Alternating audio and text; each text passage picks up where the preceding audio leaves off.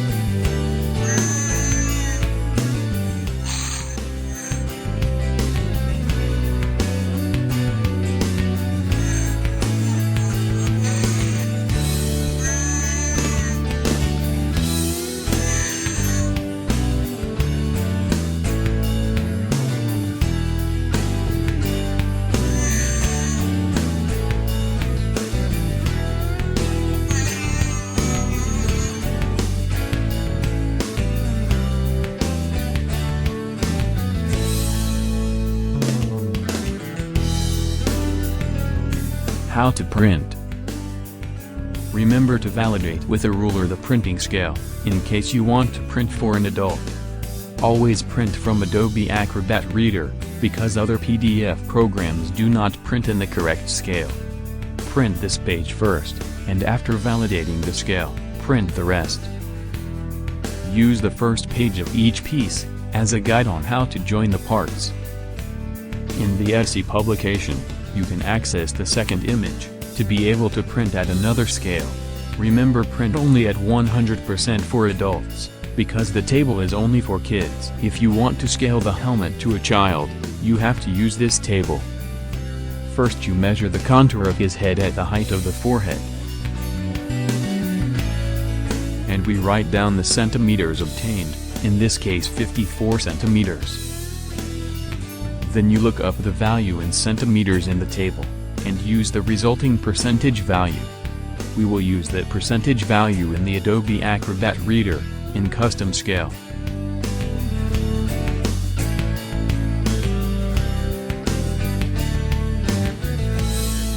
Select the correct printer, and select the correct paper, which you can use letter or A4.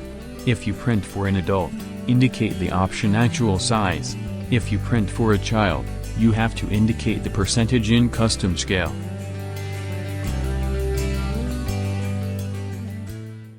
What we need for Chewbacca mask. 1. 3D impression of the denture, where we achieve a perfect bite. I do not recommend doing the mask without this piece. Unless you want it with the mouth fixed closed, for some exhibition figure on mannequin. 2. 1 square meter of 8 mm foam thickness, for the entire mask, and a marker to draw on the foam. 3. A very small piece of 5 mm foam thickness, for the eyes, and if you don't have, you can use 3 mm. Also for the nose, if you want to make it with foam. You can also do the nose with 3D printing. 4. Half a square meter of 2 mm foam thickness, for the mouth. And also for the tongue. 5.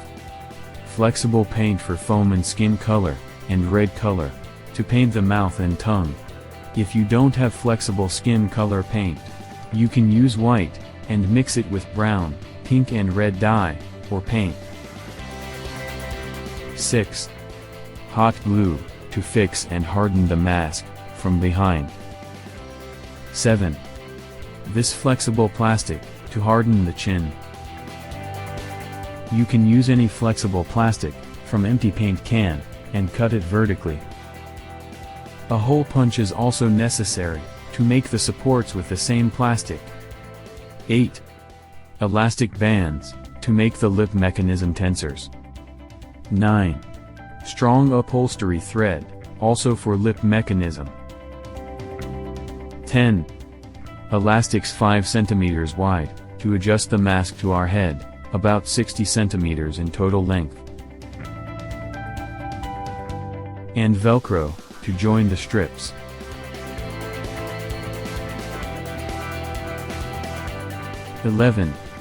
Sponge, a layer of 3 or 4 millimeters thick for the pads, you can join lengthwise, if you don't have. 12. Wood, and 8 centimeters long nails. A drill to make the holes to pass the nails, to make the hackle that allows us to blend the hair. 13. This fabric, called interfacing or vless line, to cover the triangles on the sides, and for the back cover. 14. Kanekalon hair and braids. 2 packs of number 4. 2 packs of the number 44, in my case A40, because I did not get 44. 2 packs of number 27. And 1 pack of number 8, in my case number 30, because I did not get 8. If you do not get these color numbers, you can see the alternative numbers in the guide. We will also need a brush and comb. Optionally a hair curler to make waves in the hair. Also optionally a hairspray, to fix the hair in place. And obviously the basic tools. Paper tape, cutters, scissors, an element, with a round tip, to give a circular shape with heat, in my case a metal glass. And the most important of all, the contact cement, to join the foam, 3D parts in the hairs. We will use a container to be able to apply more easily. In order to distribute the contact cement in the areas to be joined, we will use a spatula. I printed some spatulas with the 3D printer. The important part is the saw at the end, that allows better distribution and adhesion of the glue. You can get them at Thingiverse, as spatula contact cement applicator, searching exact text. Head.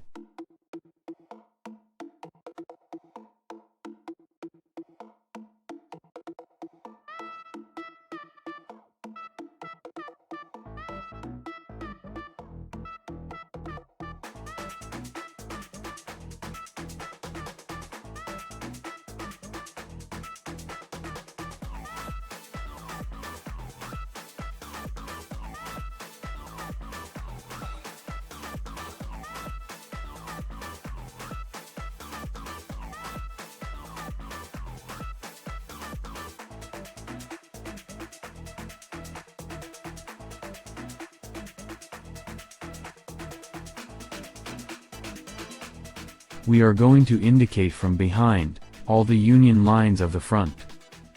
You can use a window that enters light, or a monitor with white light, to copy under light.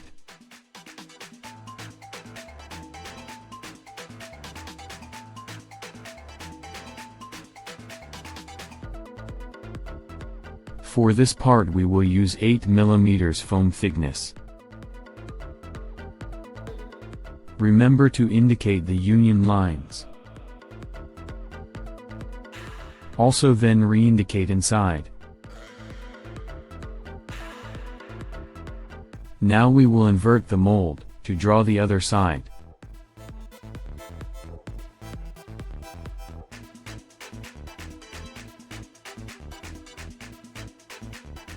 You can use pins to fix the mold, to the EVA foam.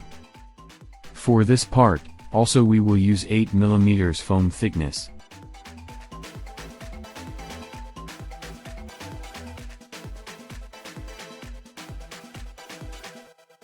Remember to indicate the union lines.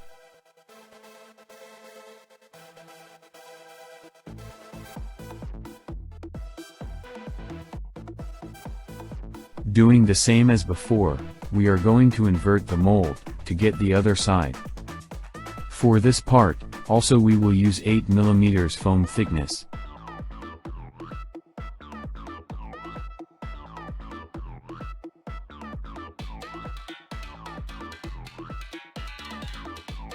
For this part we will use 8 mm foam thickness.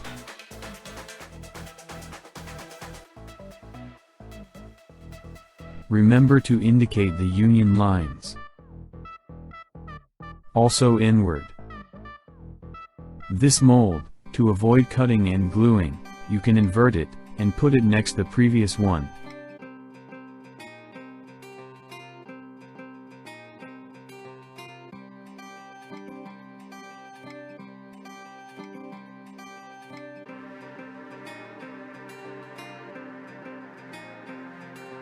For this last part, we will use 8 mm foam thickness.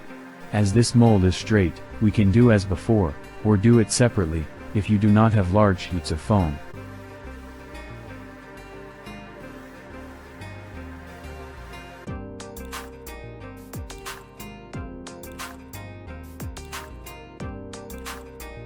Here, we will indicate the side up, so as not to make a mistake when gluing.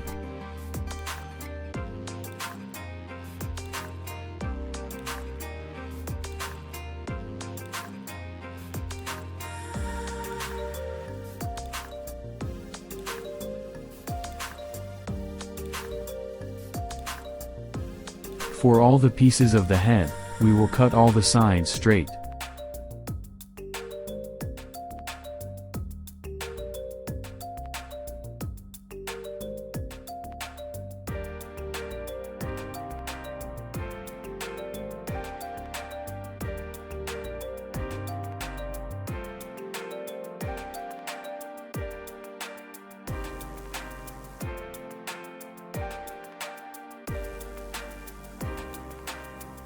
All sides straight.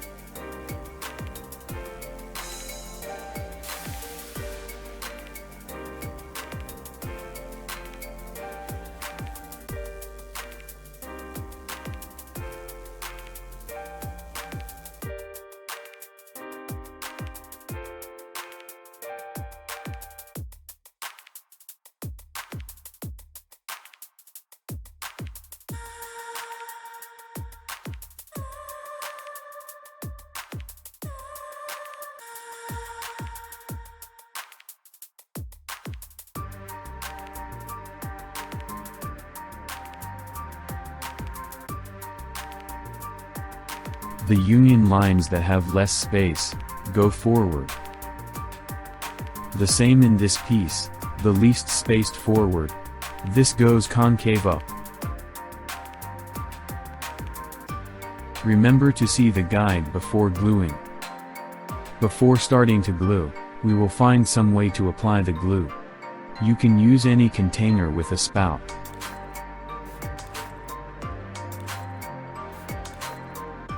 We will use this wide paper tape to put on the sides.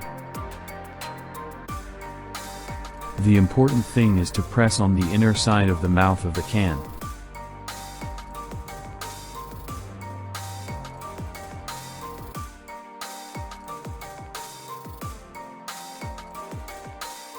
We will put another on the other side forming a V. We will press again on this side, to prevent the glue from entering the gutter for the lid.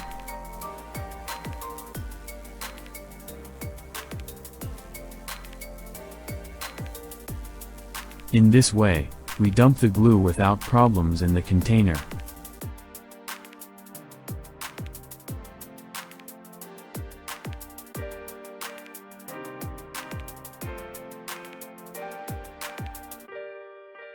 Now we carefully remove the tape and throw it away.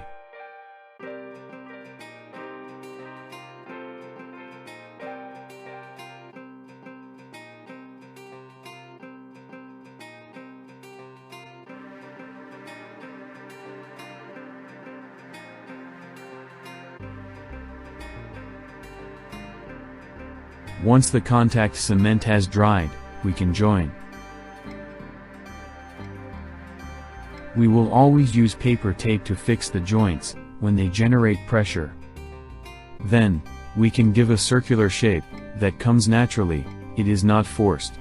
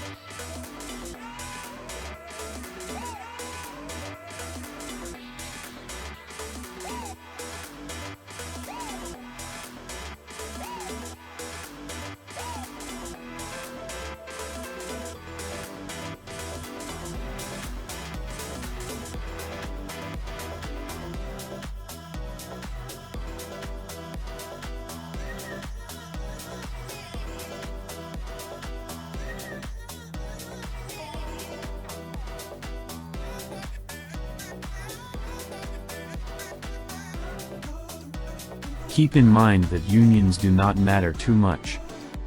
Because we won't have to fix them, because they won't be visible when they're finally covered in hair. We will join from the center to the sides.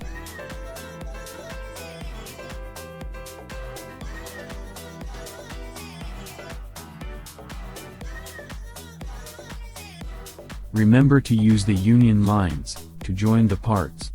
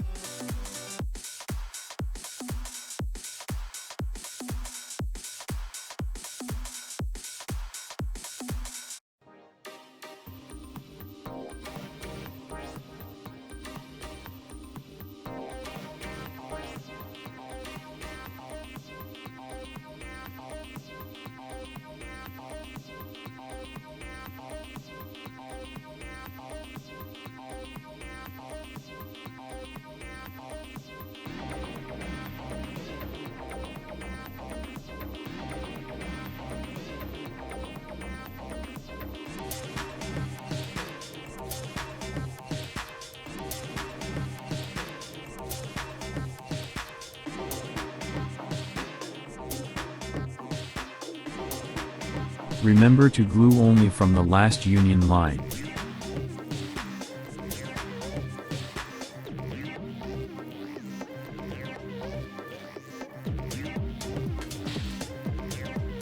We will join from the center to the sides.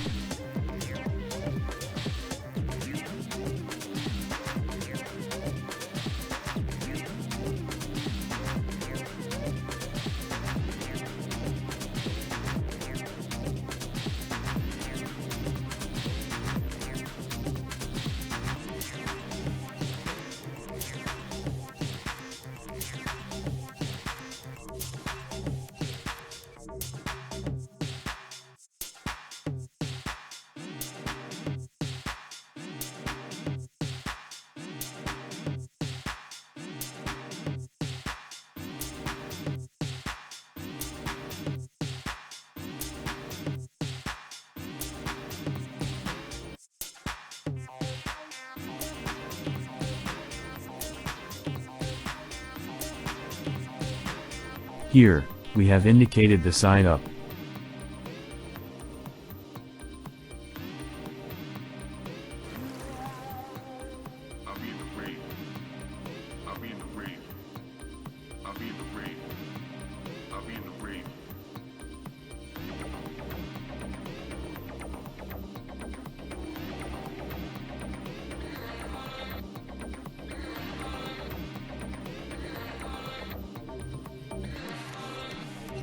We will always join from the center to the sides.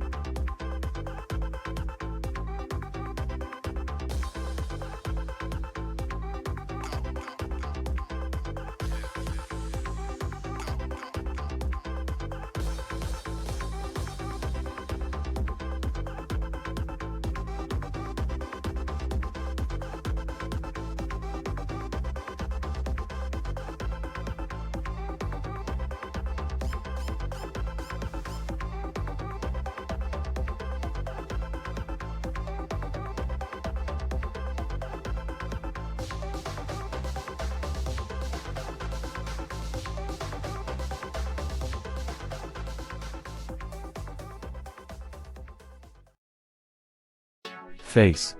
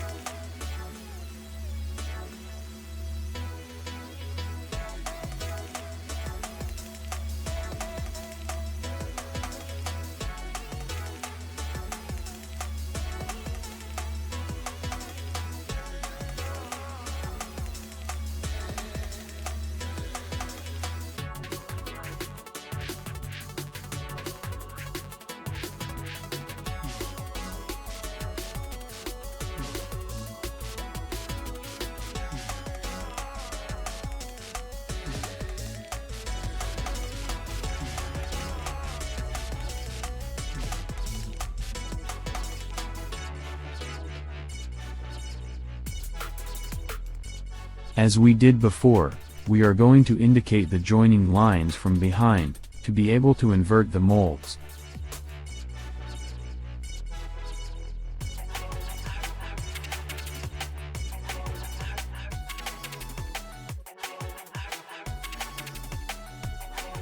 These are the only molds that we will use with 5 mm foam thickness.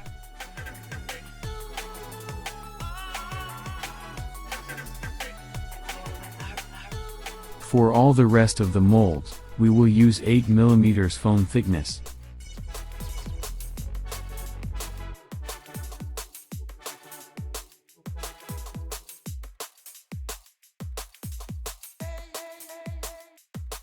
Remember to indicate the union lines.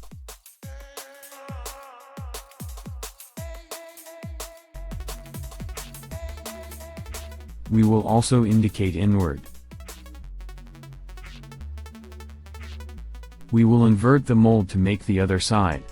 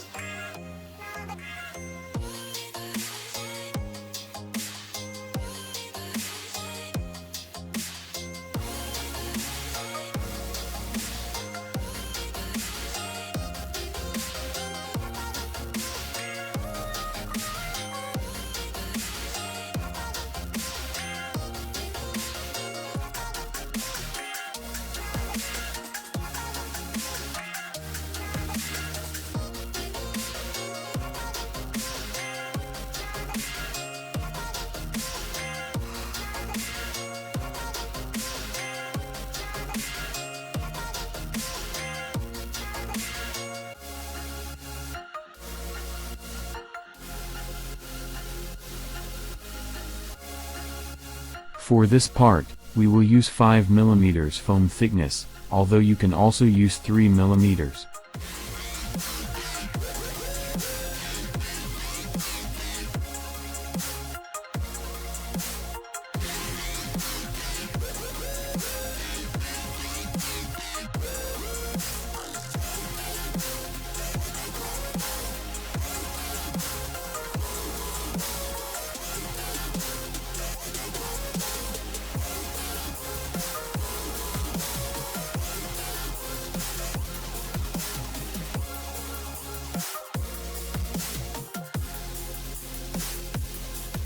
To make the other side, we will invert the mold.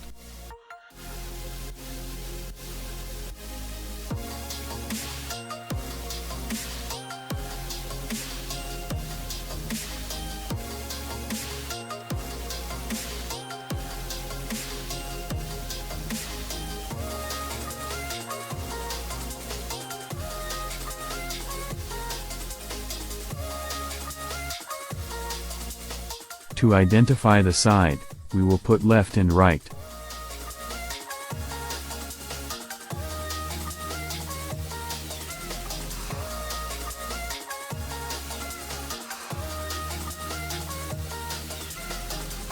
For this part we will use 5 mm foam thickness, although you can also use 8 mm.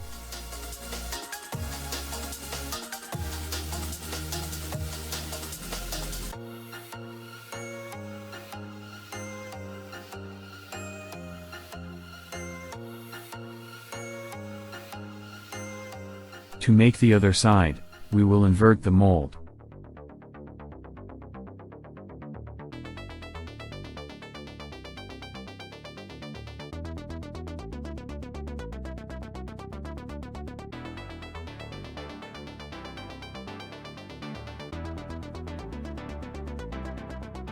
For this part we will use 5 mm foam thickness.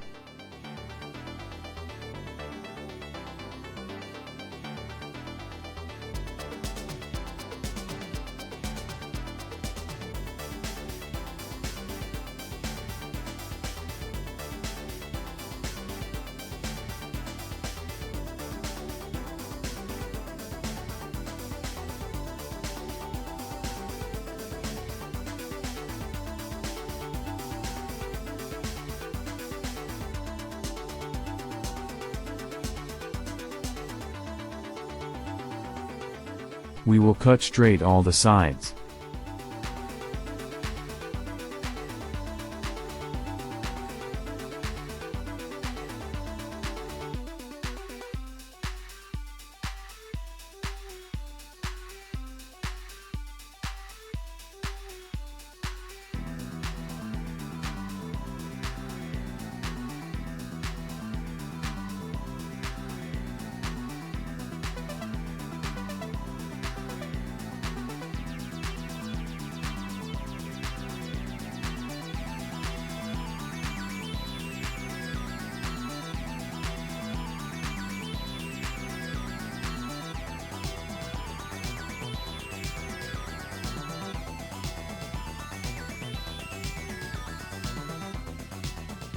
We will cut straight all the sides.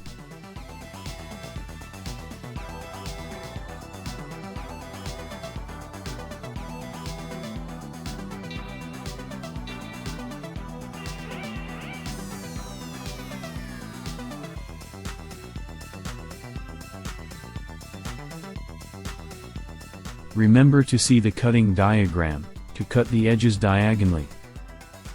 We will cut this curved side with the cut down.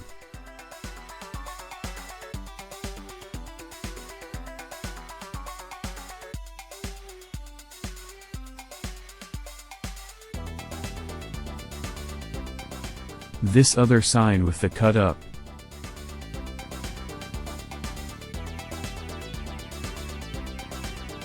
The rest of the sides we will cut straight.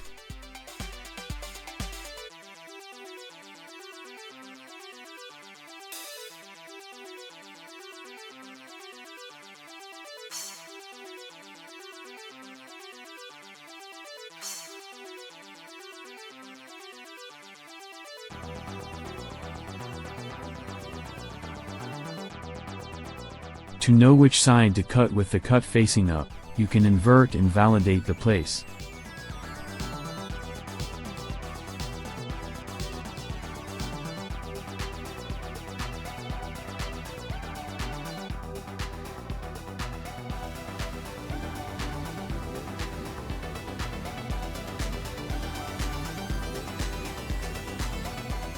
We will cut straight all the sides.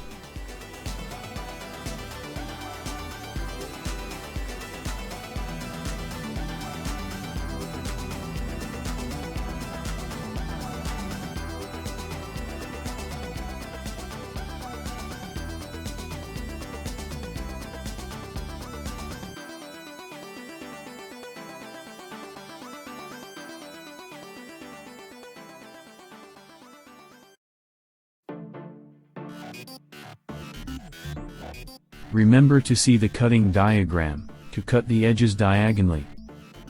We will cut this curved side with the cut down.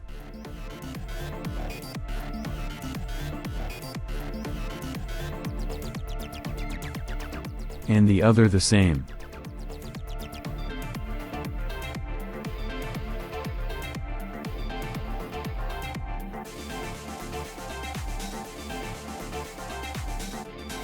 This other side with the cut up.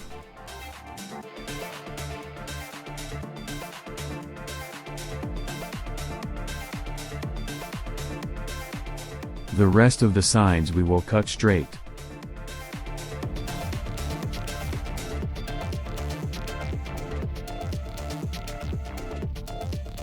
We will cut straight all the sides.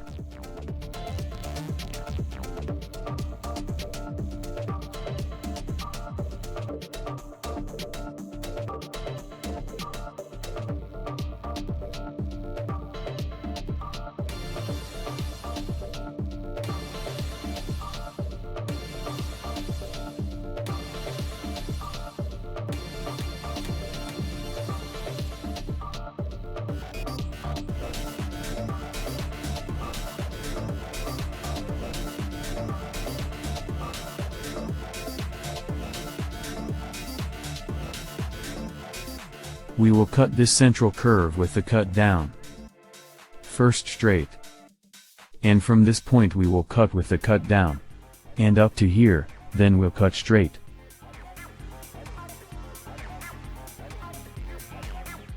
The rest of the sides we will cut straight.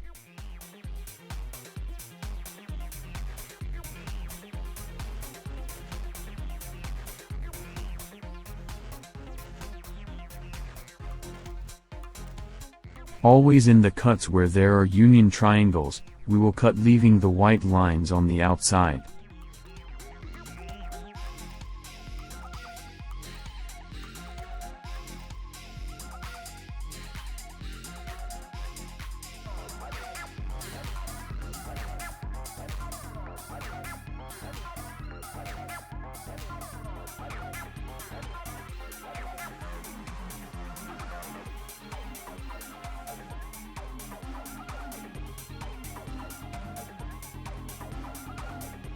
Always before gluing or painting use protection.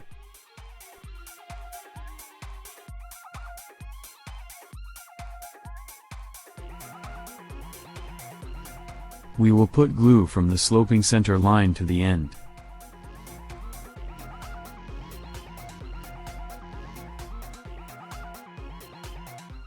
And on this side from the last line of union, to the beginning. The same on the other side.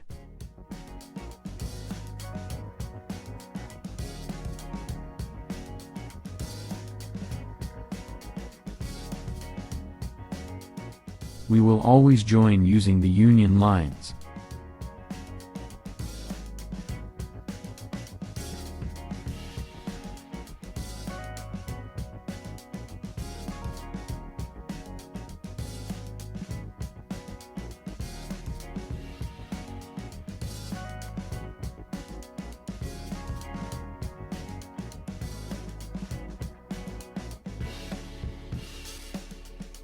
We will always join, trying that both pieces are at the same surface level.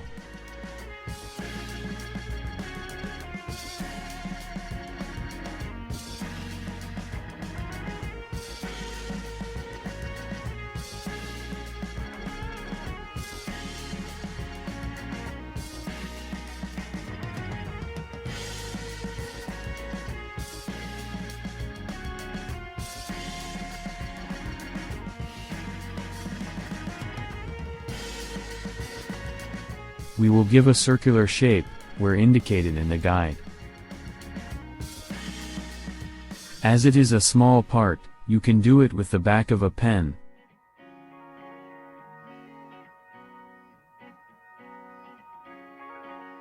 We will also give a circular shape in the eyelid of the eye.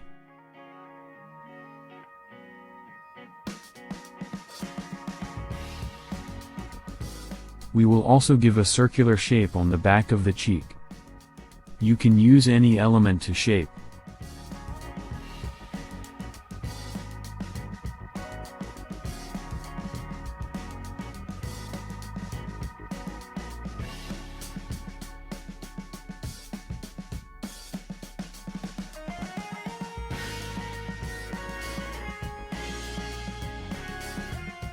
Now we will join the ends of the eye.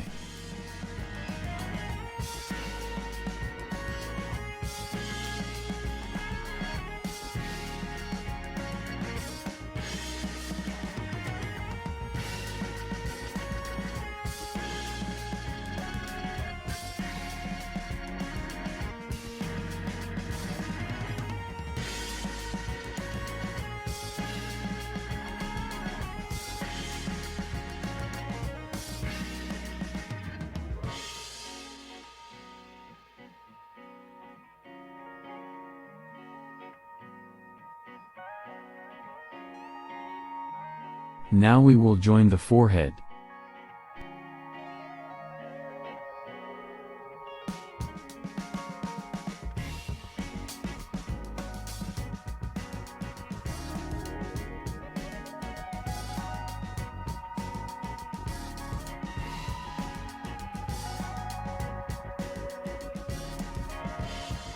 Remember to also put glue on the ends.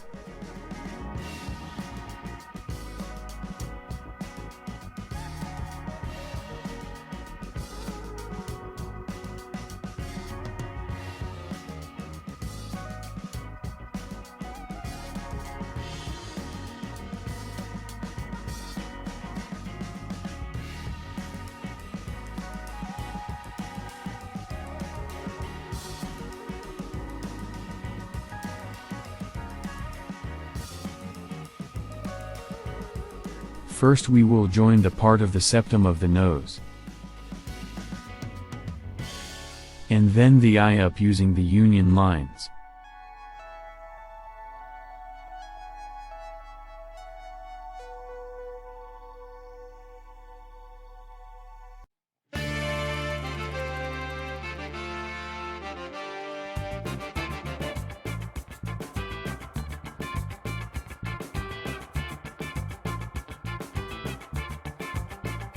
We will temporarily put the eye to keep its shape. From behind we will fix it with paper tape.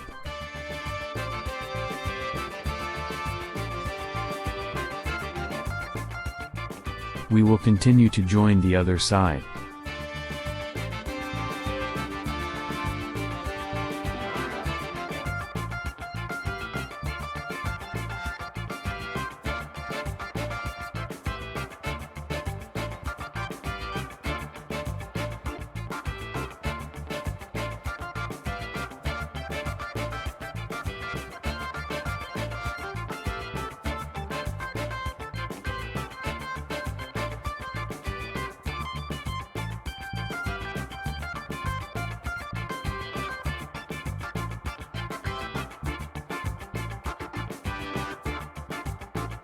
We will give a little more shape in the indicated places.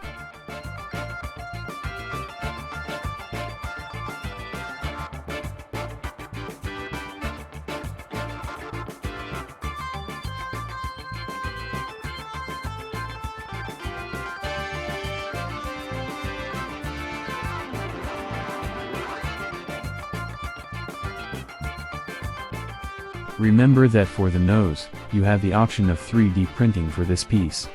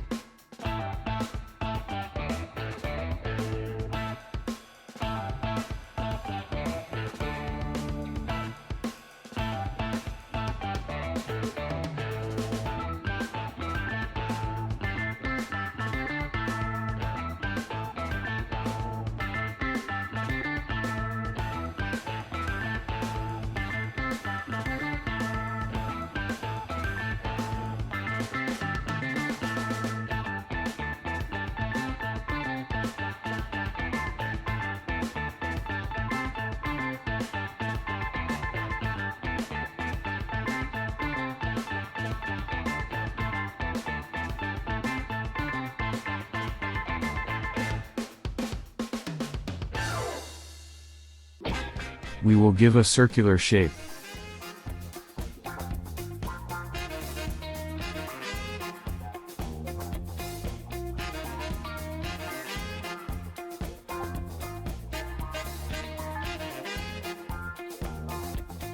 We will put this piece inside to fix its shape.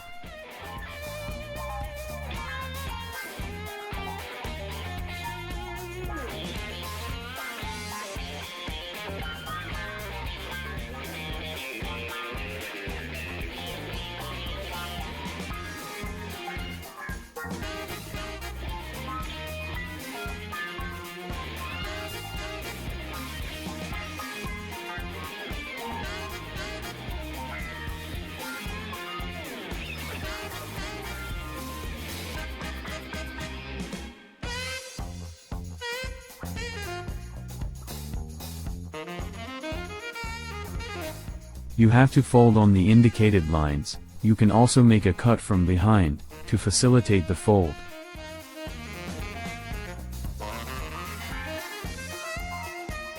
We will also make the cut in the front, in a V shape, vertically.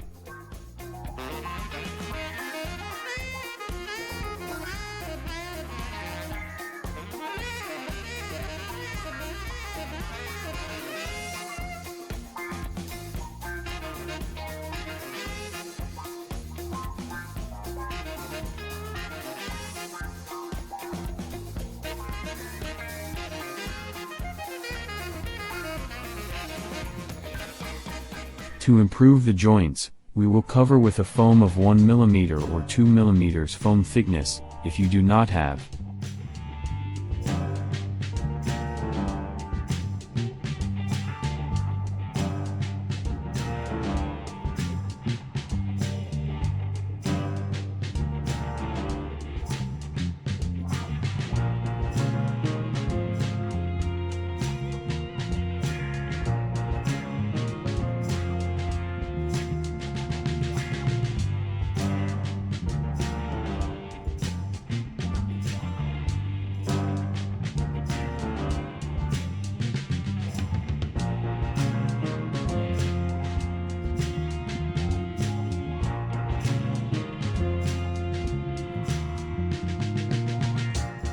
We will join from the center to the sides.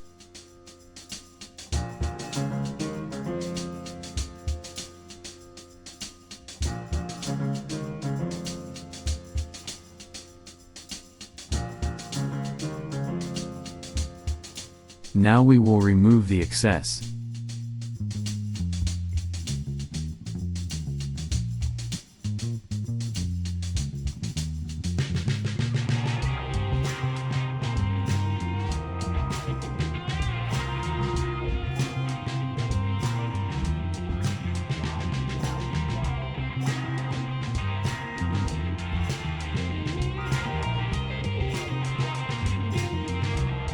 We will fold the part of the holes inwards.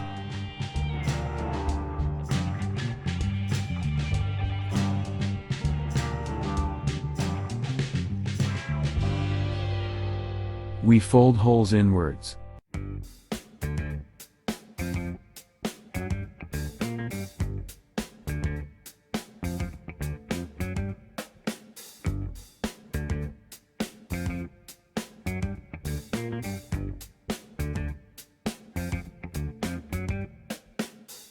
Green is the 3D printed one, and black is the one we just made with foam.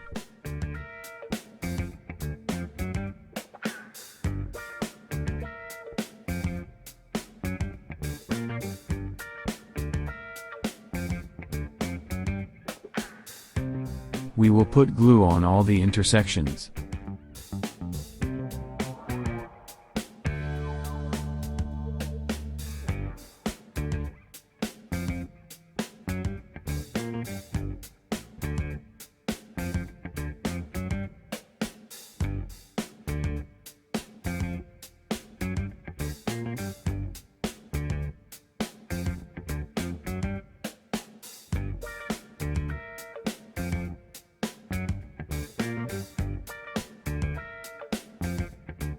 This piece generates pressure, so we will use tape to fix.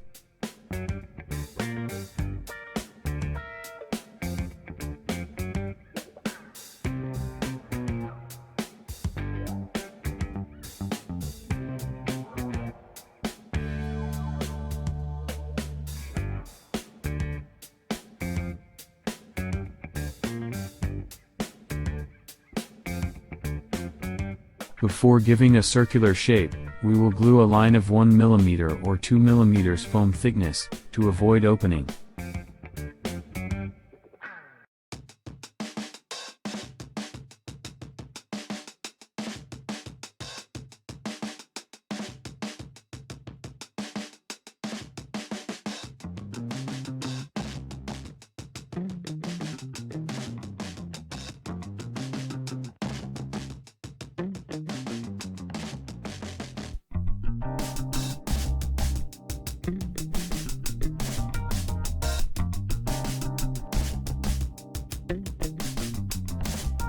We will give a circular shape, which will naturally be generated.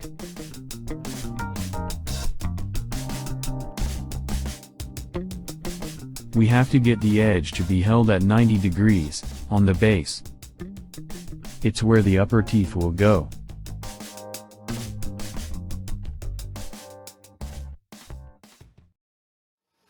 (3D printed parts). If you want Chewbacca to open his mouth, it is essential to be able to have his teeth 3D printed. Therefore, I do not recommend doing it without teeth parts.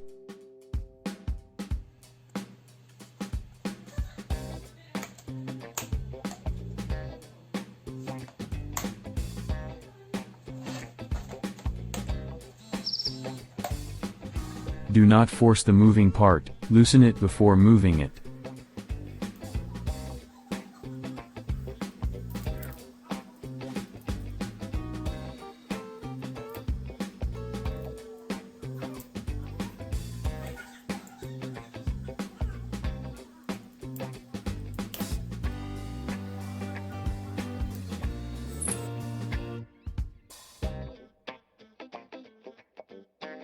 This is the option without lip mechanism. And this is how it should look after painted. This is the option that we will use to raise the upper lip up. And these are the lower teeth, that allow the bite.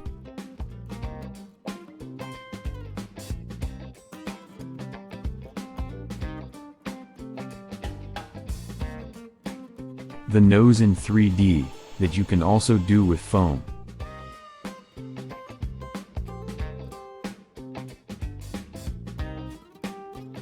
This is the 3D option versus the foam option.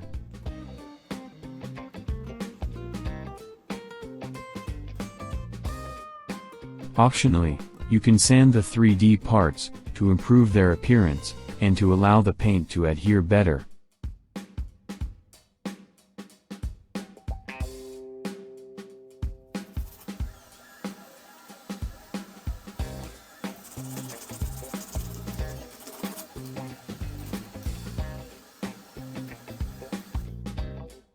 We can add voice, by removing and adding the sound of this plastic mask, to our mask, with these 3D pieces. Painting teeth. To be able to paint correctly, we will fix the lip mechanism down with tape.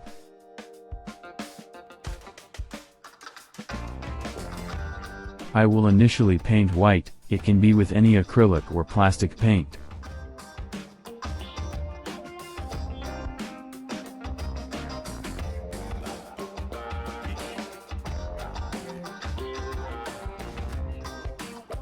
We will give the necessary coats to cover well. If you 3D print with white filament, better.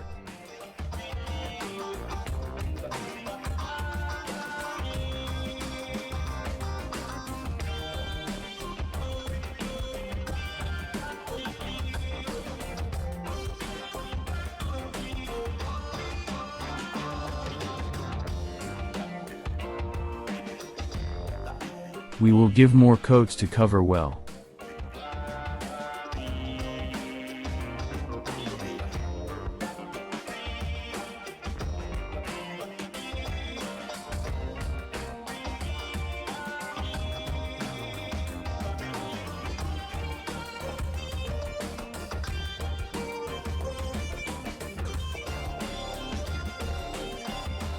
Once we coat well, I will use a wood dye, to add stains on the teeth. We will especially apply near the gums.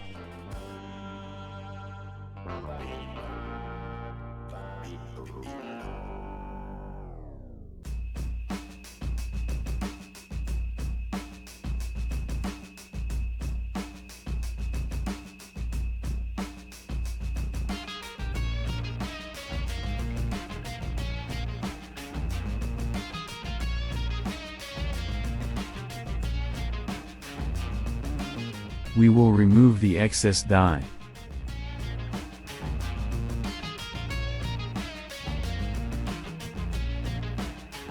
We will apply a varnish, it can also be the wooden one, that has a brownish tint, similar to that of the teeth. We will also give the desired coats. This product takes longer to dry than the rest.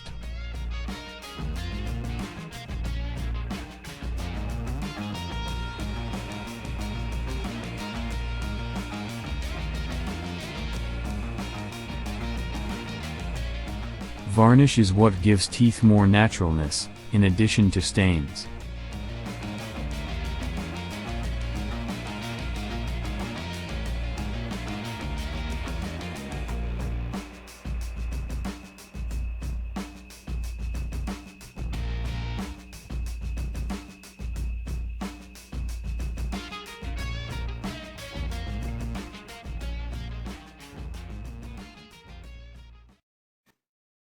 Chin.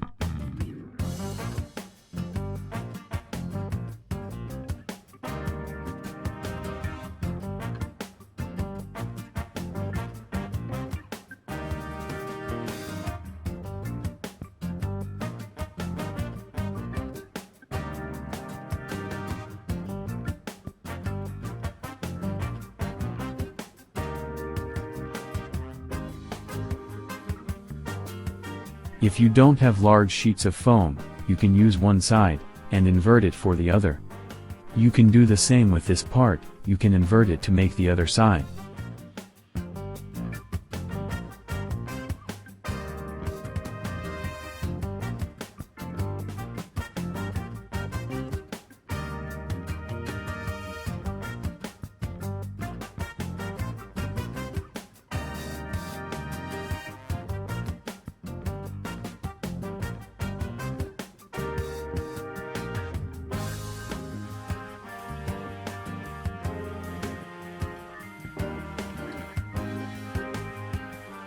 For this part we will use 8 mm foam thickness.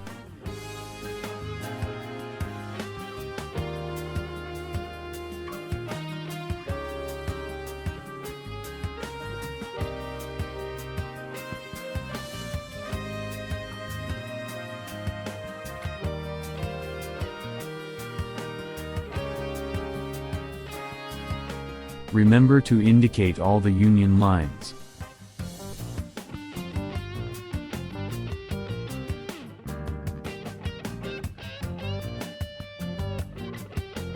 Also indicate them inwards.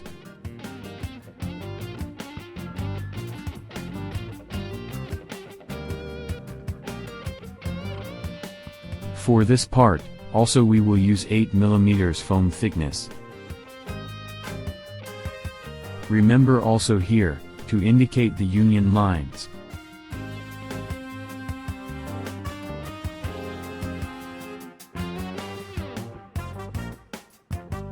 Also inwards. For this piece, we will cut all the sides straight.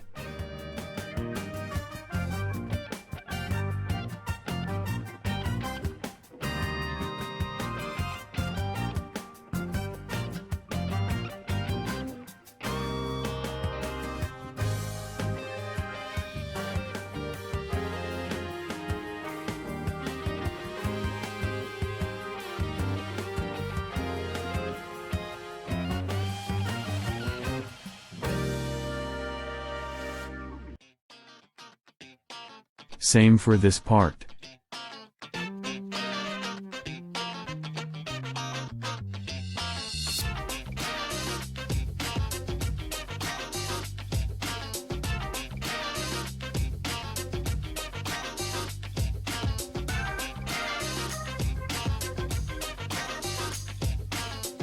Remember that to join the union lines, they do not coincide, and you have to make them coincide. To do this you have to move the top piece up.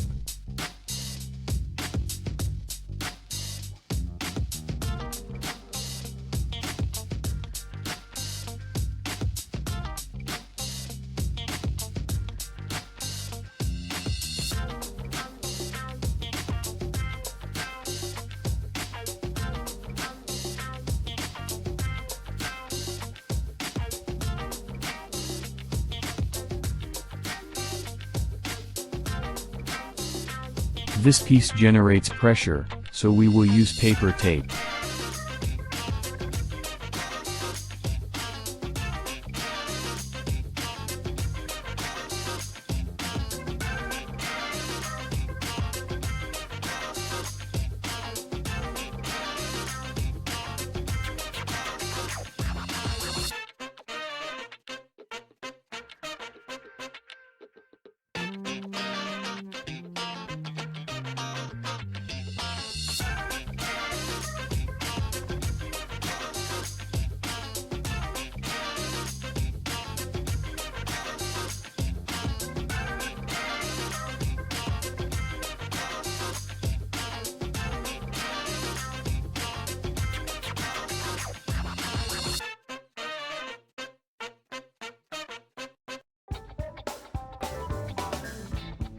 We will remove the tape, but we will put other one, to allow a circular shape without opening the joints.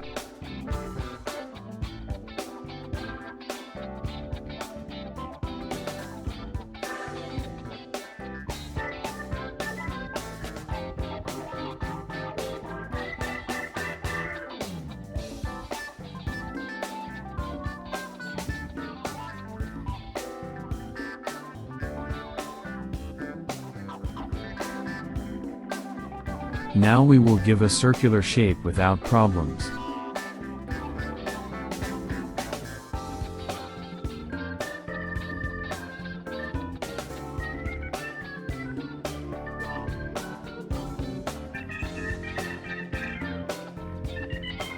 Once we see that this union is closing, we will start gluing. This joint will generate a lot of pressure, so it will be important to tape every inch of the joint.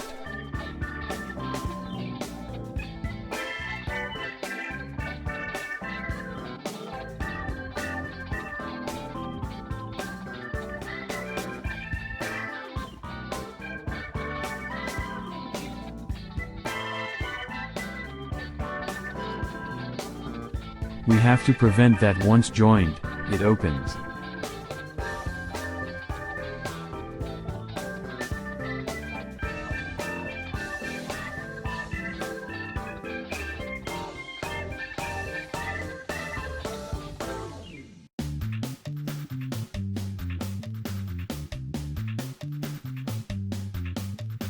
We will give heat only from the inside, to give more shape and seal the joints.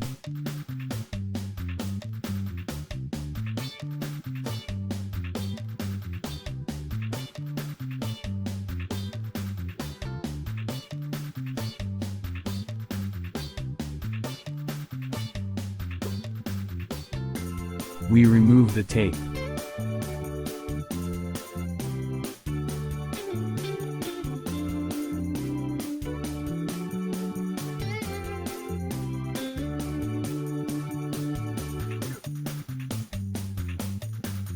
Before gluing the lower teeth, we will align this base.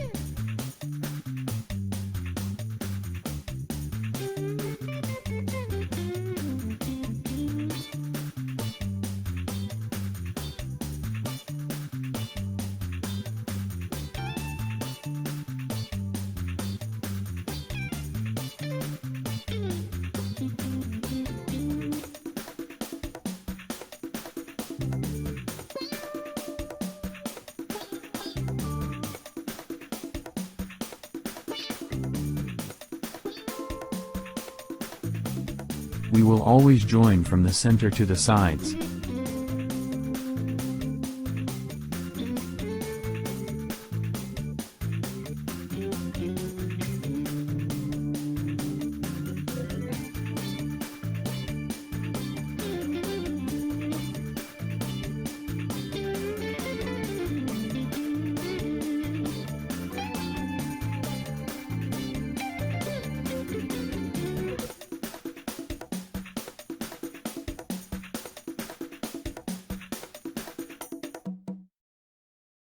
Adjusting face with chin. Before adjusting the face with the chin, we will put the upper teeth on the base.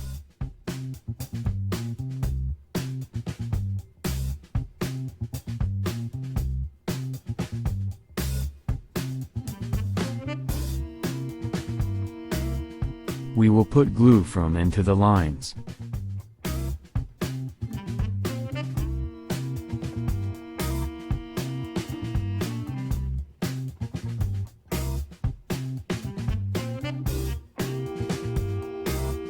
We will join from the center to the sides,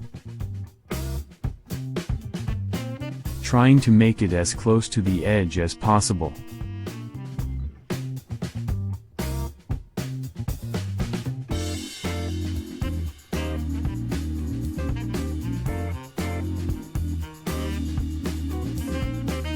One of the ways to adjust the chin with the face is to join the bite and fix it with tape.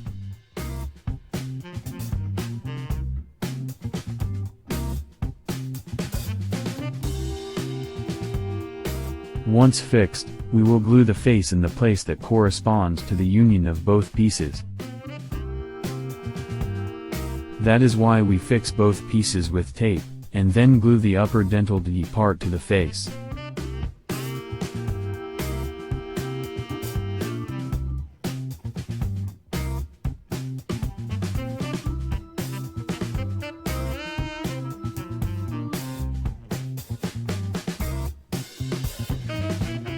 This way did not finish convincing me, because there is very little space in the upper lip, joining both pieces. But you can do it like this, if it is easier for you to adjust them. The way I find the most correct, is to put the upper part, to our liking first, where we will put the indicated lines out.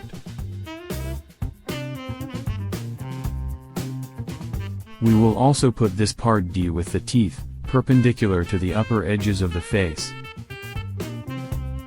What I mean, is that we do not put the part D moved down. Neither moved upwards, but perpendicular.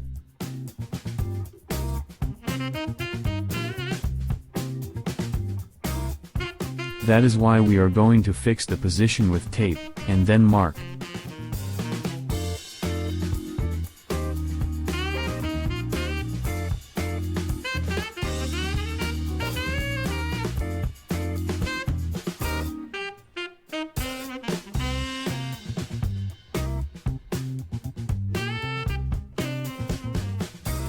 The face must be straight, if we could rest on the edge of part D, if the teeth were not glued.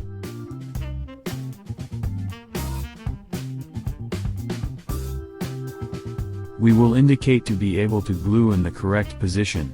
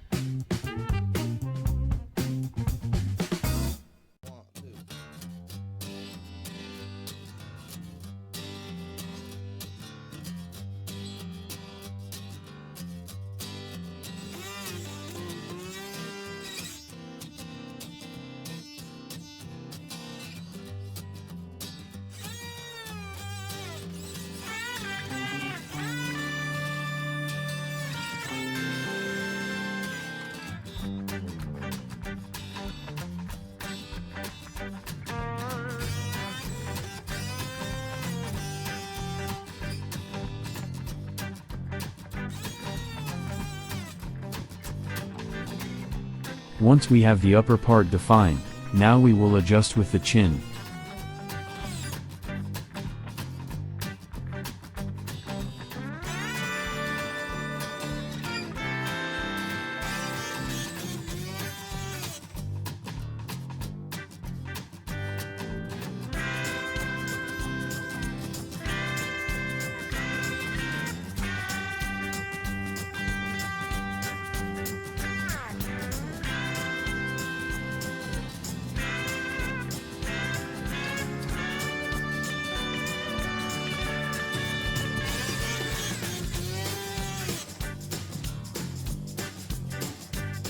Now, we will give heat to adjust the union of both parts, giving shape. Be careful, because I have given heat on the lip mechanism, by deforming the sticks of the system. We will shape both parts, until we feel that it is only one.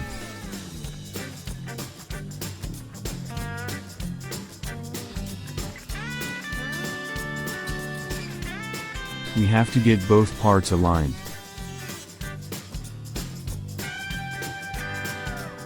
We will put this triangle to fix part D, and prevent it from moving.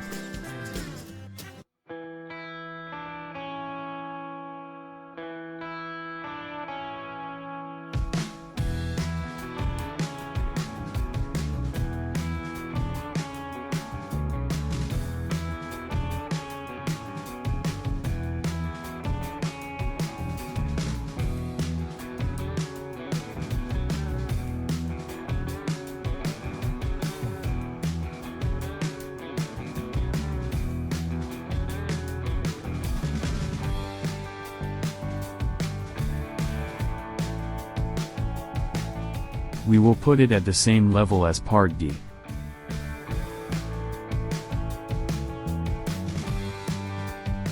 Also from the front side.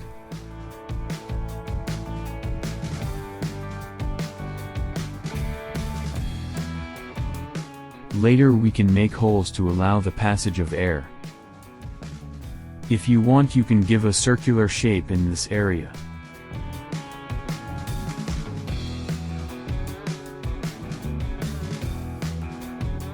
So get this shape.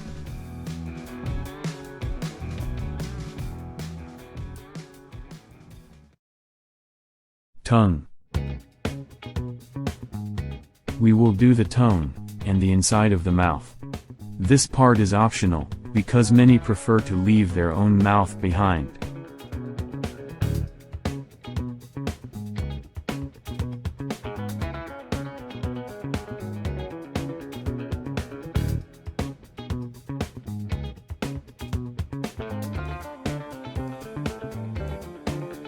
For this part we will use 2 mm foam thickness.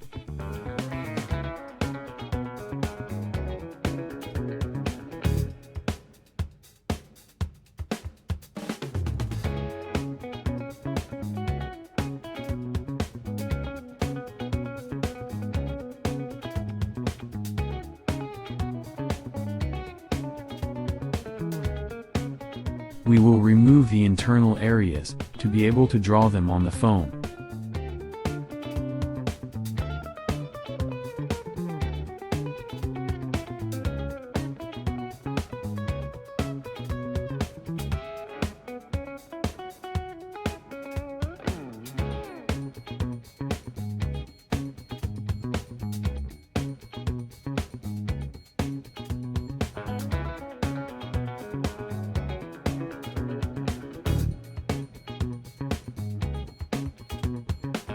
For the tongue, we will use 5 mm foam thickness.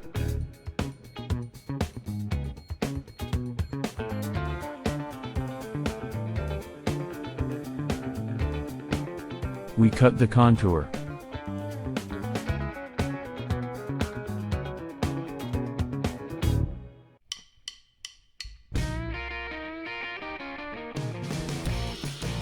With a cylindrical tube or marker cap, we will make a circular hole at each end.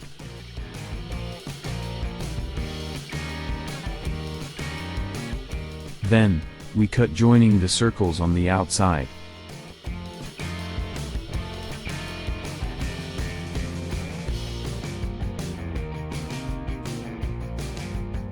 Before cutting the tongue, validate the diagonal cut and all its contour.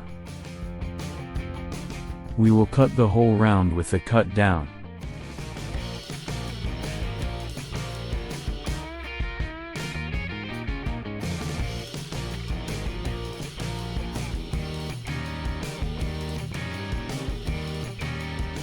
We will give heat from behind to be able to shape.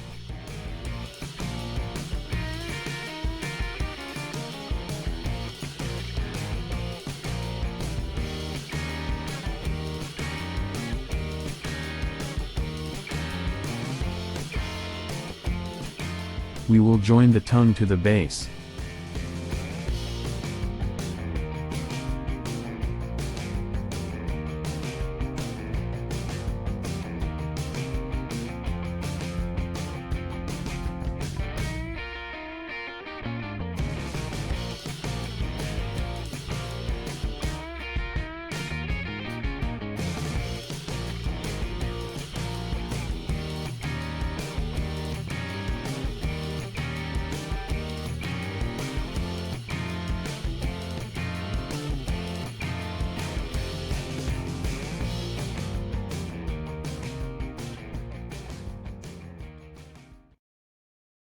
Hardening the chin.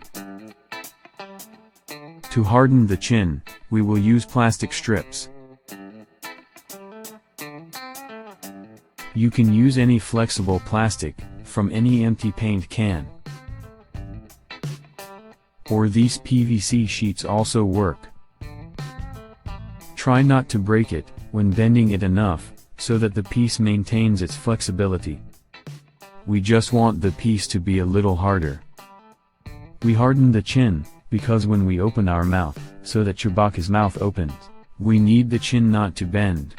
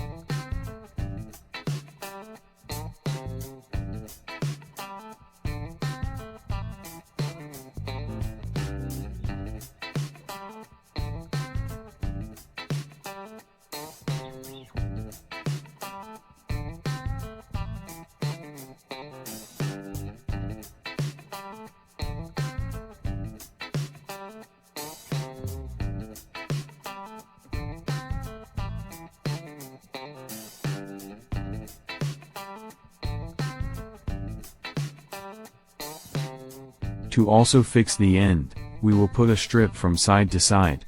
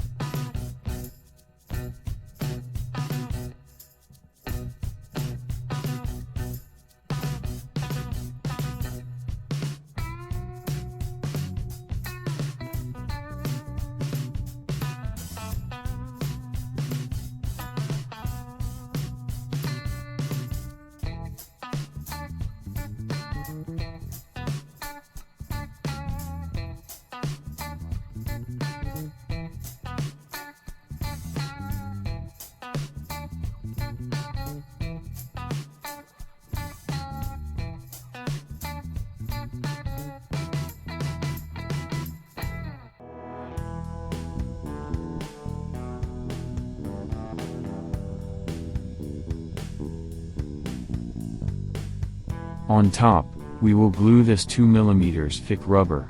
If you don't have, you can glue 2mm or 3mm thick foam.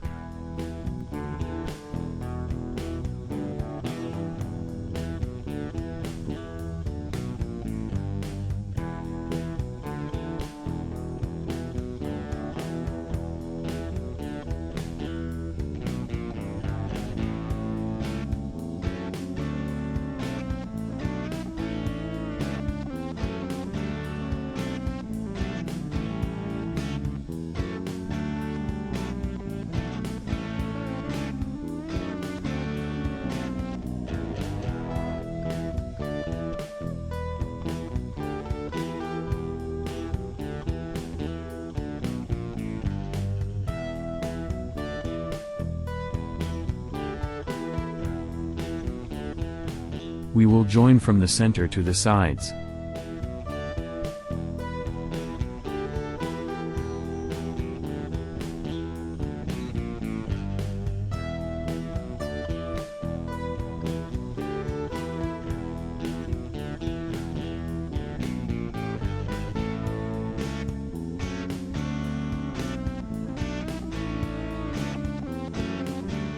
We will cut the surplus.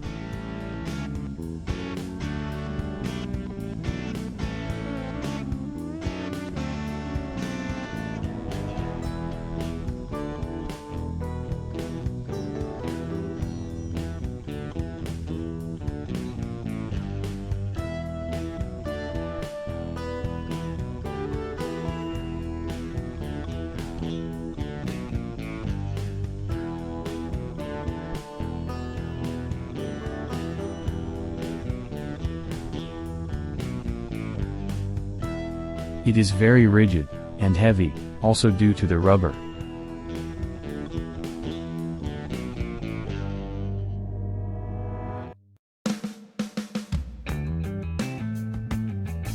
Sometimes excess paint causes teeth to touch at the bite.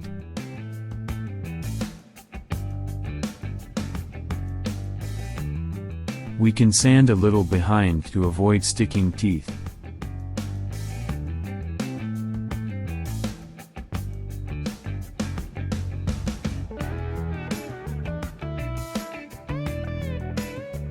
Optionally, you can harden the cheek part with hot glue and cover with foam.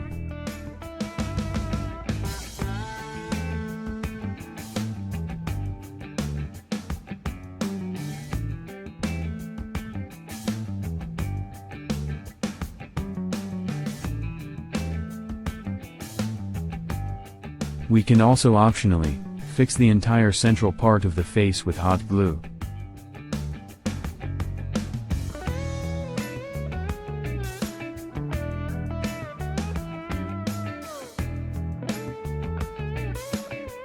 We will apply in all joints to avoid movements.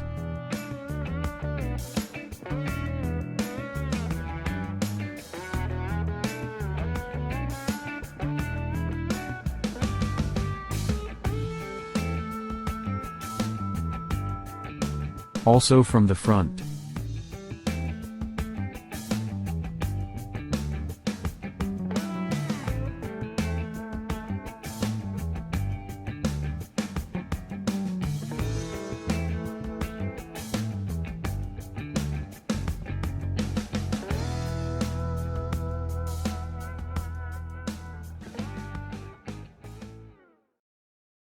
Mouth.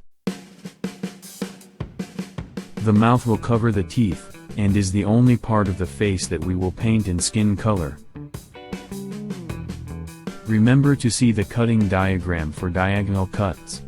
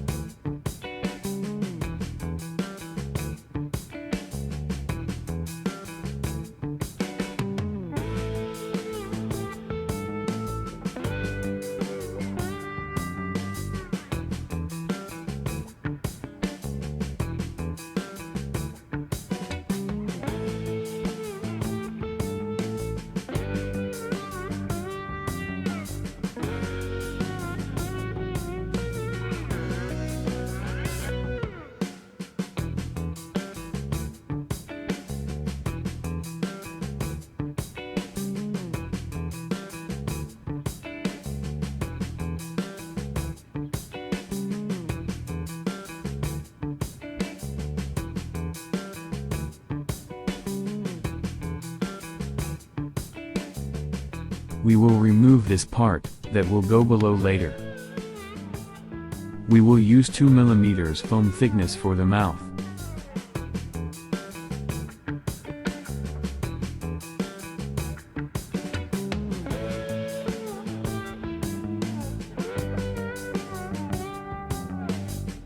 We will invert the mold to make the other side.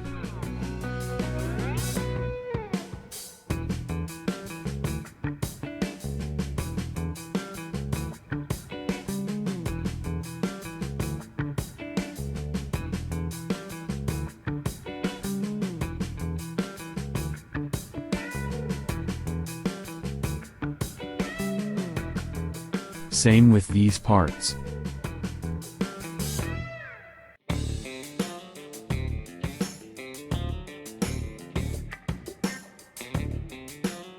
We will invert the mold to make the other side.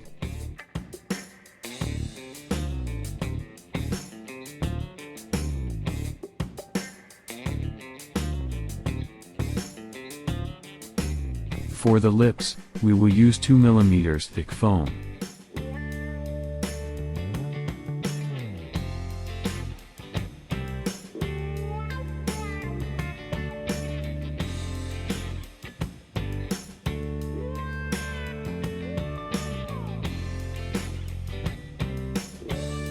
We will cut this side with the cut up.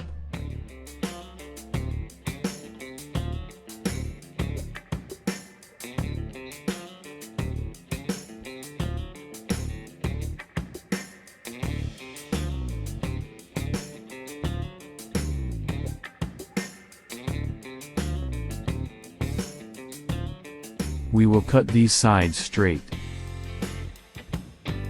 When we cut intersections of triangles, we will leave the marked blank outside the piece.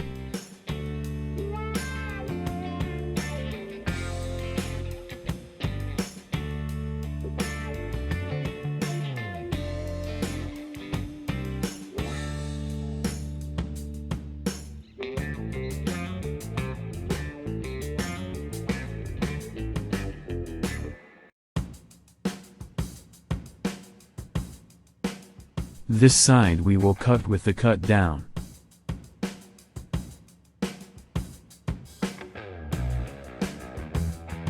Same with the reverse side.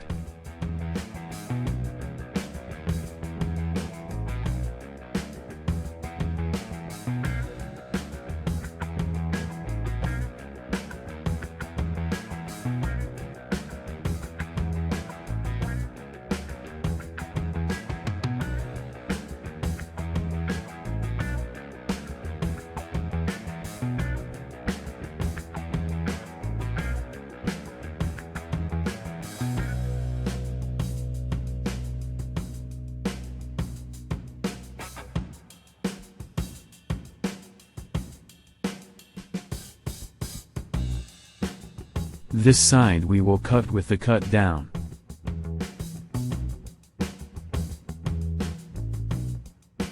The rest of the sides we will cut straight.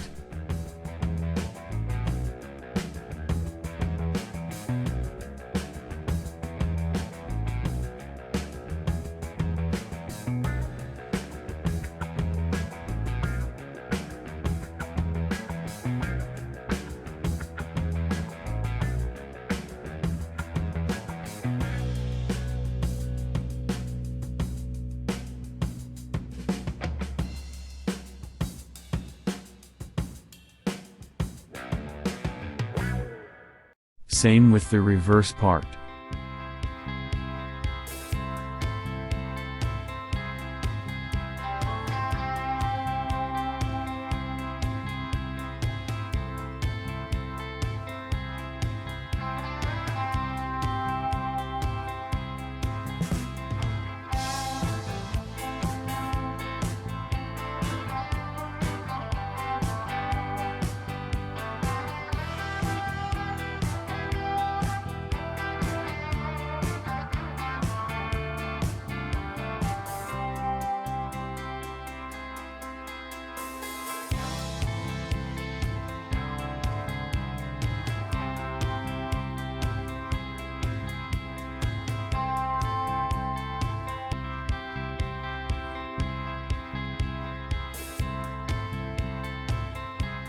We will join the sides of each triangle to close the piece.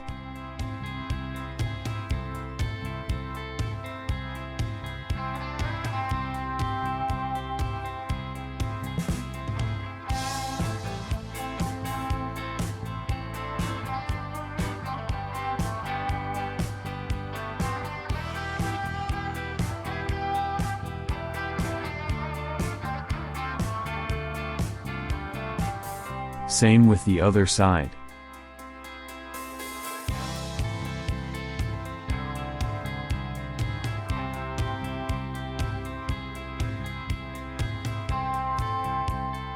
We will join the sides.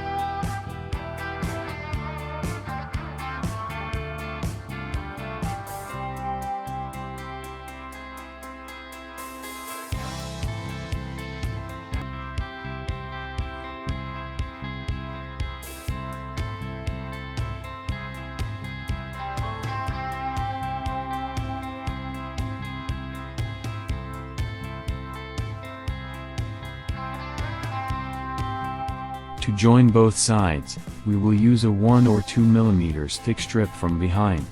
And we will leave between them about 3 or 4 mm.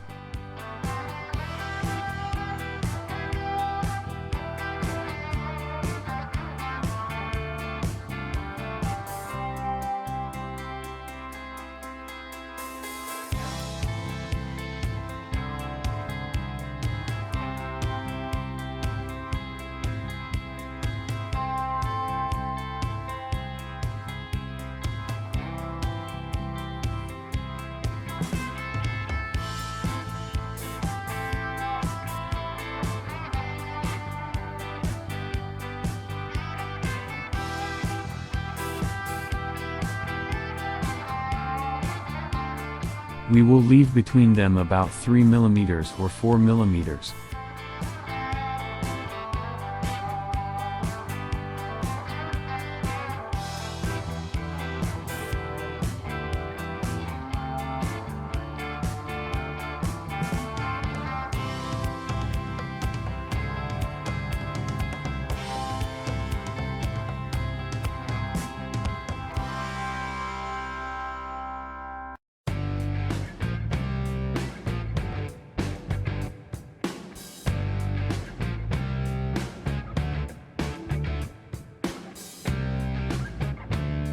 Remember that the distance between both sides has to be parallel.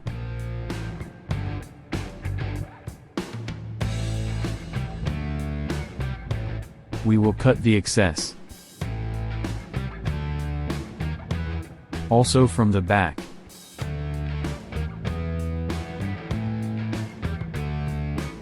We will join the upper lip to the base.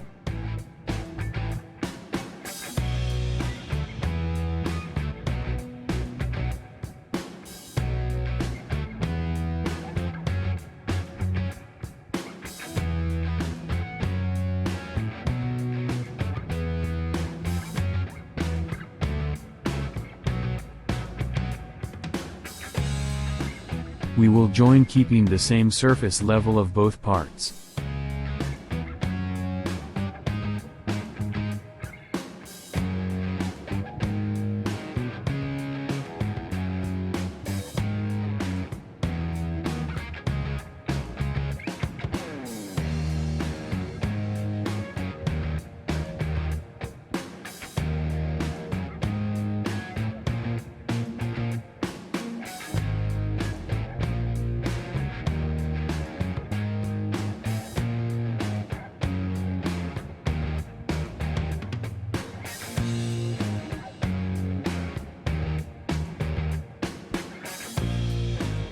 You can indicate where to cut.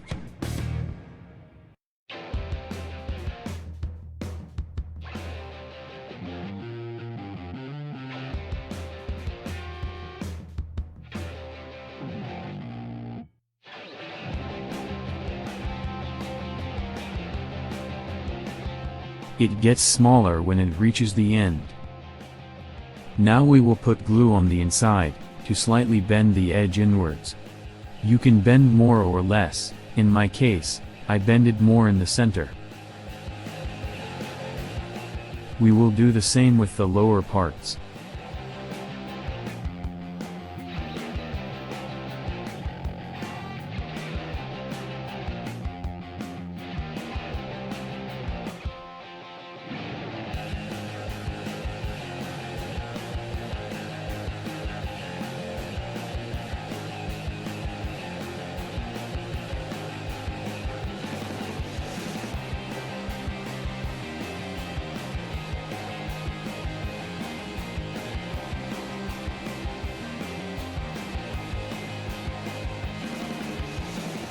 We will join both sides at the center.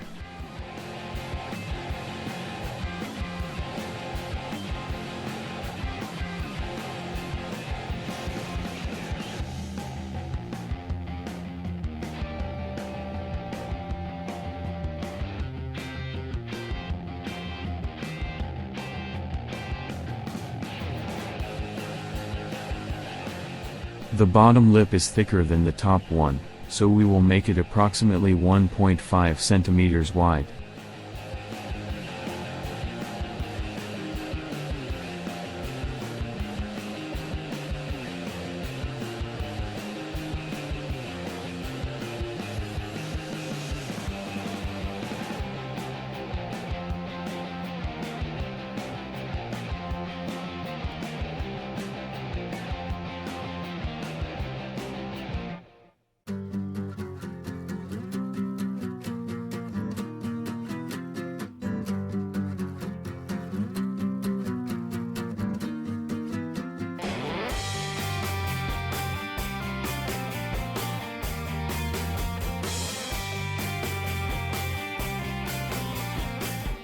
We will cut the ends, as we did with the upper lip.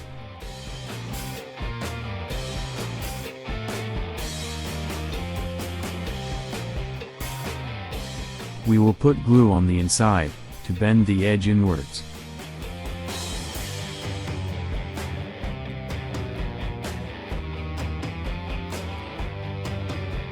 We will curve the lip to join it, and leave it as thick as we want.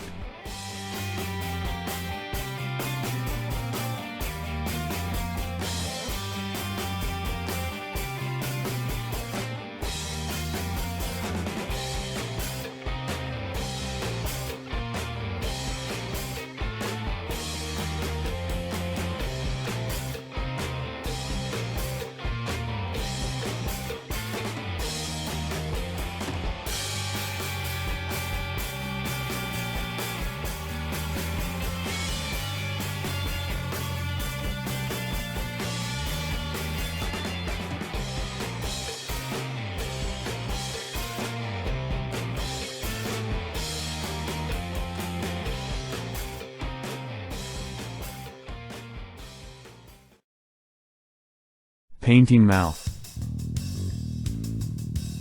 We will paint the mouth and tongue with skin color. I do not have flexible skin color paint for the foam, I only have white. So what we will do, is mix the colors to obtain the skin color. Initially I will use the most amount of white.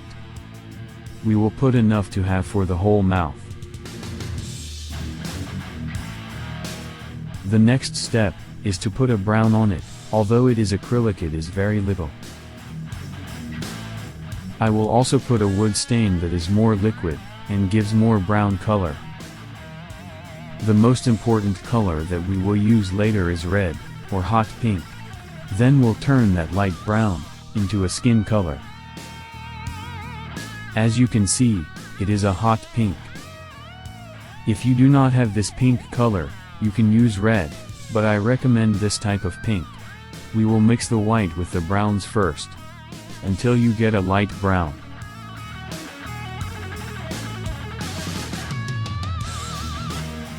Once we get it, we move a bit to another container.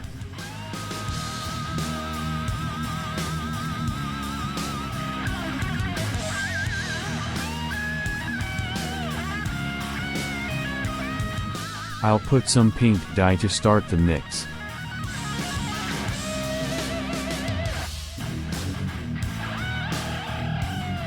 I'll put even more dye. Once we reach that strong, and semi-dark pink, we apply it as gums. In the video you can see a light color, but it is not.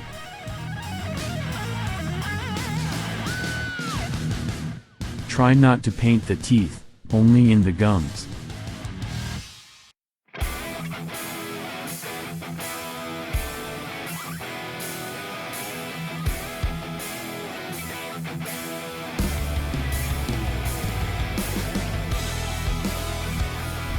If you need to paint closer to the tooth, you can use a stick.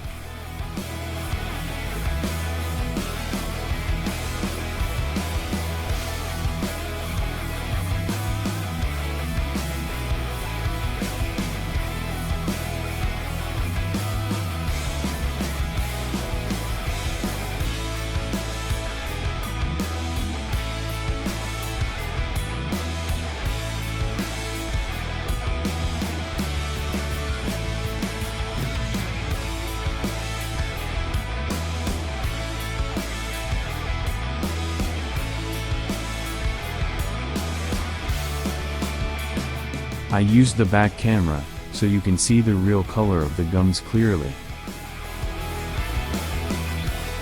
For the inside of the mouth, we will use the same color. Then for the tongue, we will reinforce the red color.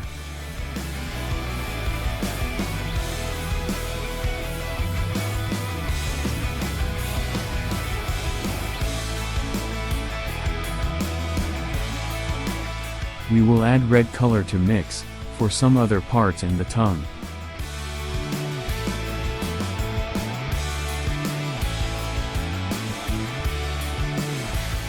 We also clarify other parts.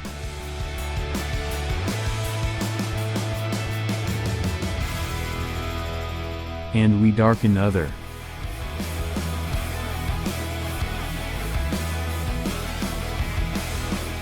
For the tongue we will apply red directly.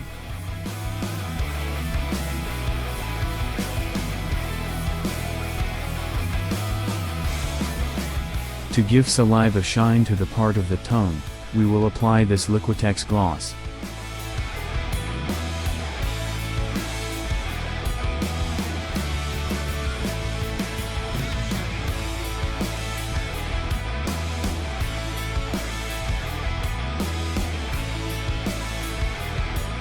I used the back camera, so you can see the real color of the inside, and tongue clearly.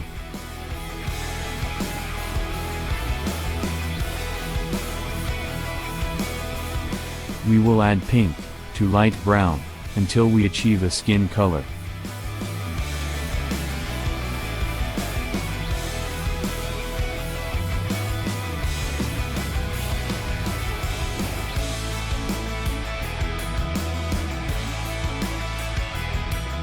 We will paint the mouth, the top, and the bottom, with that skin color.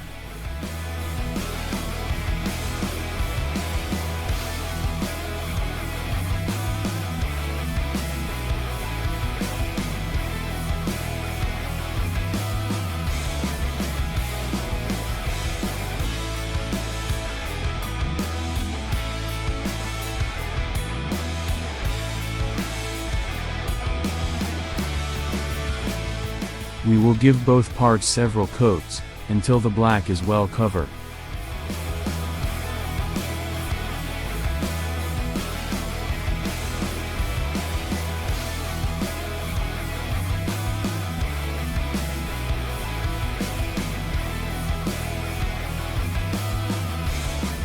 I used the back camera, so you can see the real color of the mouth parts clearly. On the lips, I applied mixing more pink color, to the one I used.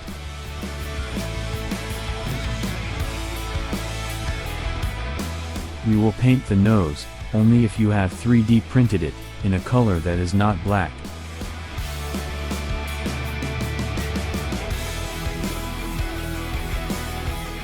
You can paint it with any acrylic or plastic paint.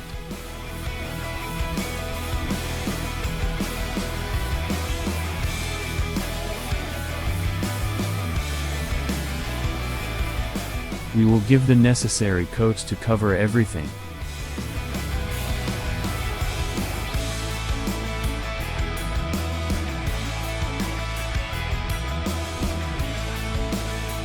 In the previous video, I did not show well how to fold the lip. I show you here in more detail. If you look in the center, I bend more than in the rest.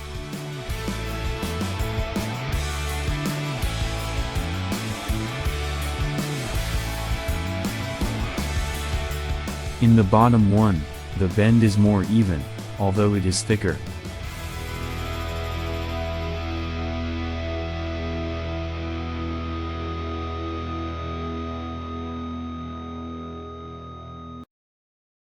Lip mechanism. For the lip mechanism, we will use two tensors, using half circumference of elastic rubber for each, and putting 1 or 2 mm foam at the end.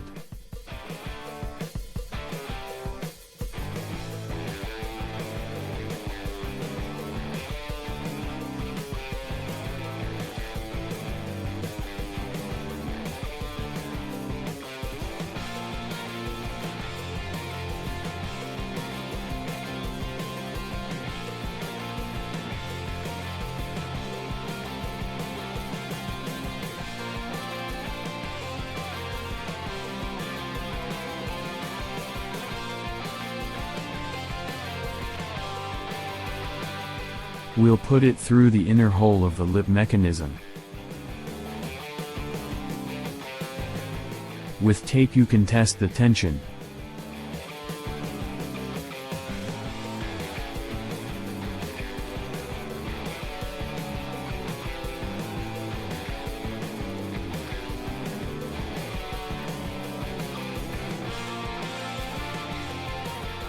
We will put foam on the other end.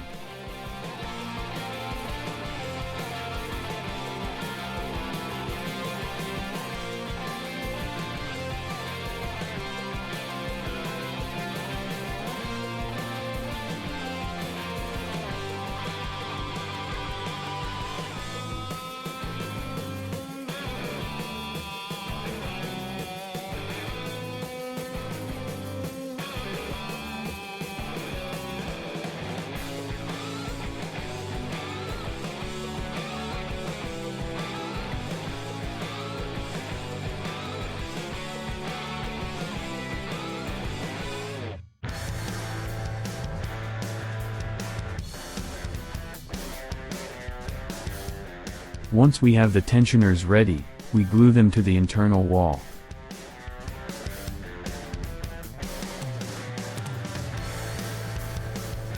You can give it more tension, because over time the elastic loses tension.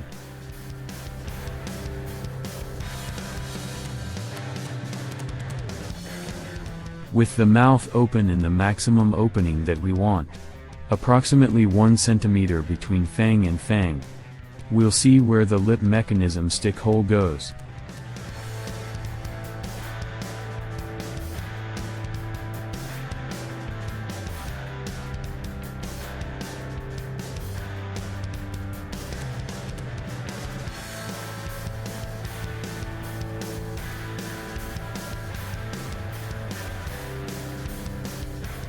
We will indicate approximately where. We will add some supports there. We will use this plastic, making a hole.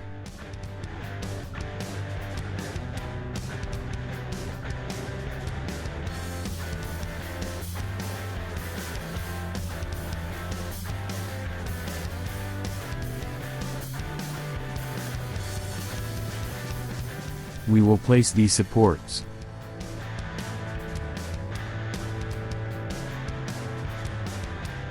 We drill to then be able to insert it.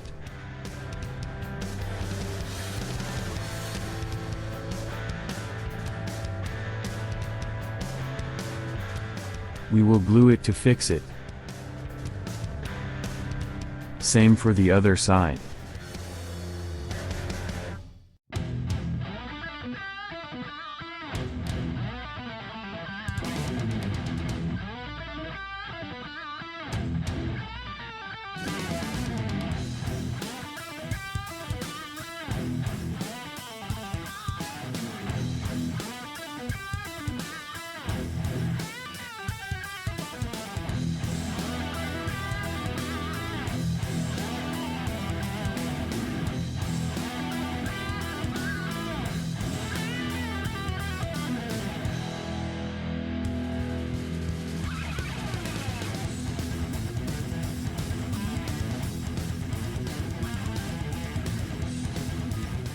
To join, we will use an upholstery thread, that is impossible to cut with your hands.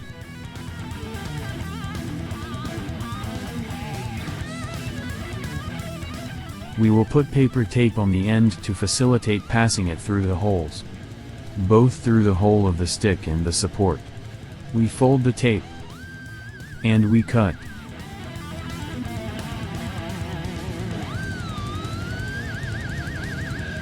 We go through the hole and knot on this side. We knotted several times.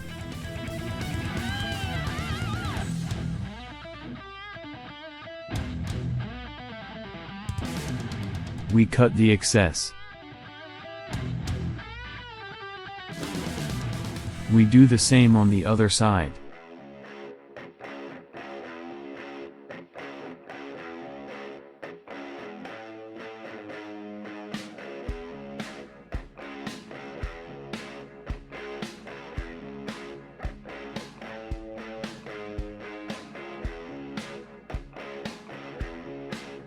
We will temporarily tape together. Once in the correct position, we will join the hole of the stick with the support, with the thread that we previously knotted.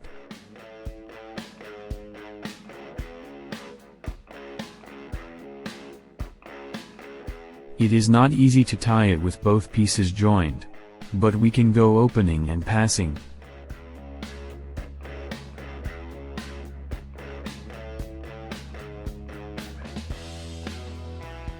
And knotting as we can.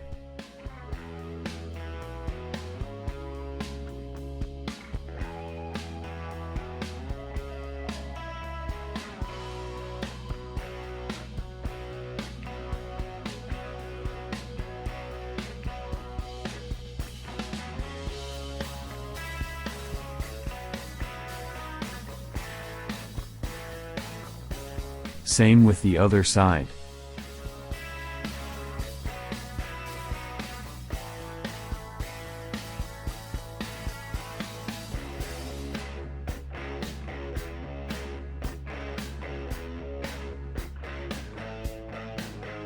Note that when opening, it has to raise the bar.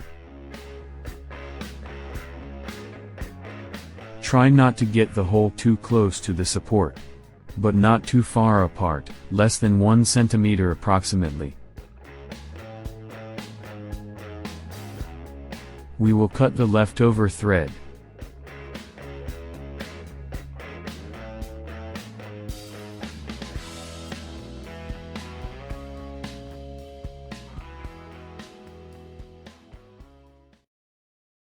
Joining face with chin. We will use the same plastic that we use to harden the chin. On the edge we will join both pieces. We will indicate 8 mm width, the thickness of the foam. And we will use 6 cm long, 3 cm for each piece.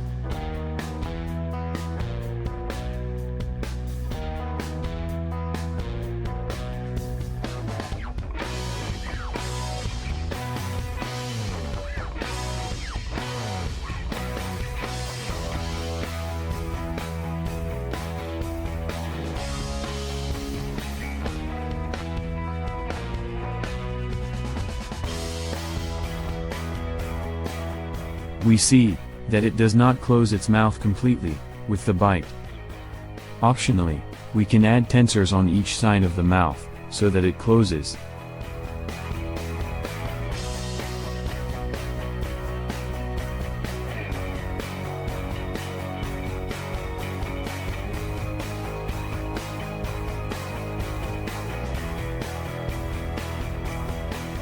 We will leave 3 or 4 mm between each rectangular foam.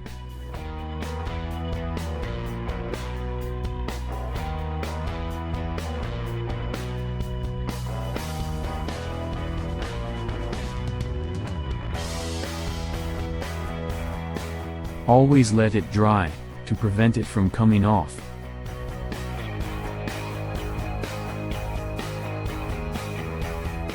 Optionally, you can give heat to fix it more.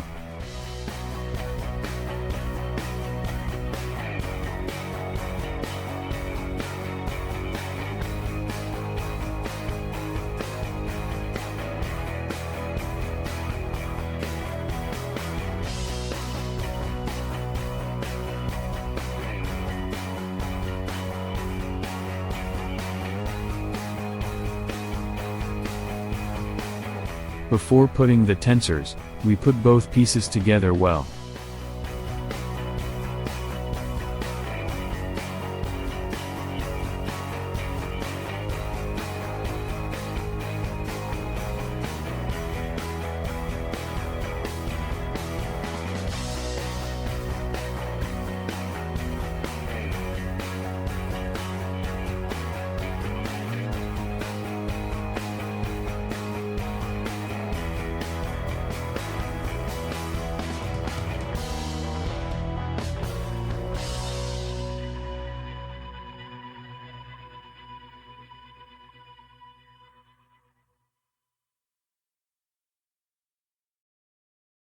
Adding mouth.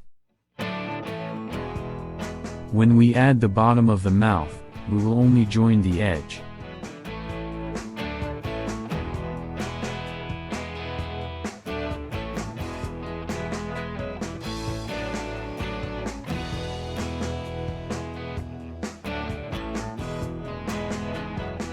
Remember that the ideal position is that the gums are barely visible.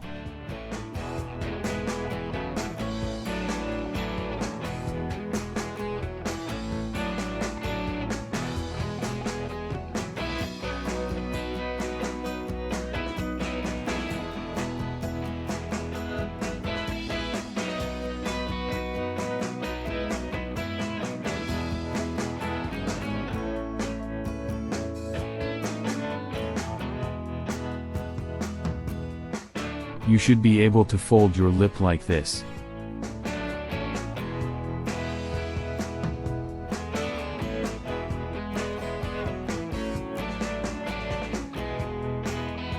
We will put the upper part, where the mouth is closed.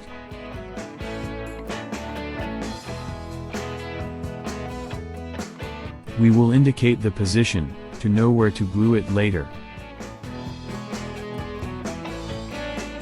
We will put tensors again, but this time, we will put them behind the piece.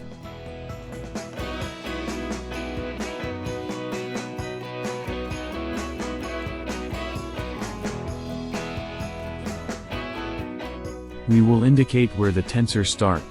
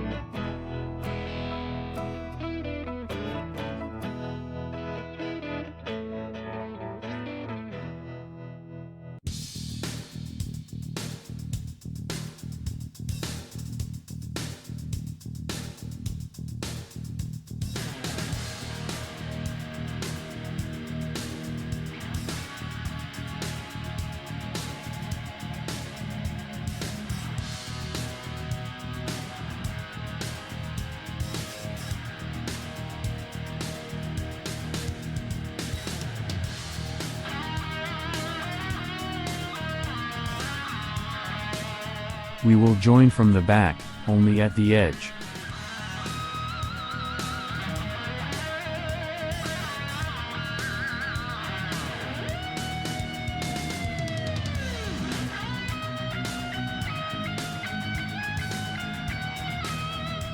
We will join first from behind, where we had indicated.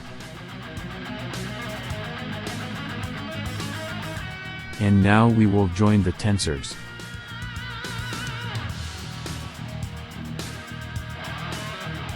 As close to the edge as possible, where the face ends.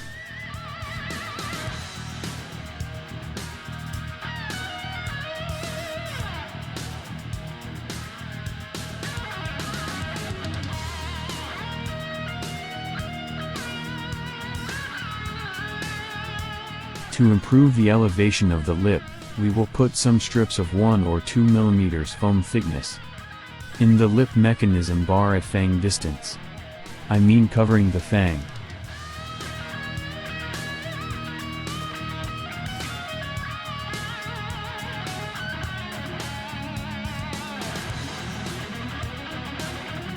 The same from the other fang.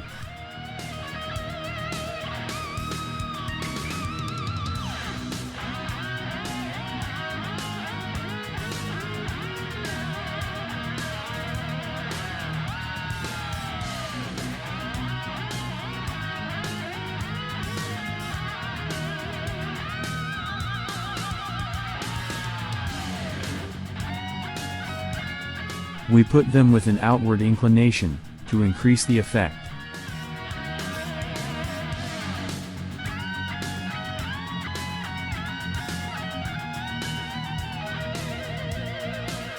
We put glue from the lip upwards, not behind the lip.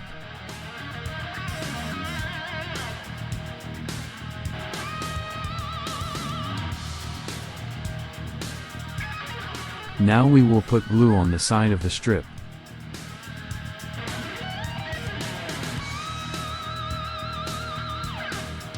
The same on the other side.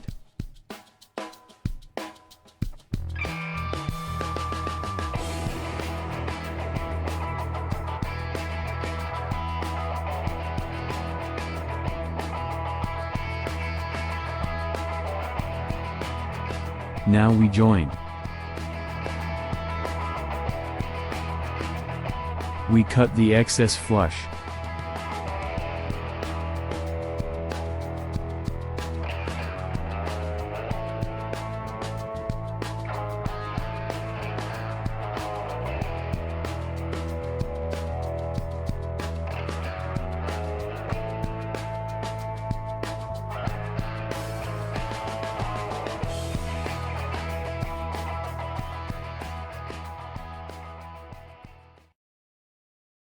Adding tongue.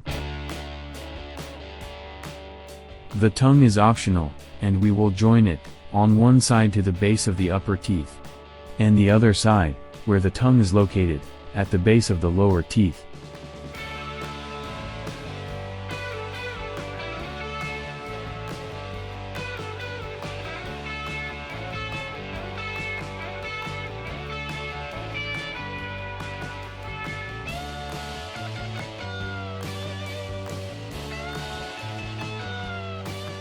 If it is easier for you to put the glue, you can do it by opening its mouth.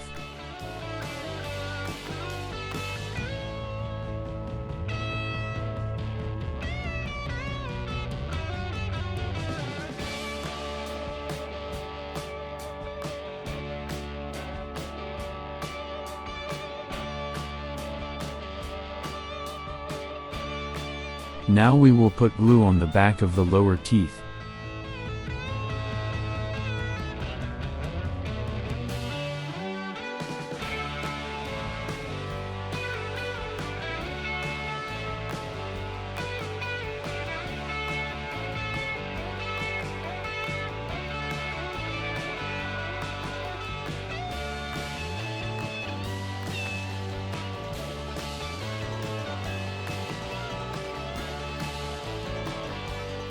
By opening the mouth, we can better adjust the position.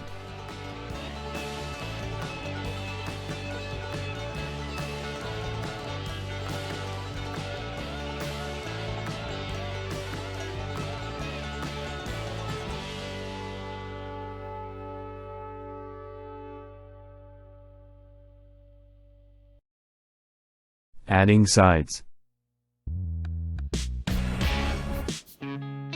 When we open the mouth, there is a triangular space. To prevent the hair from entering there, we will put fabric, to cover from behind. We will indicate the size.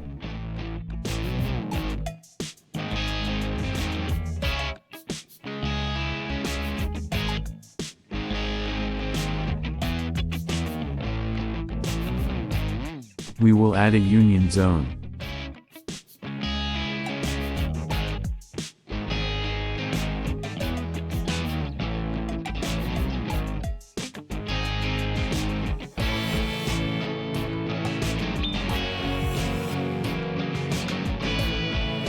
We invert the triangle obtained, to make the other side.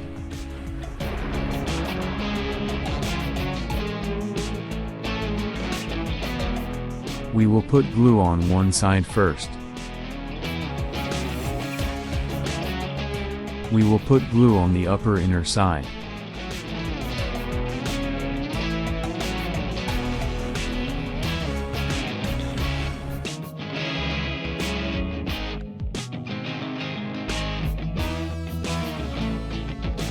We will put it on, without affecting the lip mechanism.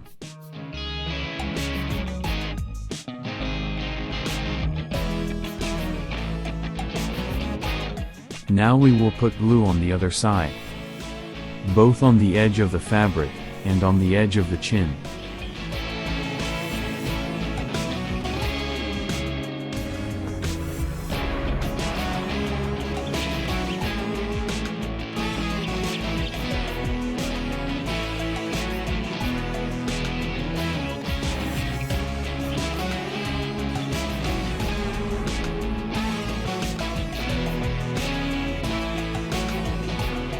The fabric folds forward, preventing something from getting inside.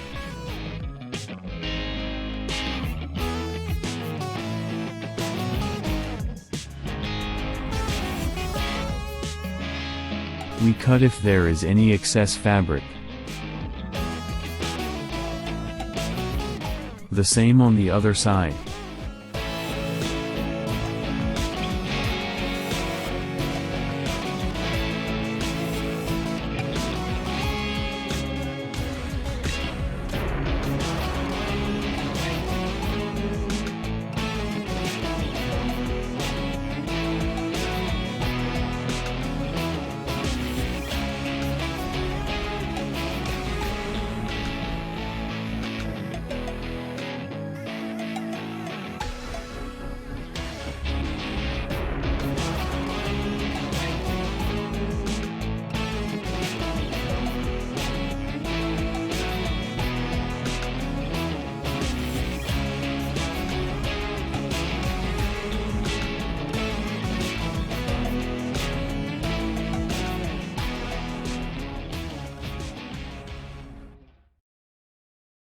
Joining face with head.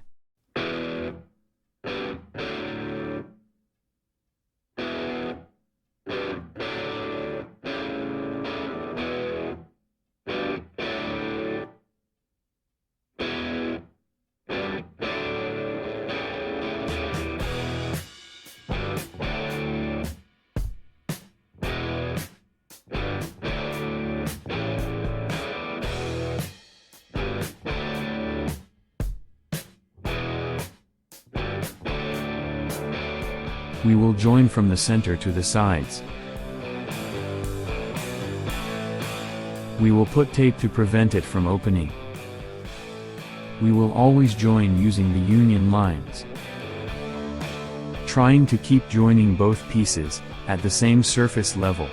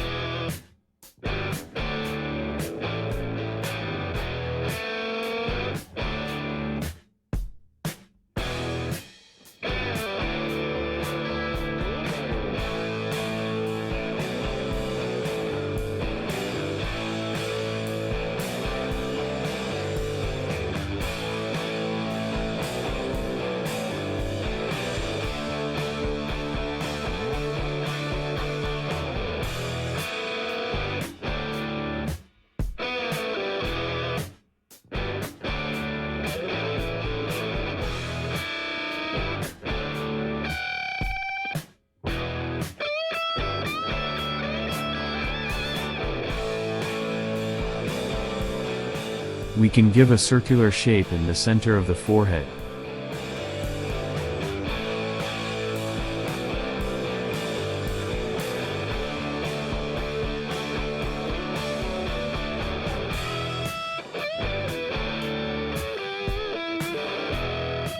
From the side, you can see the curvature we made.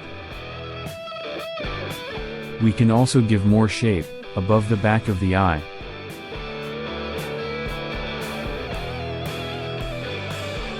We can also give more shape to the eyelids of the eyes.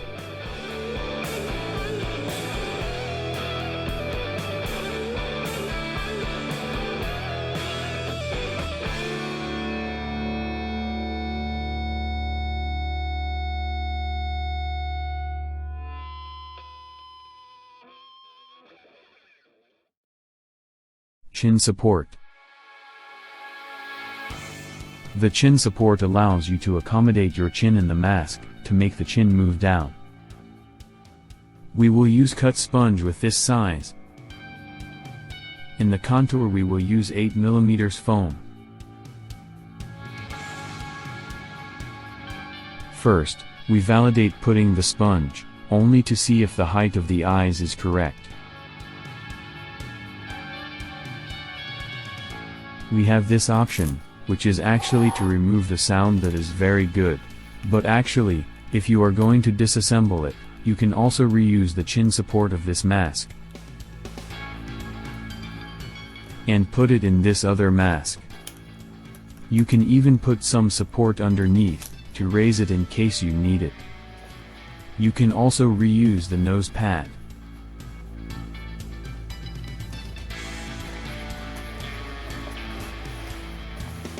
Putting it in the same position.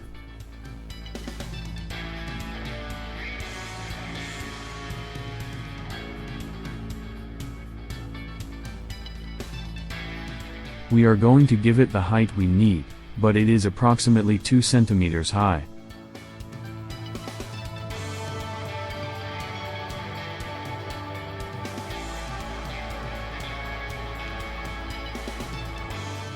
We will indicate where to cut.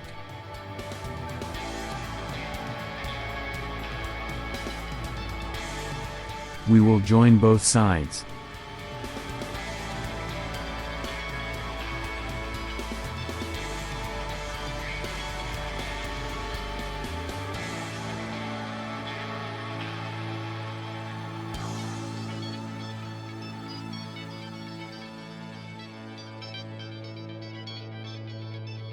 We invert the circle to put the glue.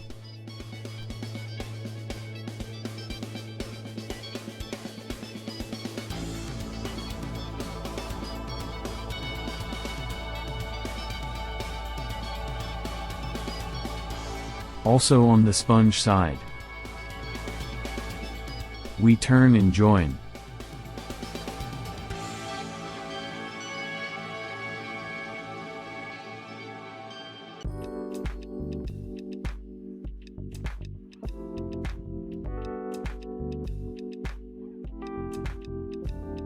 We will cover the upper and lower lid, with 2mm thick foam.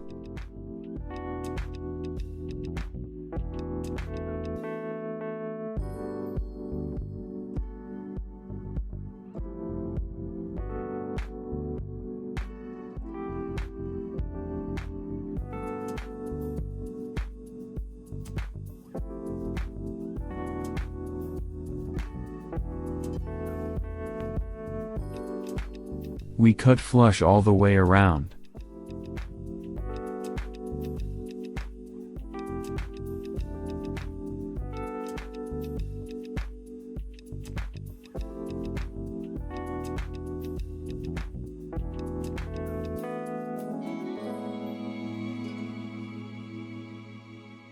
We will cut just a little bit down, at the tips of the oval, to adjust to the inner curvature of the chin.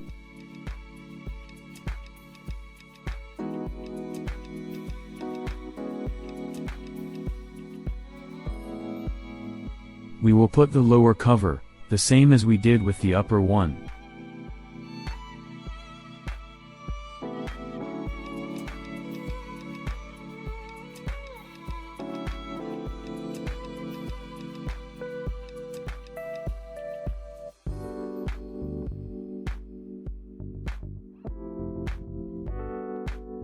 We will cut the excess.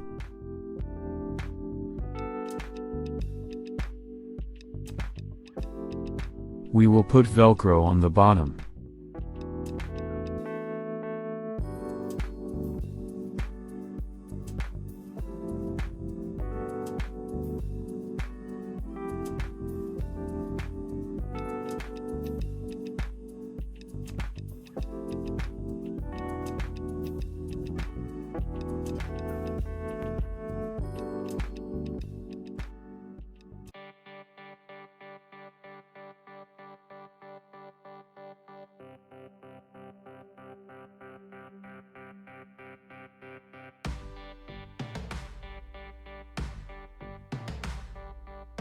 Now we will put Velcro on the side of the chin, to adjust the support.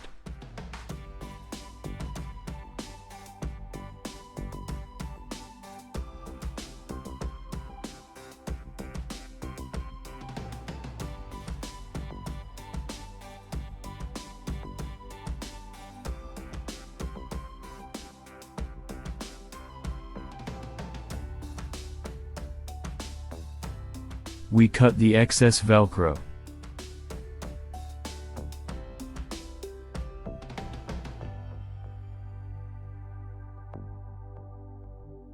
You can put it further or further back.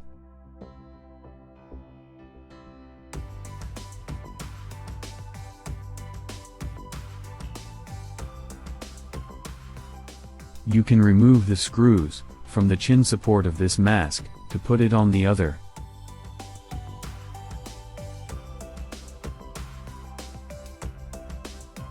You can put a support with Velcro and use it in replacement of the one I made with foam.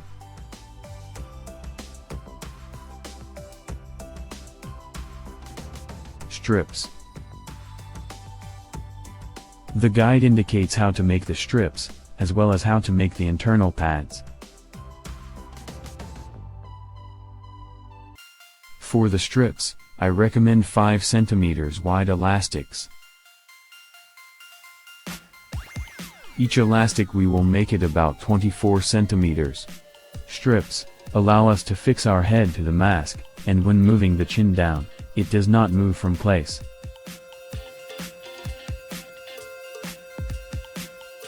We will put Velcro on both sides.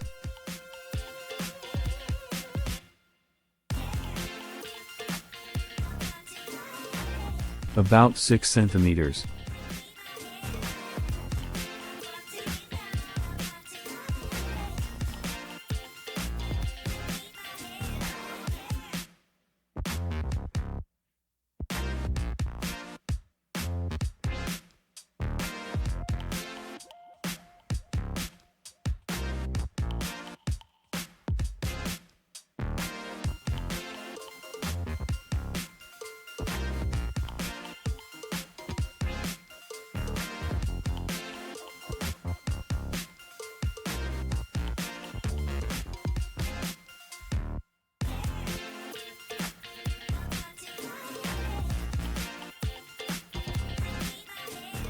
We will glue the elastic as close to the eye as possible.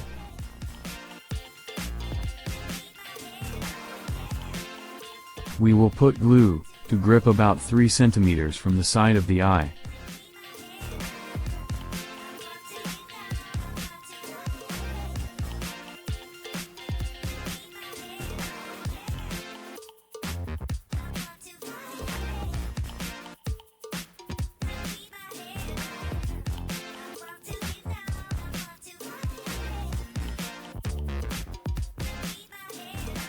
Be careful in the incline in which we join it.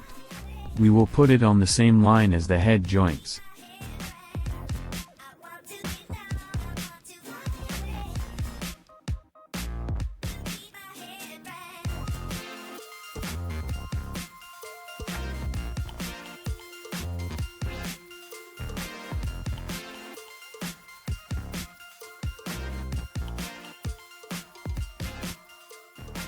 Eyes pad. The eyes pad allows the eyes not to touch the foam, and also comfort when pressing with the strips.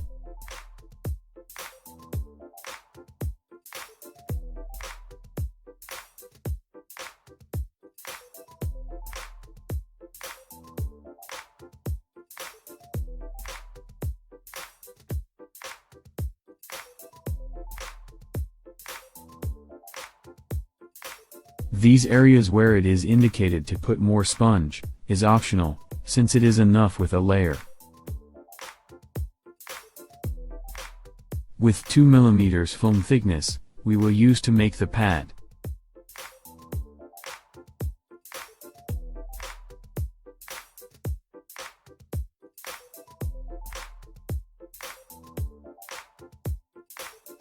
We will make another one with the same mold.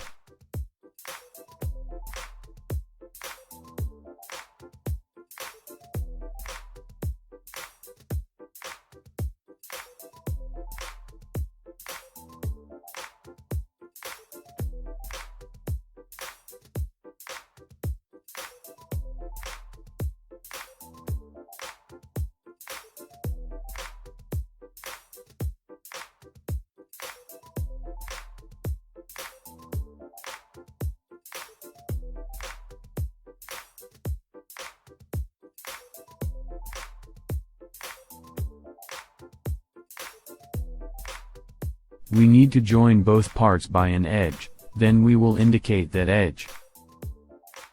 To then put sponge inside.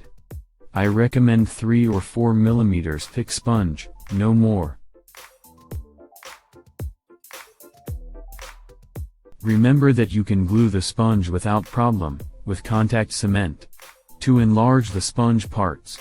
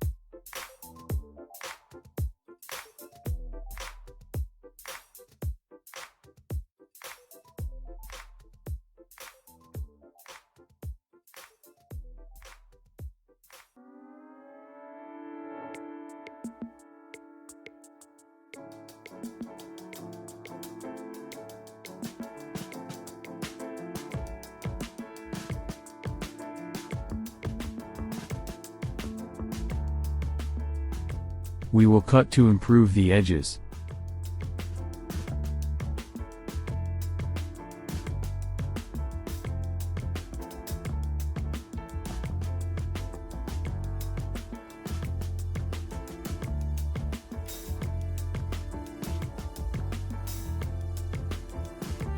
Same for the outer edge.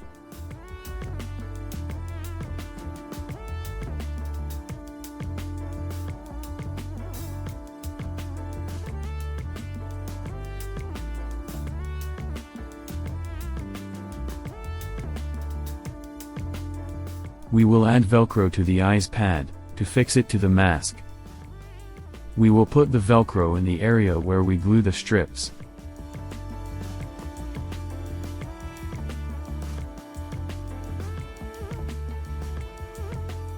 We will put glue on the strip, where it starts.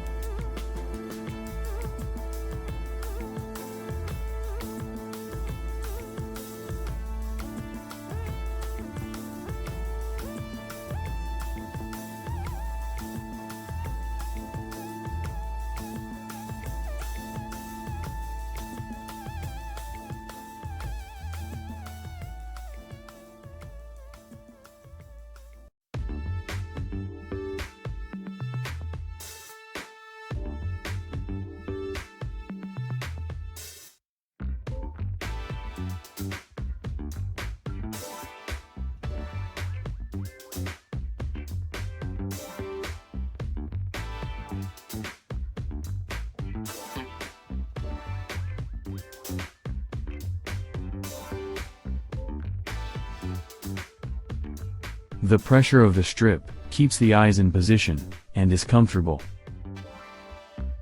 Head pad. We will make a circle to cover the upper area and make it press down on the head. Maybe it is not necessary if you try it and notice that there is already pressure. We will use 2 mm foam thickness. You have to cut and achieve the circumference. You can also glue and then trim the leftovers. If you need for small heads, you can add a sponge inside to generate more downward pressure.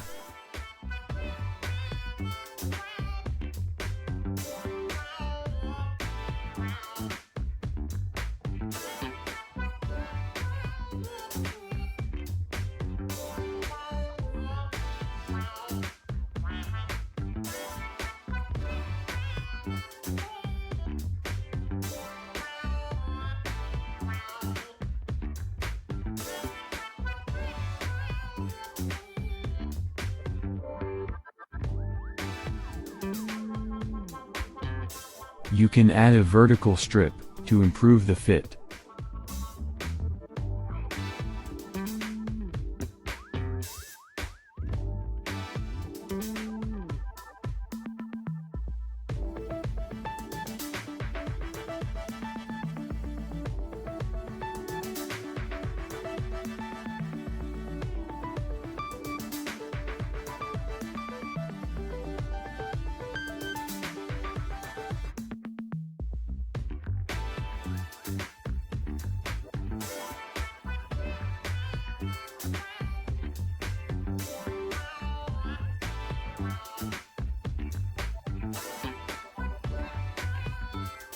We will cut the excess.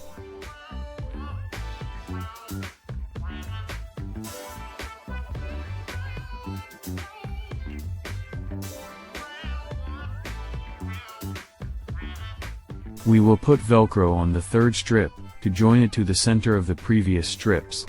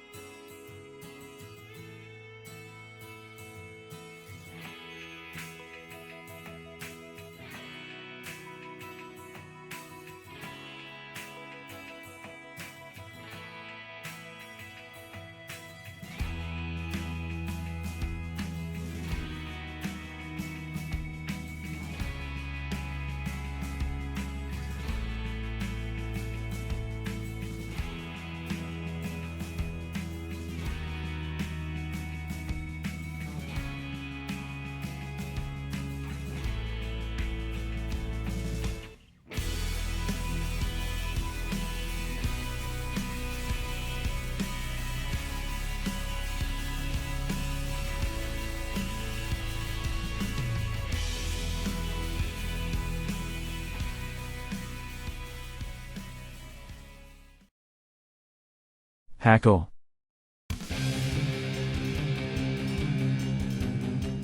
We will use the hackle to blend the synthetic hairs of Kanekalon. Also to comb them and prepare them for blending and laying.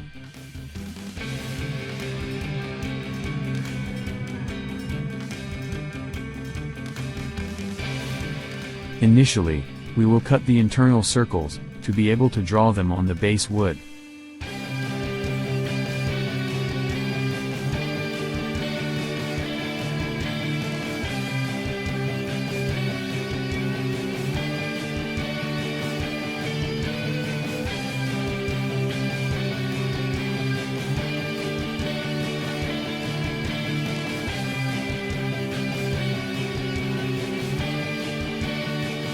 We will draw on the wood that we will cut.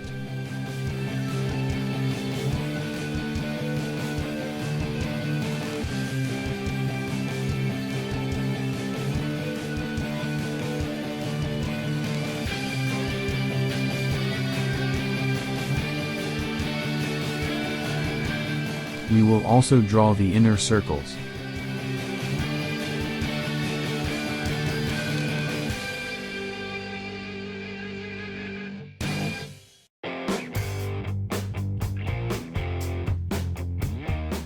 First we will cut with a cutter, and then with a saw.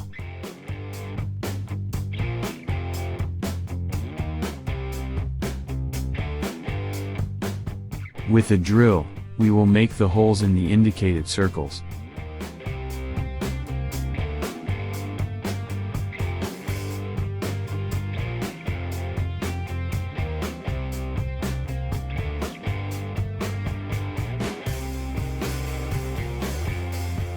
Once we cut the wood, you can optionally paint it black, to see the color tones of the hairs well.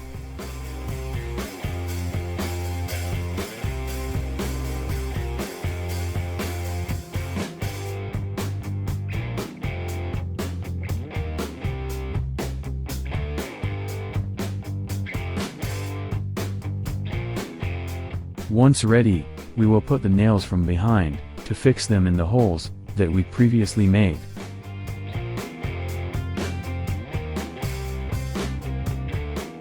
We will fix them using hot glue. For this, we will put hot glue at the base of the nail, from behind.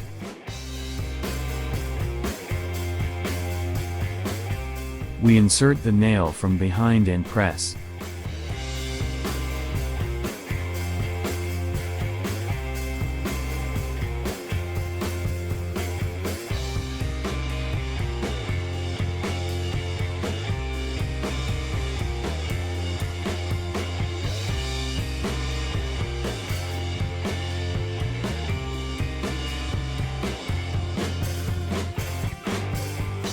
Once we have all the nails in the base, we will put another wood underneath, to seal.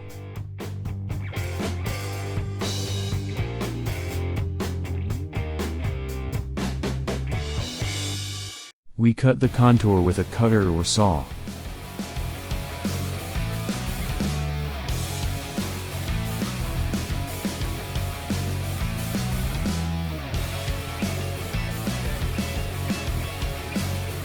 We will join both parts with contact cement, although you can use any other glue.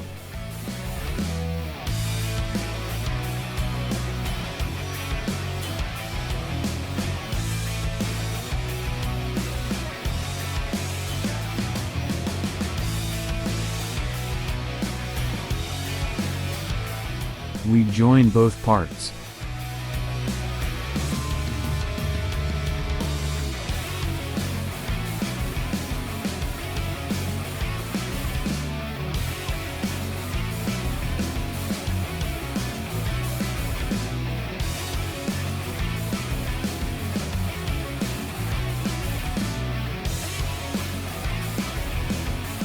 We will temporarily put tape to fix and let dry.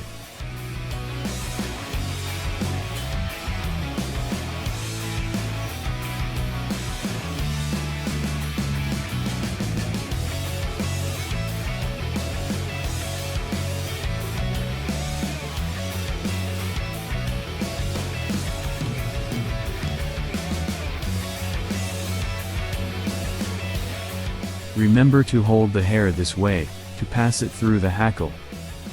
We will test it with this gray hair.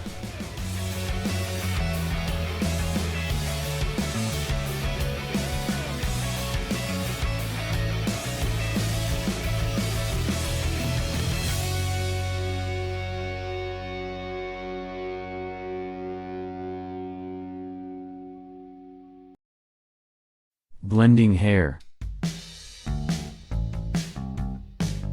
Let's blend the number 4, now I'll call it dark brown, with the number 44, I'll call it gray. If you use a very light gray, you can put less amount of gray, and more of dark brown. This is the number 4, or dark brown.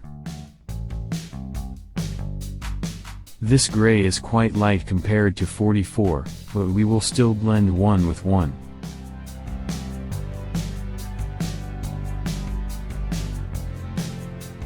Now we will disassemble the braid so we can start blending.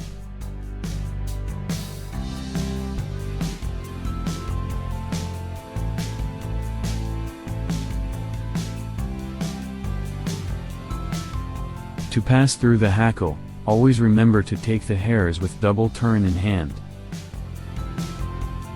to have the set of hairs very firm, and not to fall apart.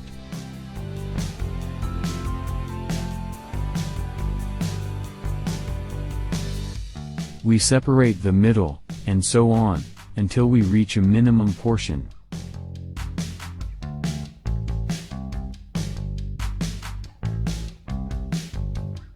To temporarily keep this half, you can use a paper tape folded in the middle, to hang it. You can stick it to a support with tape, or with a pin to a cork.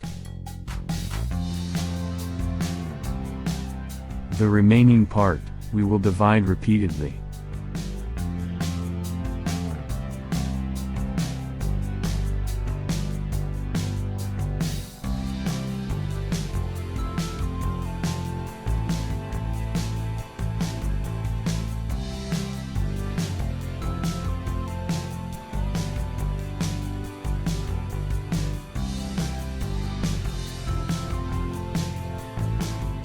We will do the same with the dark brown.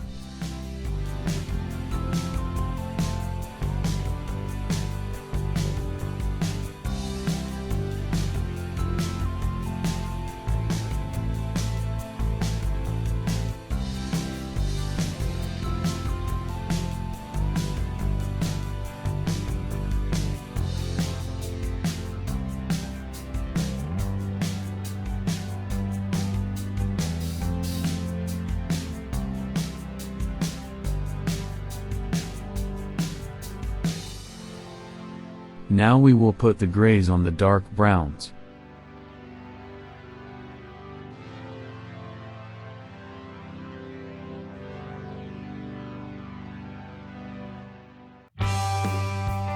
We will begin to blend each of the joints. We will intermix from the center to the ends.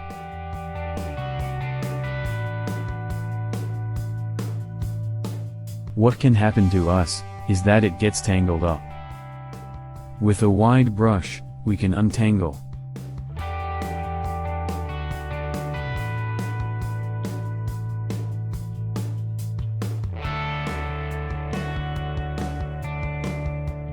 We will see that more and more both colors are blended.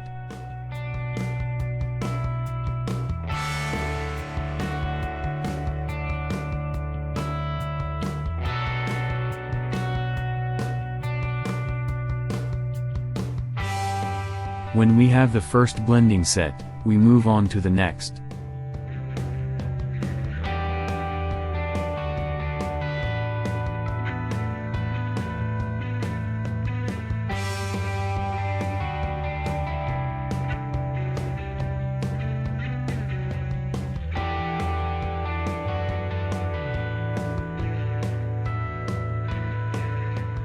If it becomes tangled, you can separate more, to be more effective in the blend. With smaller portions, you can blend more easily.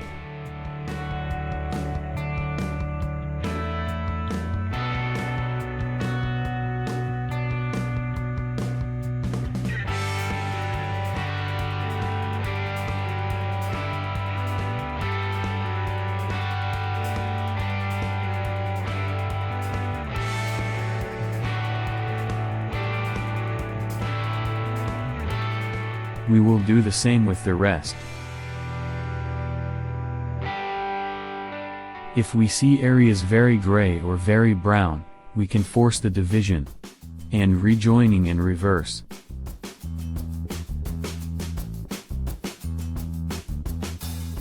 We can do this until we eliminate the areas marked gray or brown.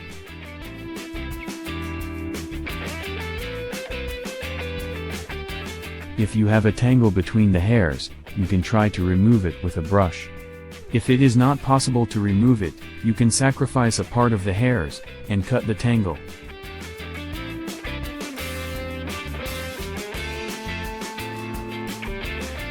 Then we will join all the parts, to validate that the mixture is unified. We can hang both, what we need to blend, and what we have already blended. Let's blend the number 8, now I'll call it light brown, with the number 27, I'll call it blonde.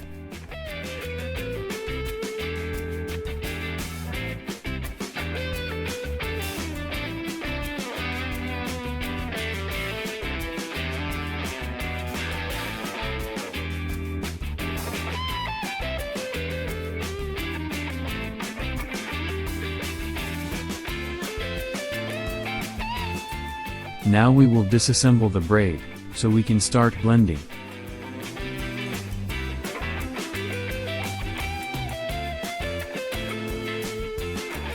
We separate the middle, and so on, until we reach a minimum portion.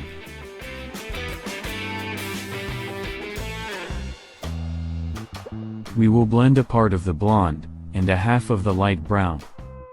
Now we will disassemble the braid, so we can start blending. We will mix 2 on 1, the blonde with the light brown. If you don't have Hackle, you can use a brush of this type. We separate the middle, and so on, until we reach a minimum portion.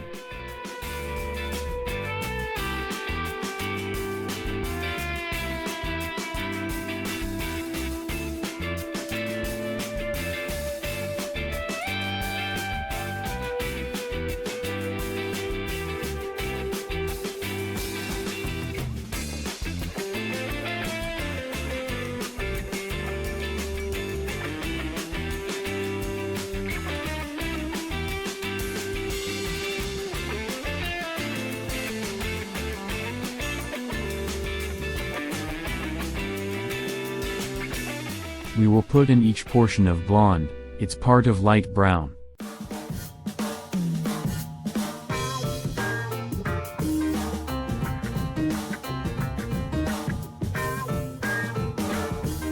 We will blend each part, until it is uniform, using the 3 techniques I showed before. The first is to blend in the center, and bring it to the ends, passing it through the hackle on both sides. The second is to separate in the color concentration area, and blend with smaller portions. The third is to separate in the color concentration area, and join by inverting the side.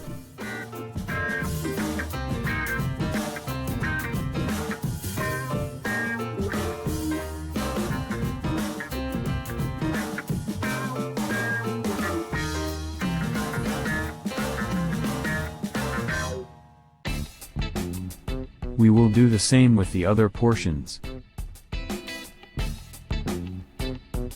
To make the gray mixture closer to the blonde mixture, we will blend the blonde mixture with the gray mixture. In almost equal proportions, the gray a little less.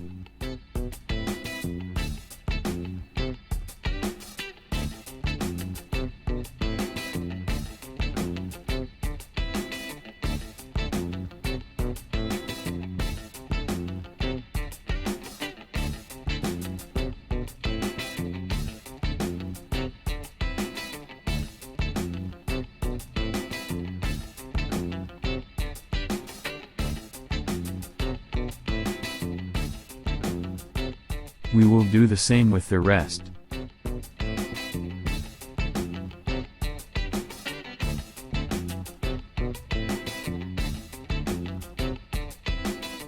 Finally, we can join each portion already blended together.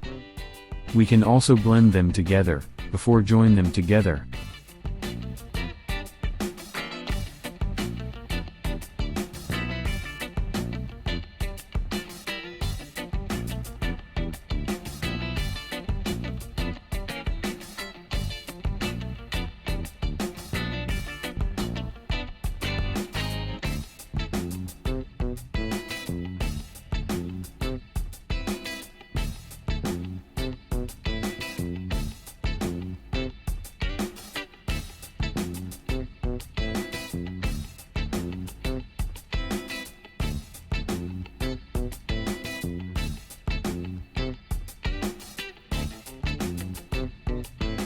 We can also put the portions together, to see the final unified color.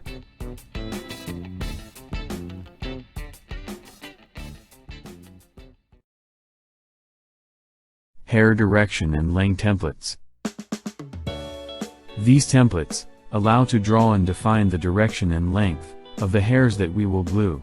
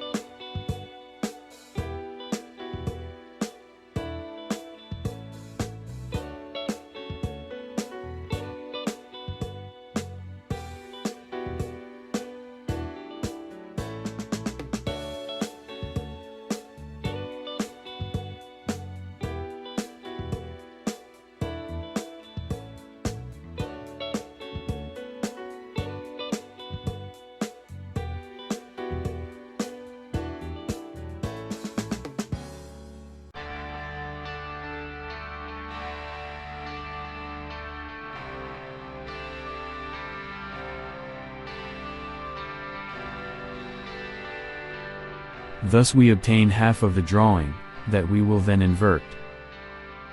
Now we will join the parts, to be able to fix the template in the mask.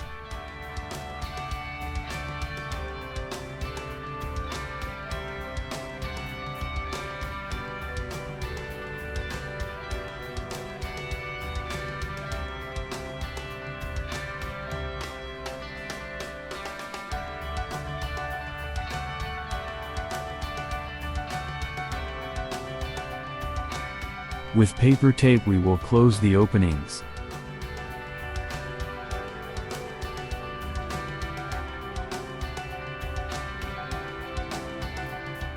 We will put the template above the mask.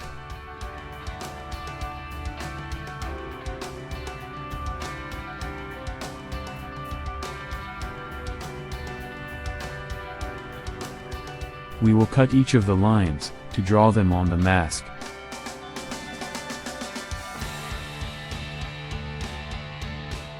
We will also indicate the numbers in the position they are. The numbers are the length in centimeters, in which we have to glue the hair.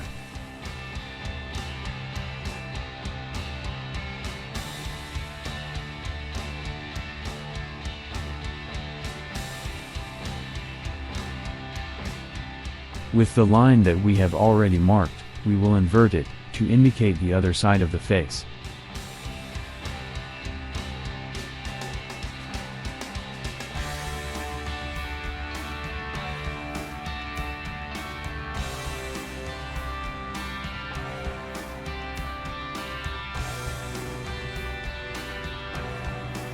Same with the next one.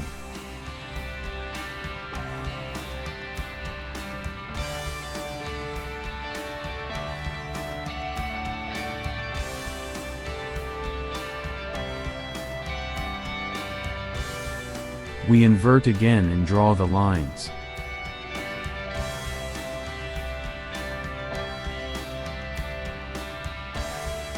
Perhaps it is easier to cut separately and draw, without having the template on the mask.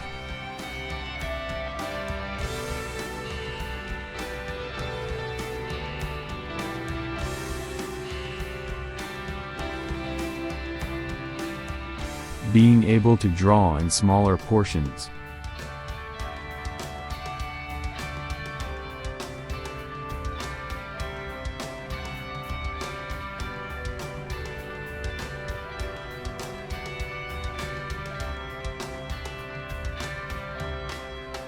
We will always invert the parts of the mold, to draw the other side. For the eye, we will draw the lines and internal numbers. We will join both ends of the mold.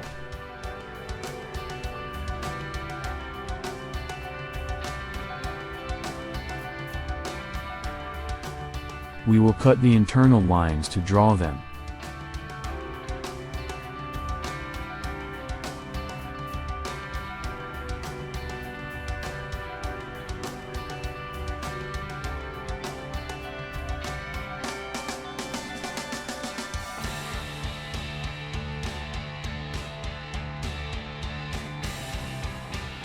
We invert the mold to draw the other eye.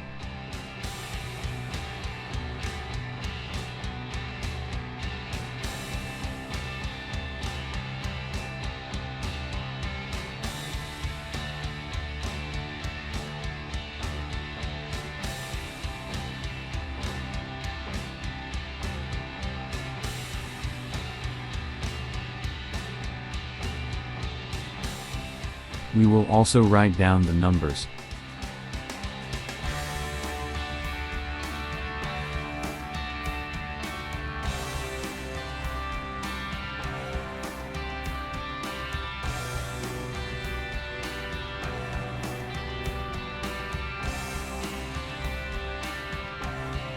We will continue with the rest of the parts.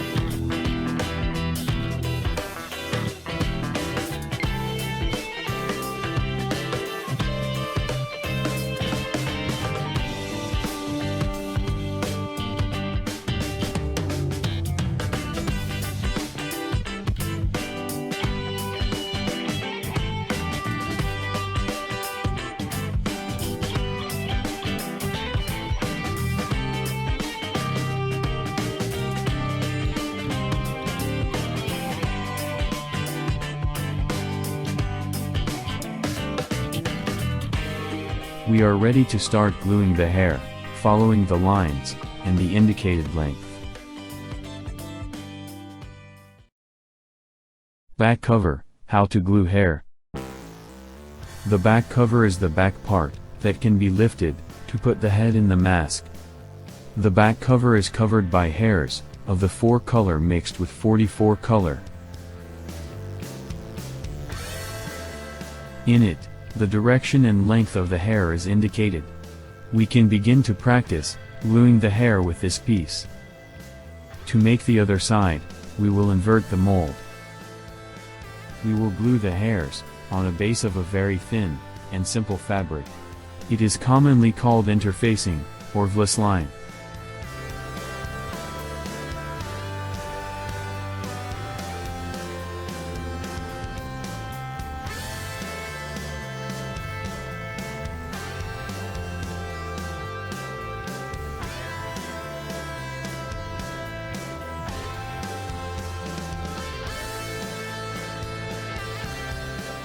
We invert the mold for the other side.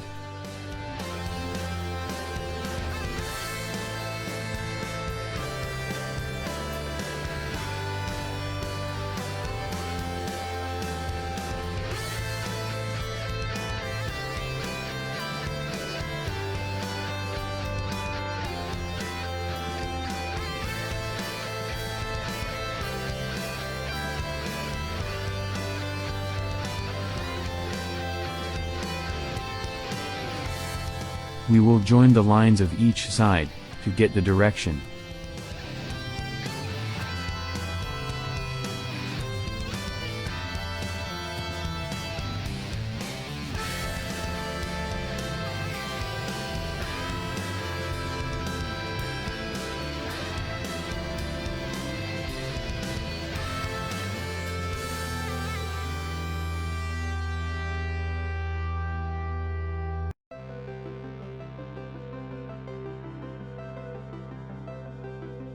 We will indicate the hair length, in centimeters.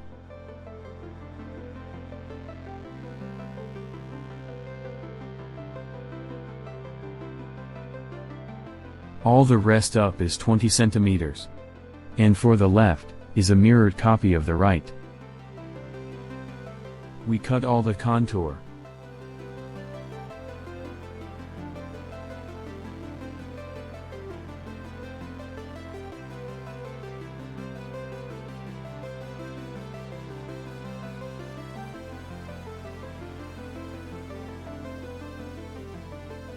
Before we start gluing the hair, we will separate in minimum parts. Before separating, we can pass it through the hackle, to prevent it from getting tangled. First in the middle, and then on.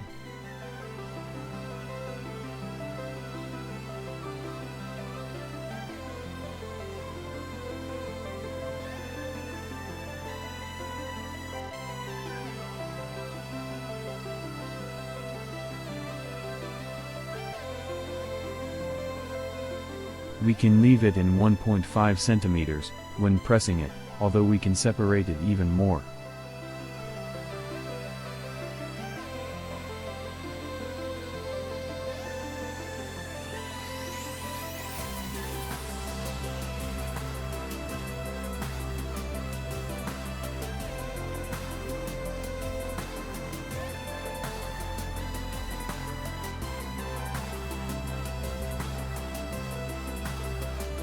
Once we have the portions, we will leave them ready to cut them as we need.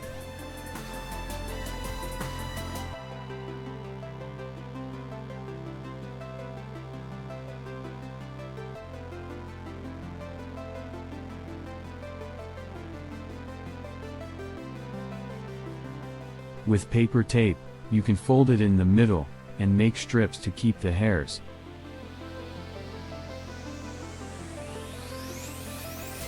You can also hang them with paper tape, or with pins.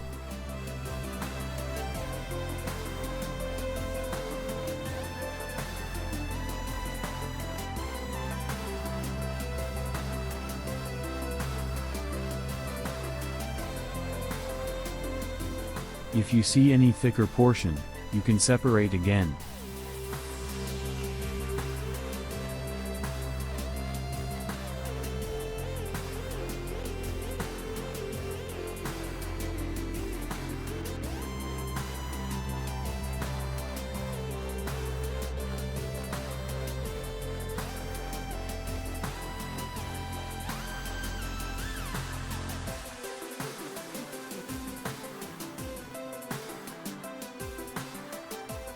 To start gluing them, we first have to measure them, in the distance indicated.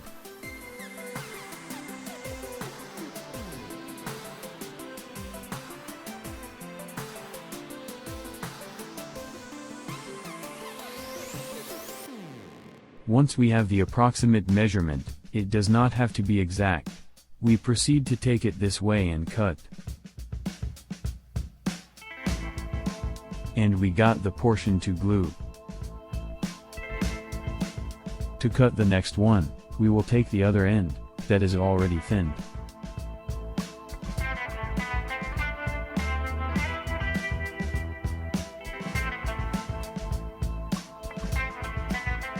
So we have the second. For the third, it is necessary to thin it at the tip, pulling in this way. Also going through the hackle, to fix the differences.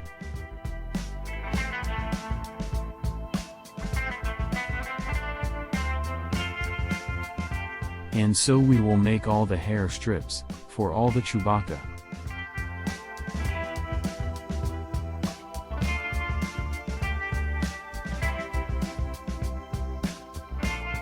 The end of the strip can be cut in the middle, to obtain 2 more and not waste hair.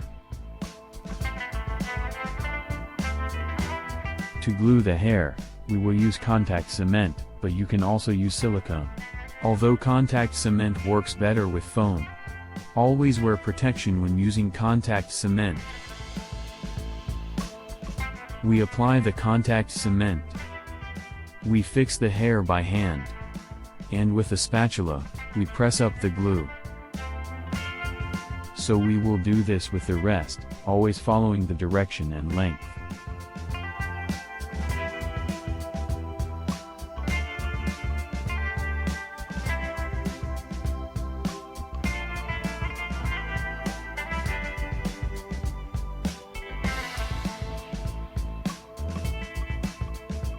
Between the measures, we can put intermediate values. For example, between 20 and 25 we can cut a portion of 22 centimeters.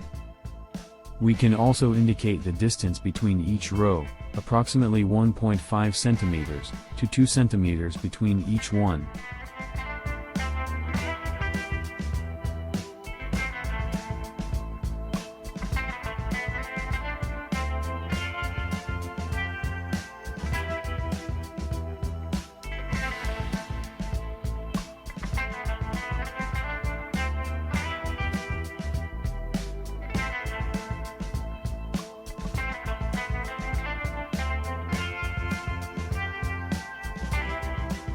The ideal is to glue from left to right, or right to left, covering row by row.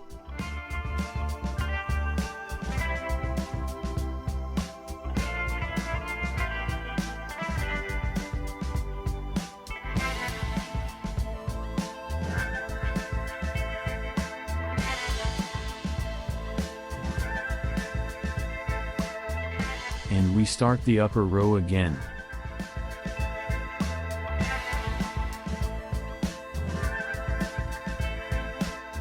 Almost when we are finishing, we add a final row.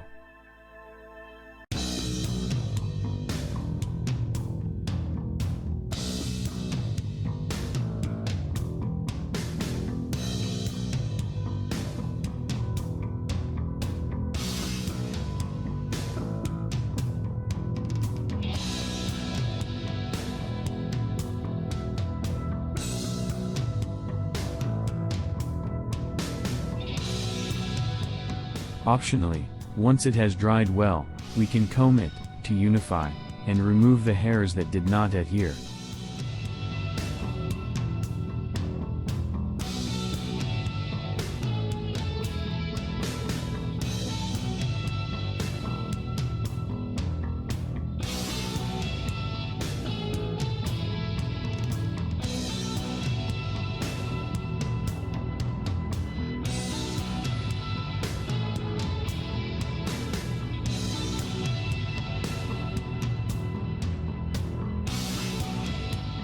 We will indicate the overlap area to glue the back cover.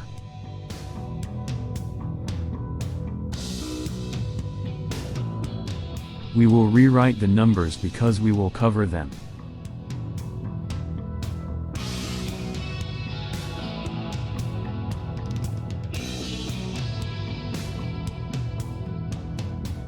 We will put glue in the area.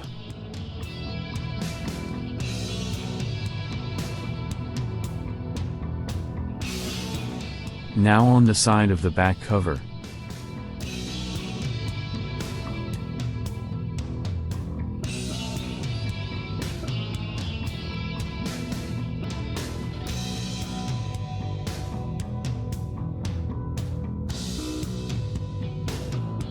We will join from the center to the sides.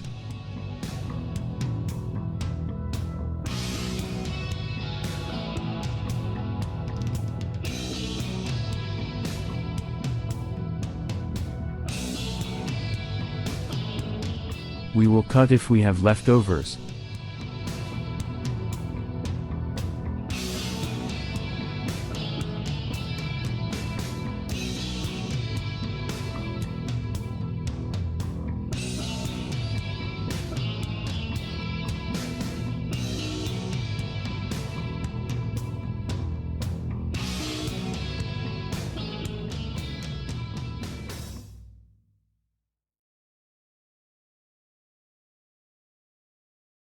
Herring gray areas.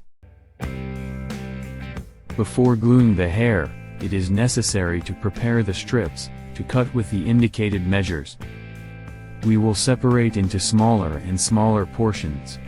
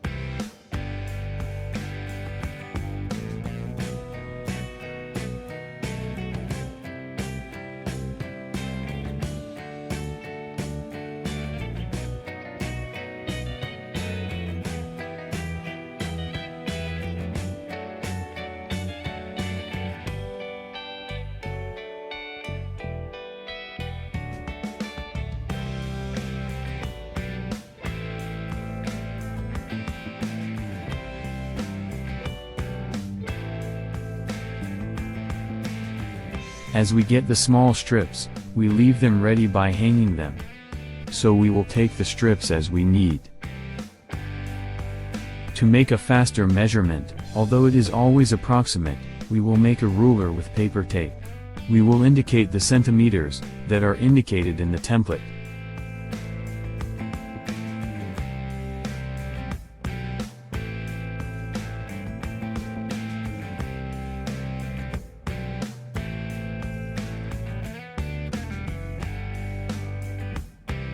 Now we will continue on top of the back cover, and to the sides. We put the glue. We put the hair in place. And we take the glue up with the spatula. Optionally you can put glue on top as well, and do the same procedure. Between each row, we will leave 1.5 centimeters or less, depending on whether more hair is required. Always cutting the hair in the approximate length indicated. When you have the ends already cut, remember to unbalance the ends, to make them look natural. We have to pull the hair in the middle, on both ends.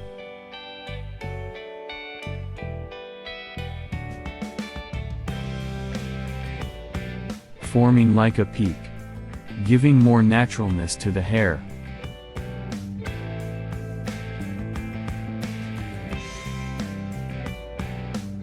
Then to match, we can pass it from both ends through the hackle. Preparing in this way strips of hair, ready to glue.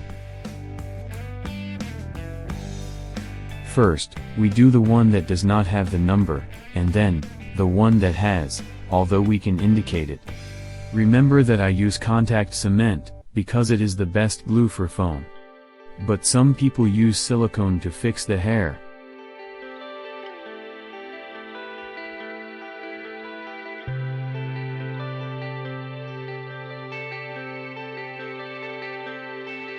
Always remember to follow the direction indicated. You can build a stand with a cardboard tube and a base. We will do the same with all the rest.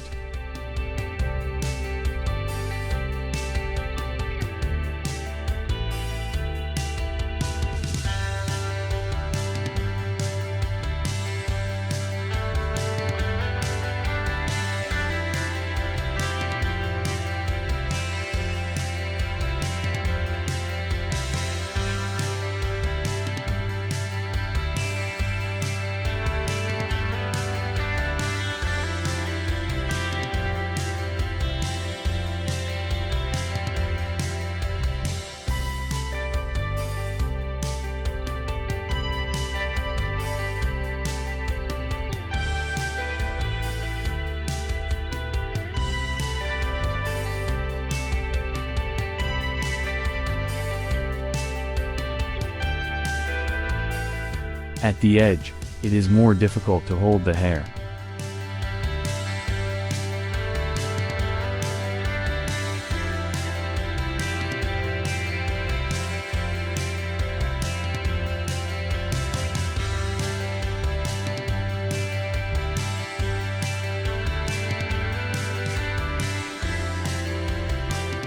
Remember to do one side, and it's inverted on the other.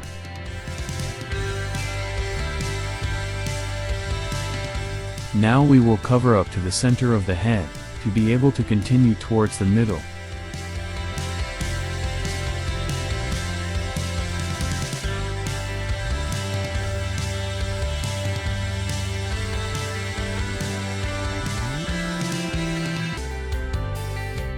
In order not to lose the idea of the 1.5 centimeters each row distance, we can indicate it.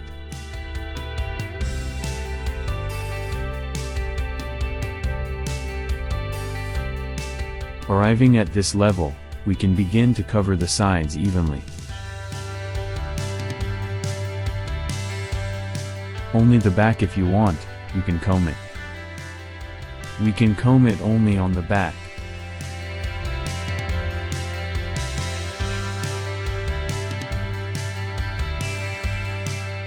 We measure, according to the indicated length, and cut the hair.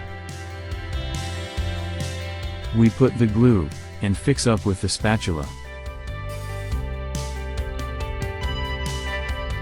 Bringing the glue forward. Always keep in mind how the direction is changing, and how we should follow it.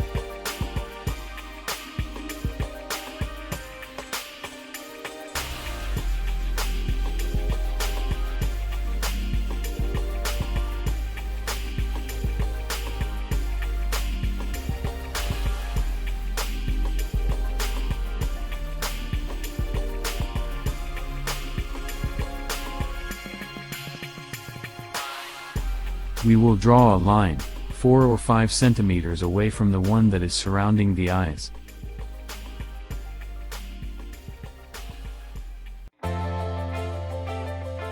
It will be the area in which we will begin to blend the gray hairs with the brown ones, little by little. This way, we will achieve a more natural transition towards the blonde in the center of the face.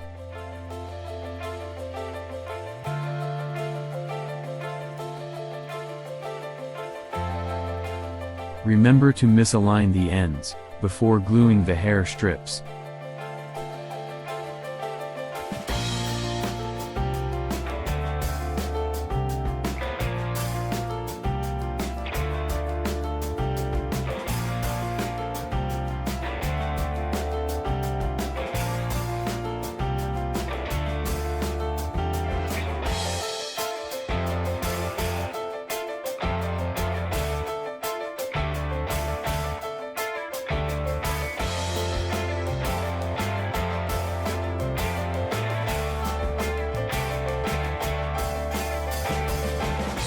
We have little to complete, to begin to mix with the brown.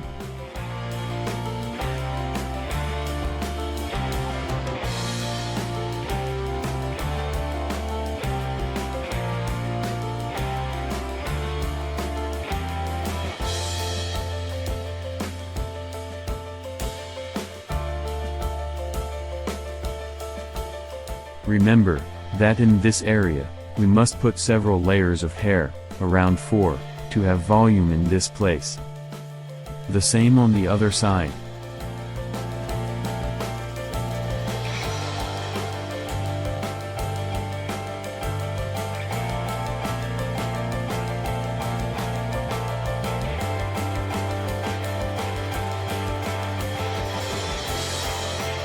Once we complete the 4 centimeters distance around, we can start blending with brown.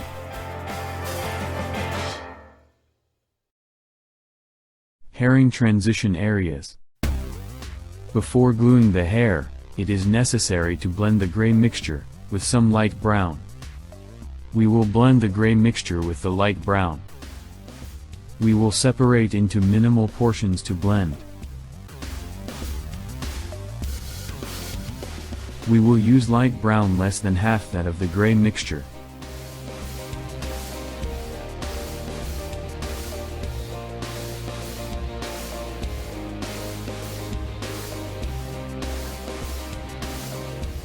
We will distribute the light brown proportionally in each part of the gray.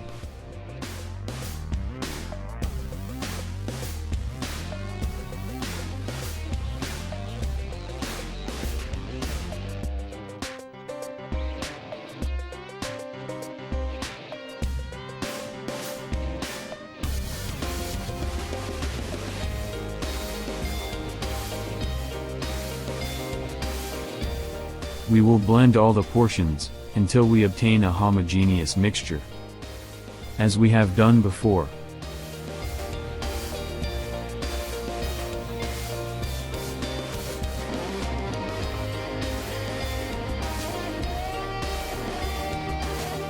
Once we get the blend, we will add just a little of the blonde mixture, distributing it in the 4 portions.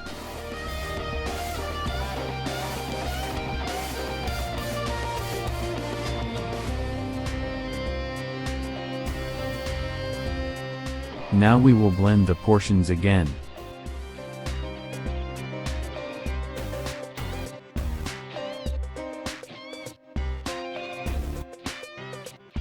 We join all the portions, to validate that everything is uniform.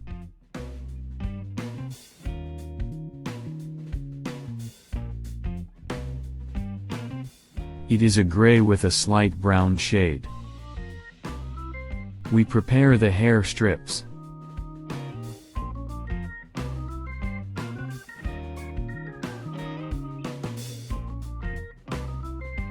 We will put the first line of transition towards the blonde.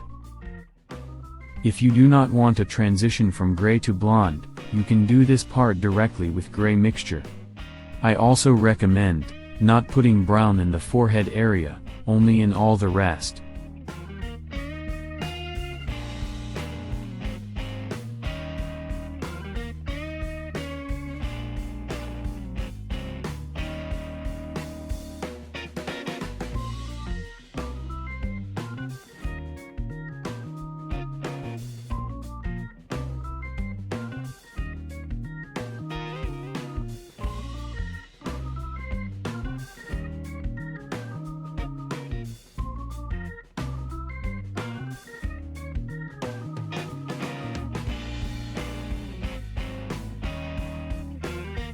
We will complete the whole round.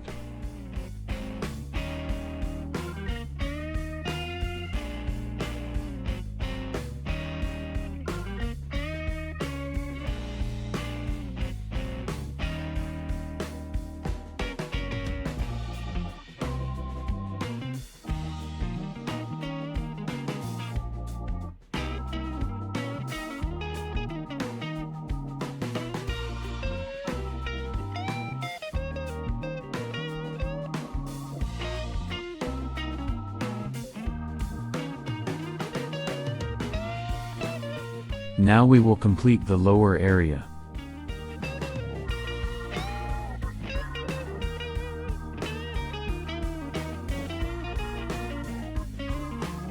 We will use the support to glue easier.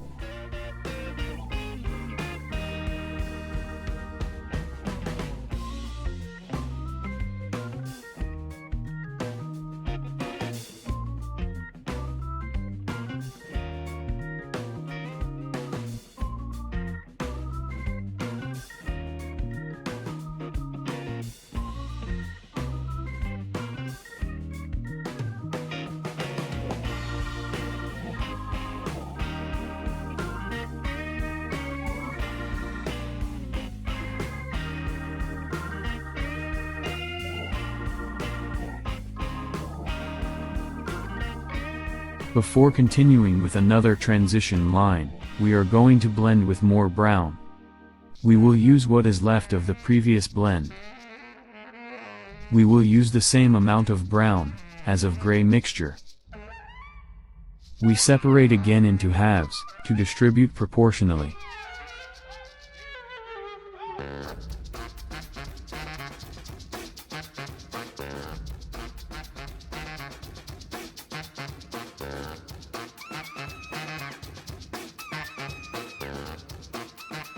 To each prepared portion, we will add a minimum portion of blonde mixture.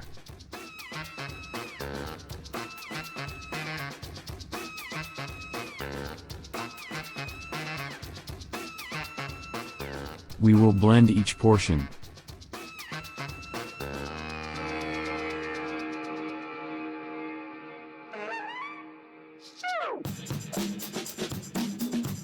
After putting the portions together, we will make the hair strips to use.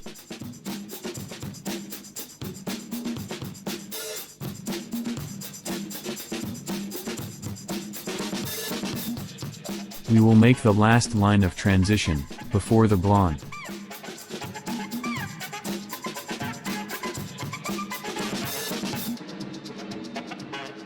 In the video, it is not perceived, but this row is much more brown than it is seen.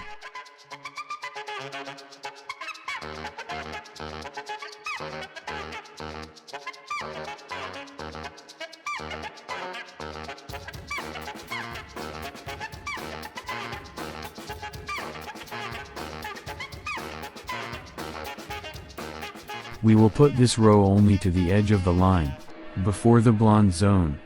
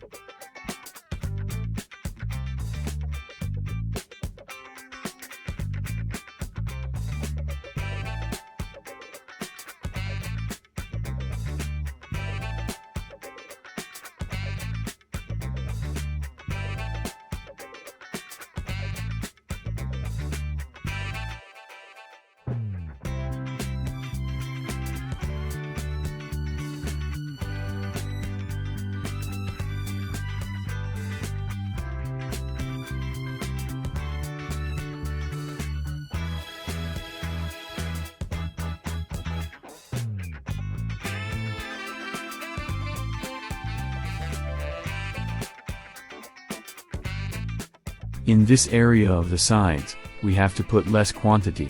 And in the forehead area, we will put more quantity, and no blend with brown, only gray mixture. Also we will put quantity in this area, on the sides of the mouth.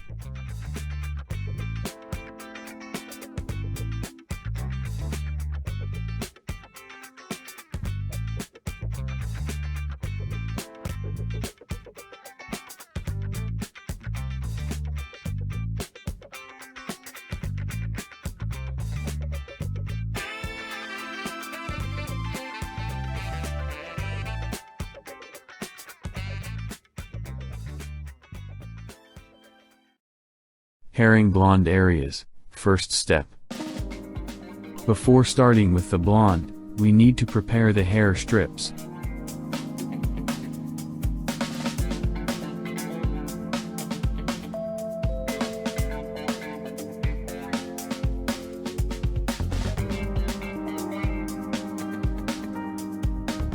If the numbers are hidden, we can be guided by the direction and length hair template.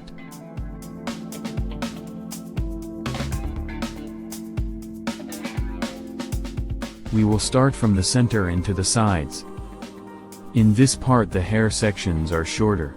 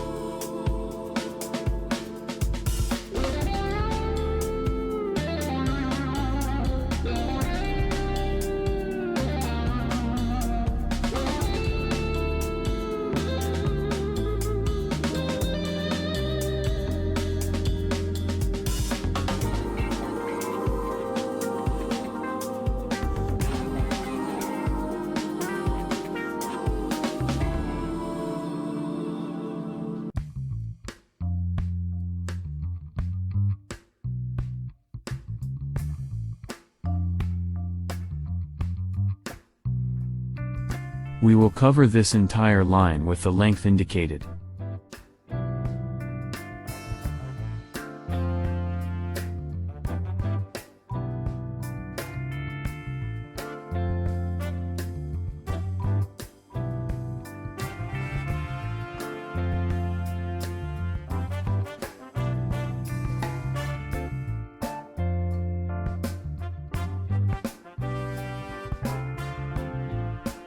For short sections, we also make the ends misaligned.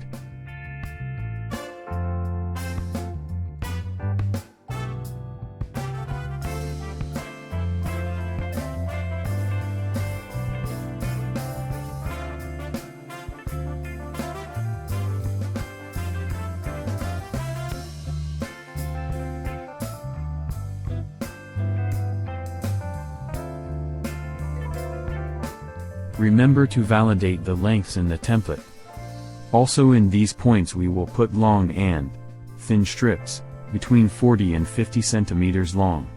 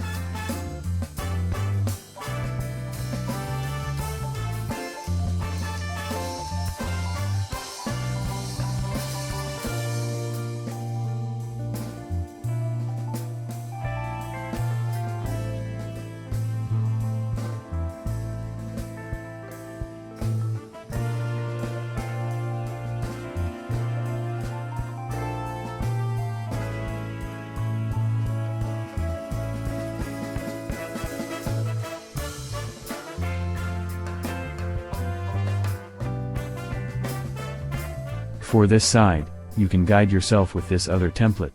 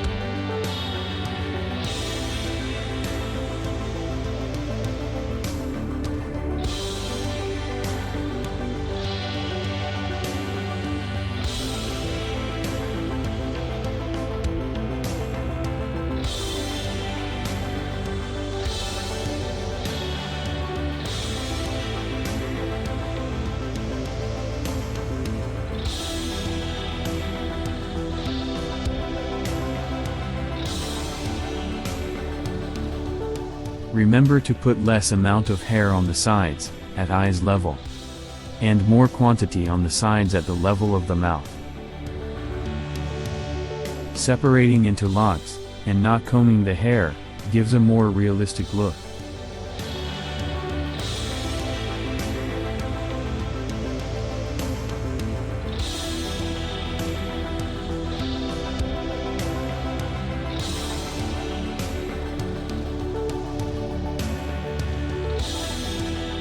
Another quicker way to make it look more natural, is to use a hair curler.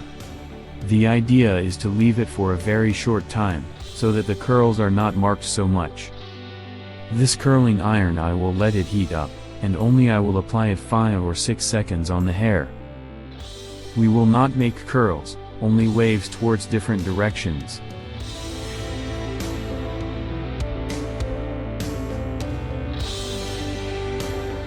Do not leave more time in the heat, because it will be too curly, and we do not want that.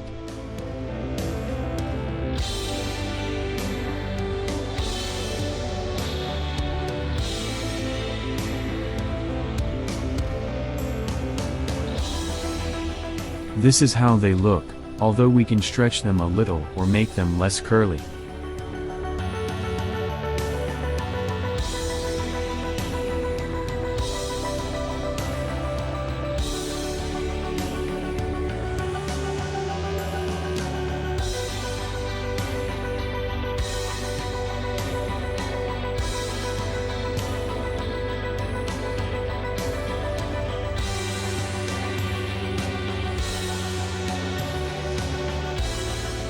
We will do it only in front and down the eyes. Hairing blonde, chin area. We will continue using blonde hairs on the chin, because the upper part will cover the chin. So we are going to cover all this lower area.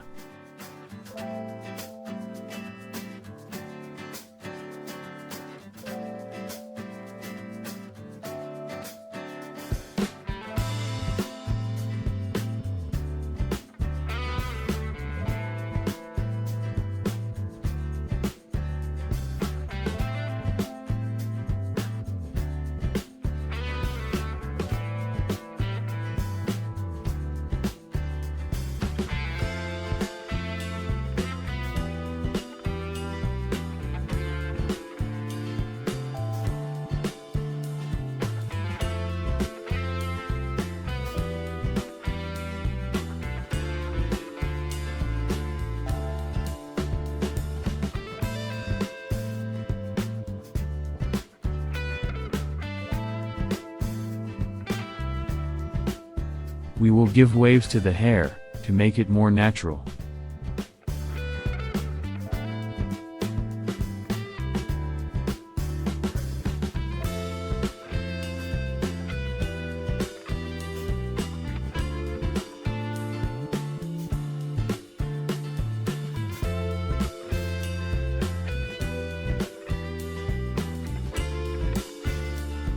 It should not be curled, only with waves. To achieve that, we will put the hair out of order in the curler, put badly rolled.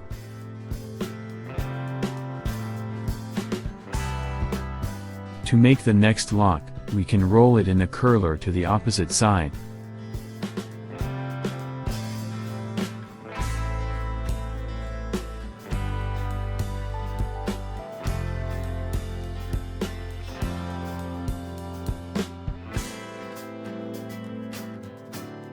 To give more blonde color to the front, we will blend with more color 27. We will blend half of the blonde mixture that we have been adding, with half of the 27.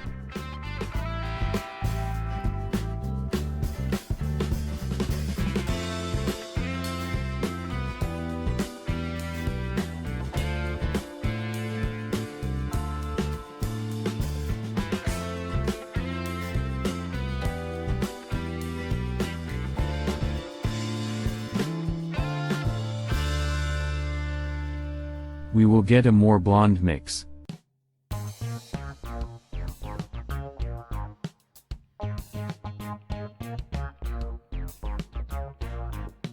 Once we have the mixture, we will make the strips to be able to put them.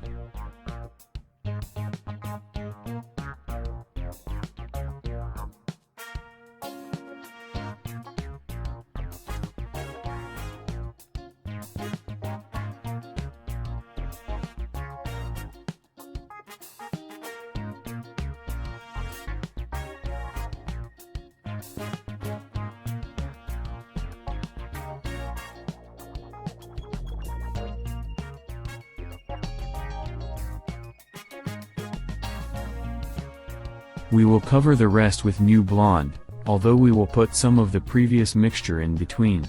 We will also begin to put on the skin colored area.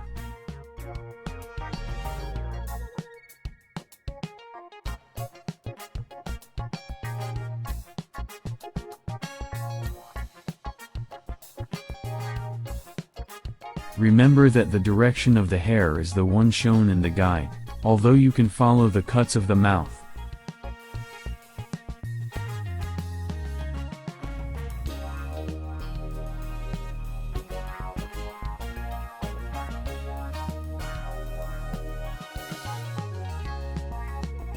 To what we just added, we will make waves, because later it is more difficult to do it with all the locks on.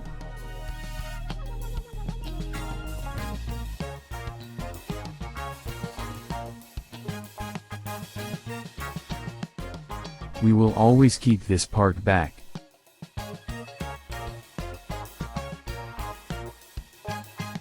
Now we will complete what is left, to reach the edge of the lip.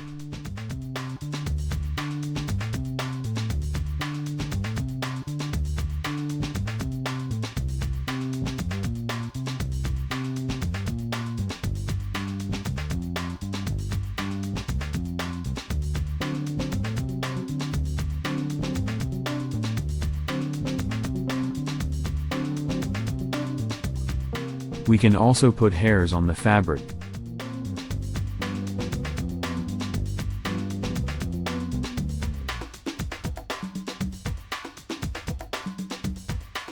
To cover the area near the lip, we will glue the hair strips before putting them on the chin.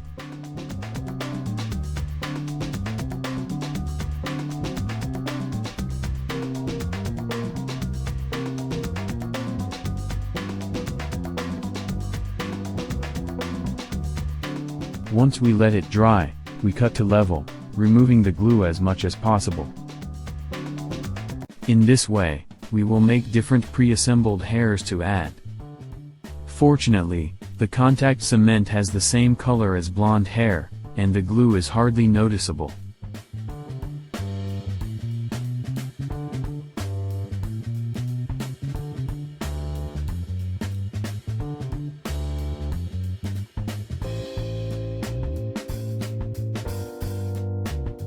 We will put the pre-assembled ones about 3 mm from the edge of the lip.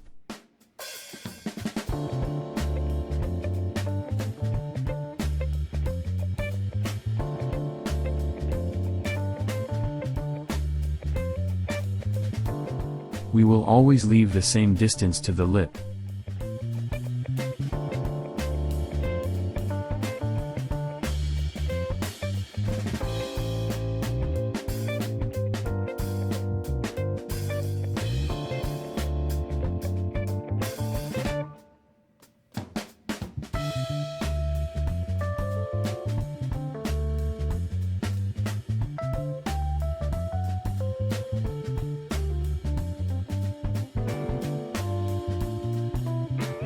As we get closer to the end of the lip, we can put them closer to the lip.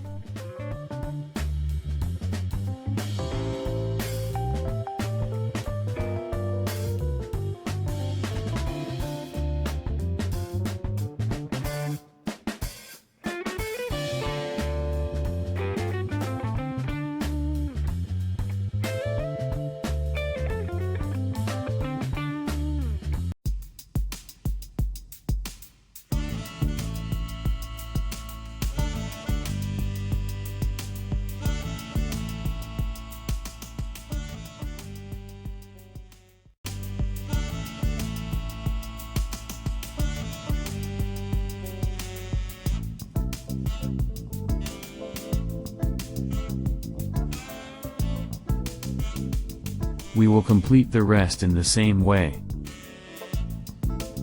We will try to move the hairs on the chin back.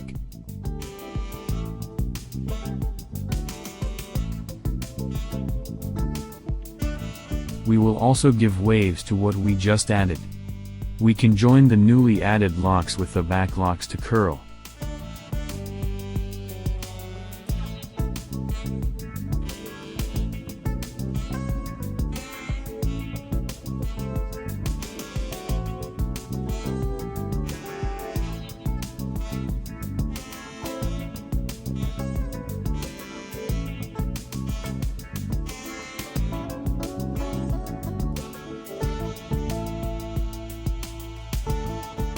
We will put the tape to fix the position of the hairs back.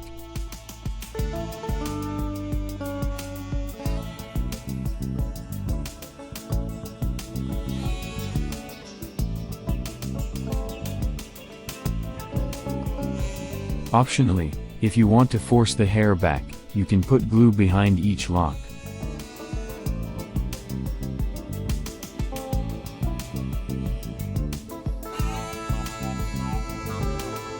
We press so that the glue keeps the hairs in the position, and we put the tape back on.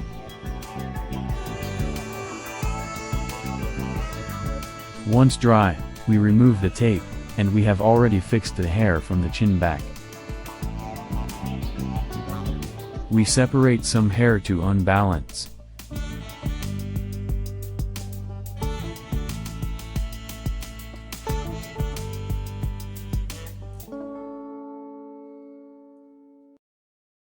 Herring blonde, mustache area. For the mustache area, we will use these lengths of hair, although we can use longer here at the end, to cover the gaps in the mouth. Also at the end, we can remove volume, if there is too much hair.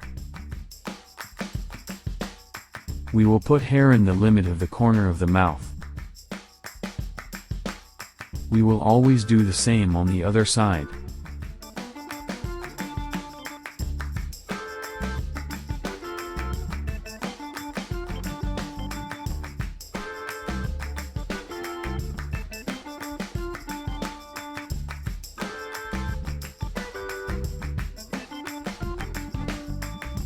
This part is the most important of the mouth, because the hole must be covered. We can test by opening its mouth.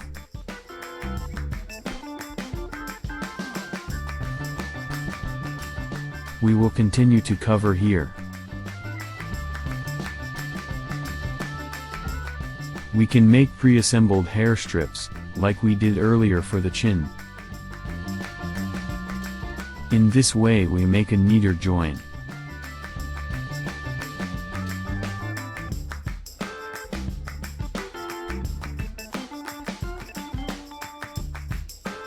We can test if it covers the gap well.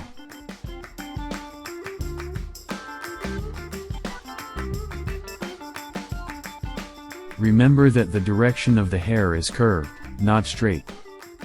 We will indicate how far the nose goes, to put hair up to that point.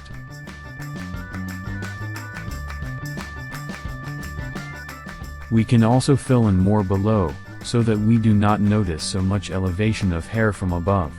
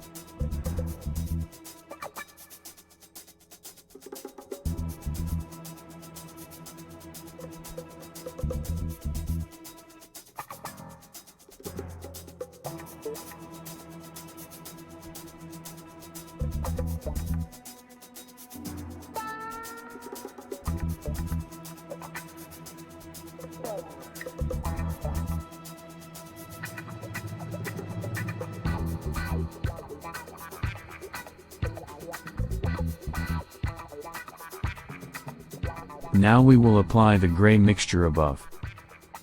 But first, we will prepare pre-assembled strips as we have already done. Not a lot, we will add just a few gray hairs on top.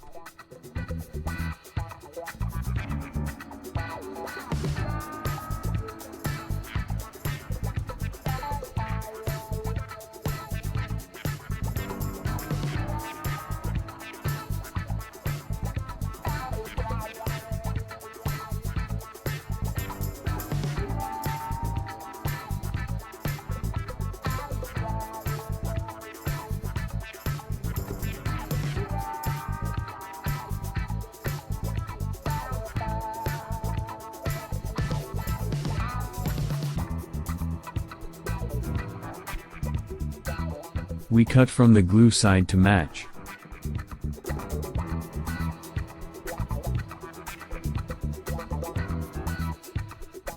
We will glue little by little.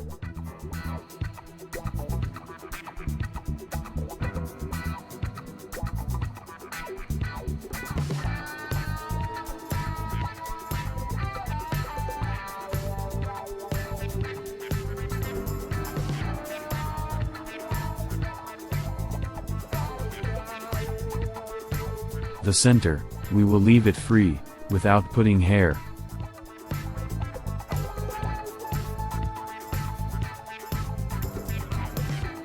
We will do the same on the other side.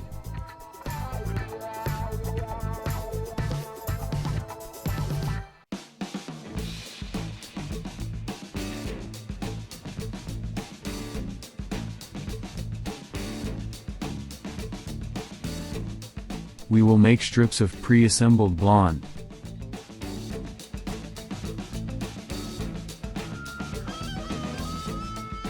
We will fill in, until we cover the edge of the lip.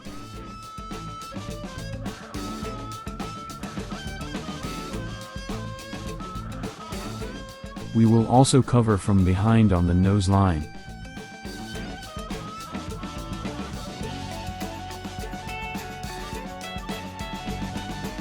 What we will do now, is remove hair volume in this area.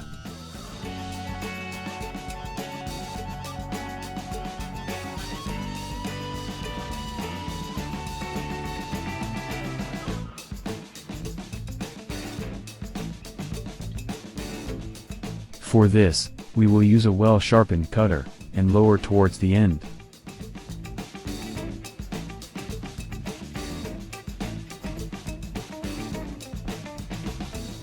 We go down, from the end of the lip, to the ends of the hair, removing amount of hair.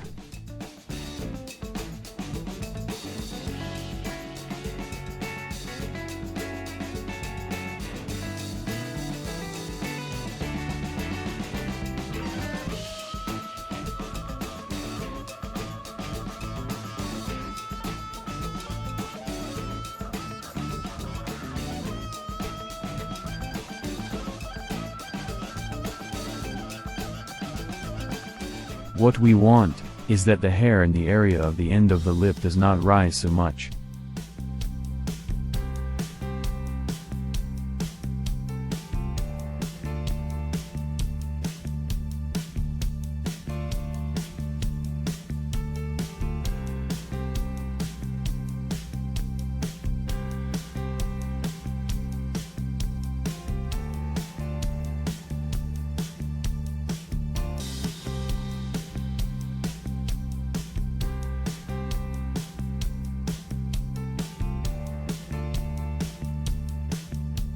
The same on the other side.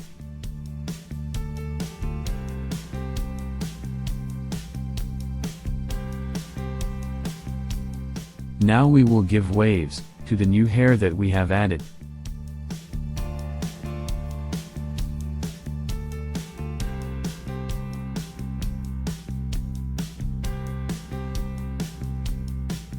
To give more naturalness, we can take hair from above the mouth together with the one below, to give waves.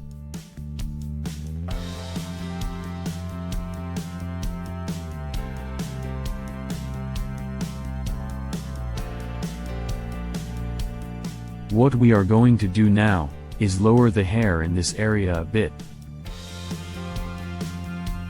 For this, we are going to put glue underneath to force it.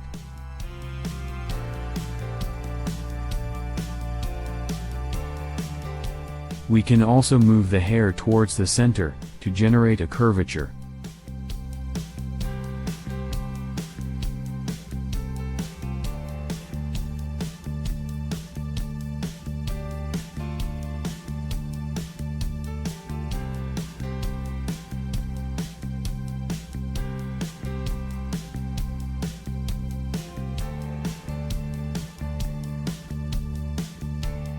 The same on the other side.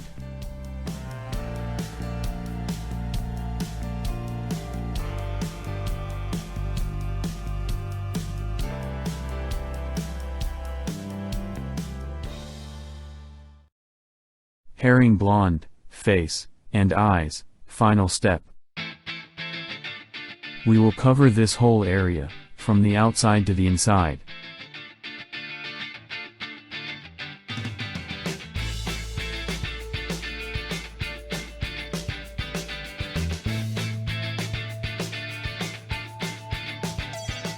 We will always do the same on the other side. Here we will put the same blonde mixture that we have put in the chin. Remember that if you don't see the hair lengths, you can check the template.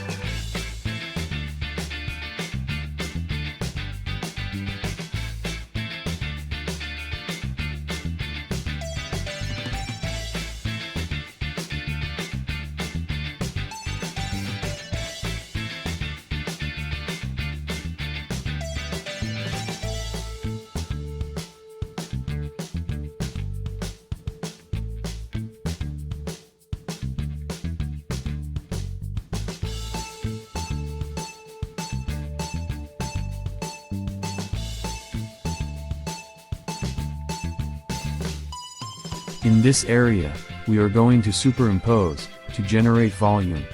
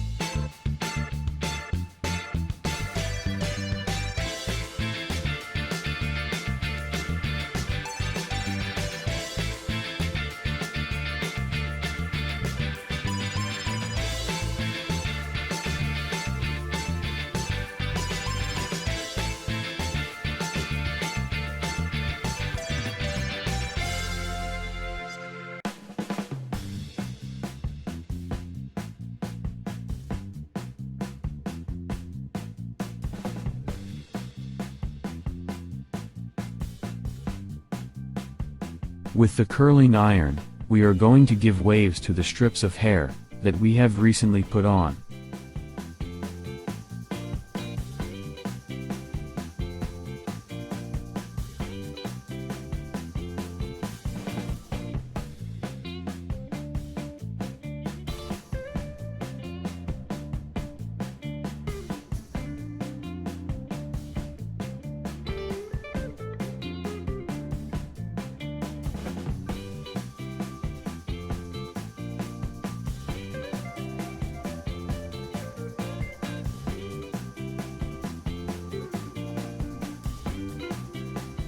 Optionally, we can reduce a very long strip, or to level, always fraying at the end, with a sharp cutter.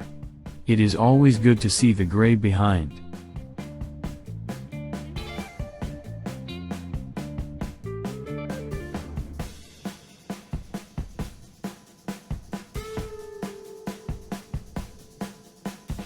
Optionally, to highlight some locks of hair, we can put some of color 27 without mixing.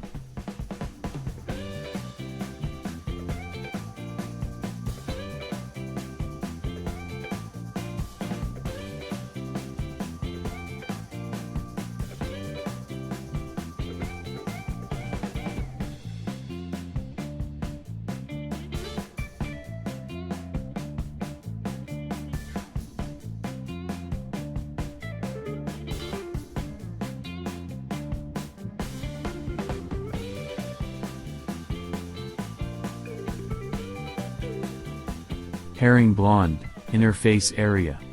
To the blonde mixture that we had made before, we are going to add the color 27.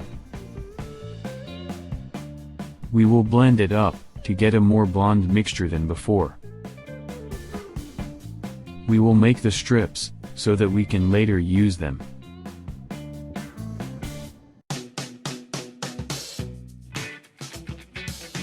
With these new strips of hair, we will cut them about 10 to 12 centimeters.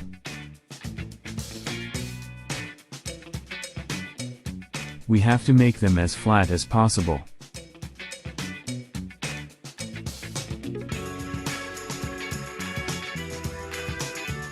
We can add some hairs of color 27 without mixing interspersed.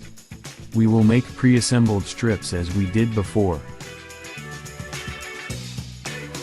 We put glue on the end. And we spread up. Once it is dry, we can comb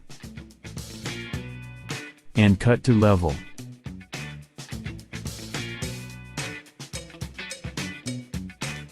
And we are preparing the strips very flat. We can also cut with scissors if it is easier.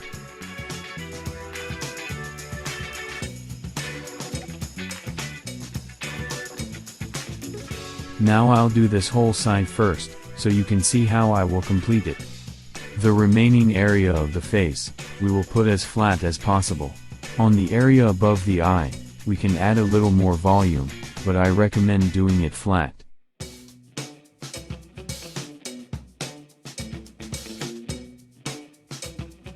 We will always put from the outside in, and following the direction.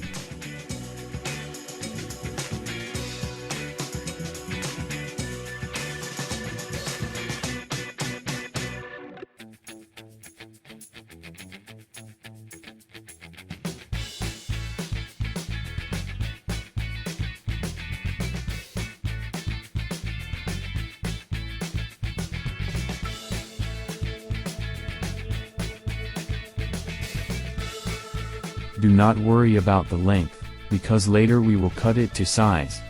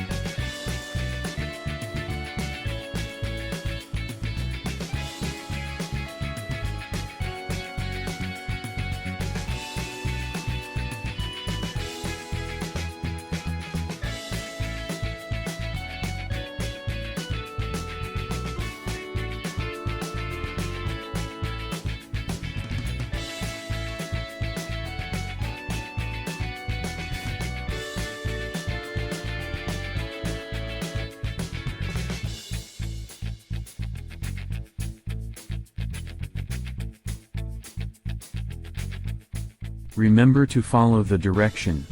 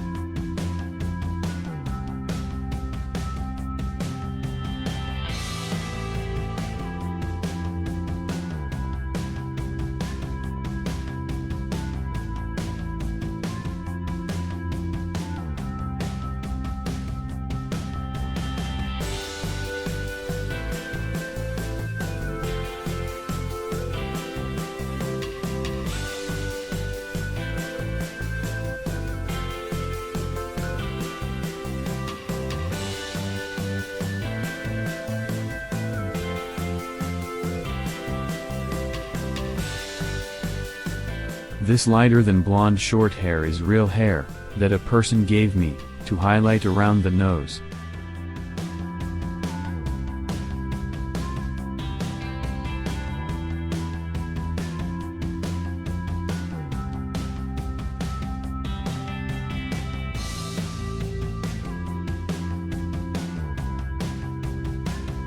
We only missed the eye, that we will do it later.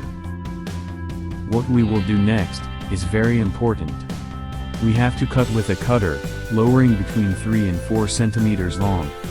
The important thing is that the end of the strip covers the glued area of the strip below.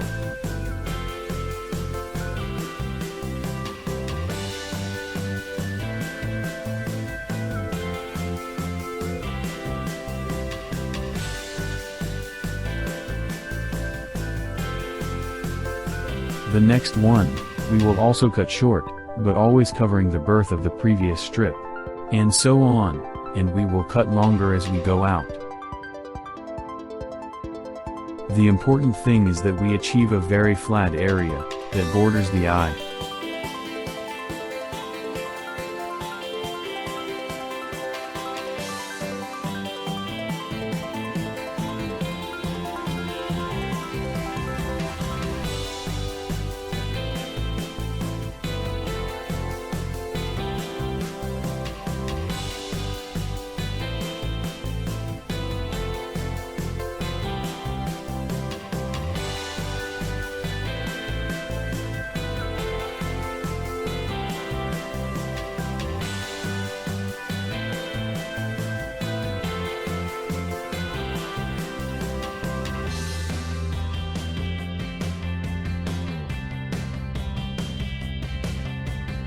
We can comb the area to validate how flat it is. To cover the eye, we will make more but shorter strips. We will also use a little of the gray mixture for the inside of the eyes.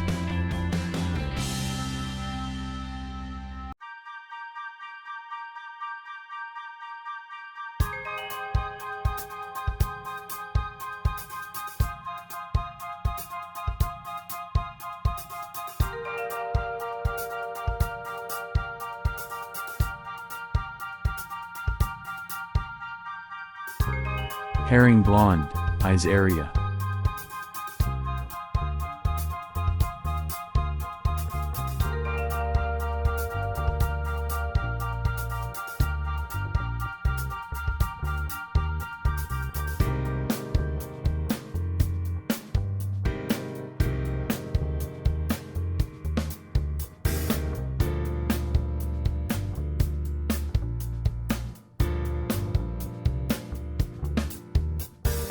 Always follow the indicated direction.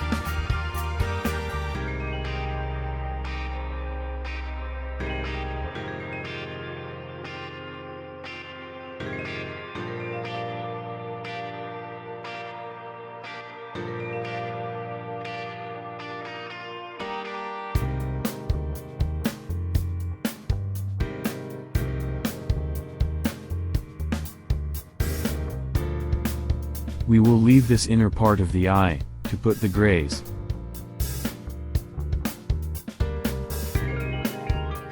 Remember that later, we will cut them to the desired length.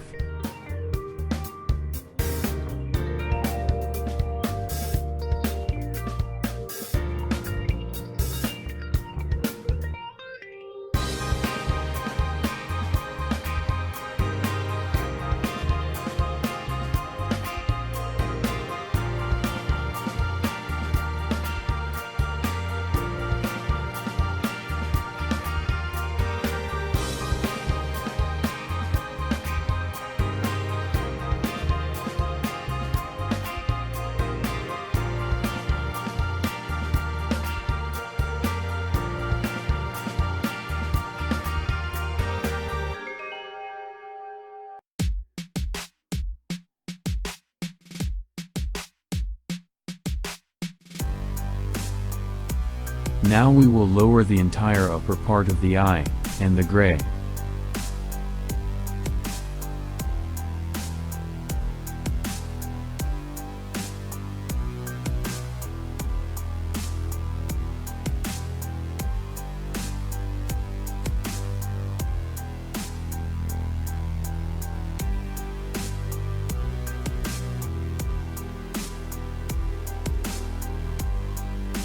Also, when fraying, I recommend checking a reference image to achieve the same look.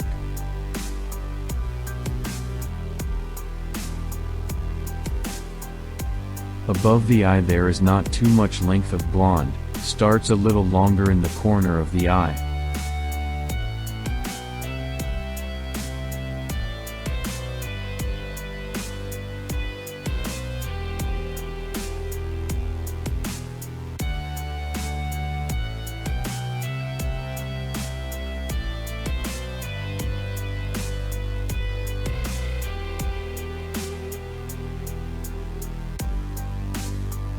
The idea is to fray to make spaces between the locks of hair, so the gray is visible from behind.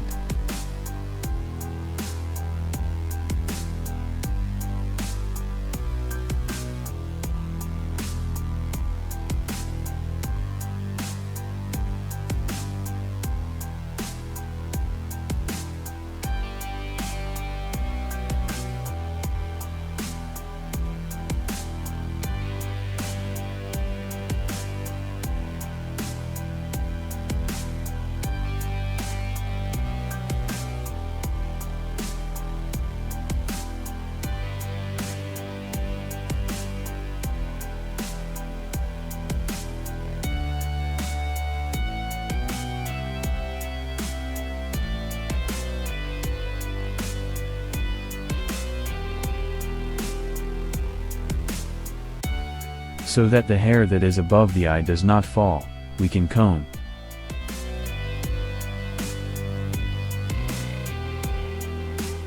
We can also generate volume to make it look better.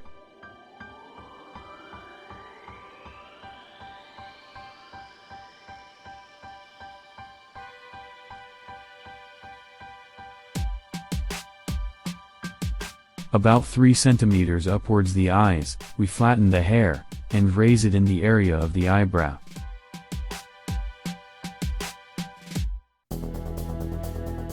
We can also use hairspray to fix the hair in the place we want.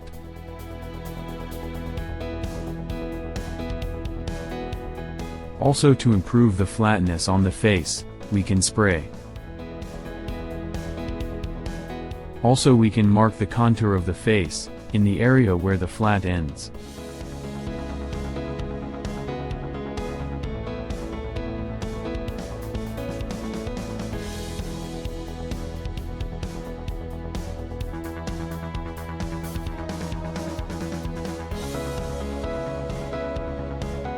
Also, behind the eyes, we can cut the excess of the pre-assembled hairs.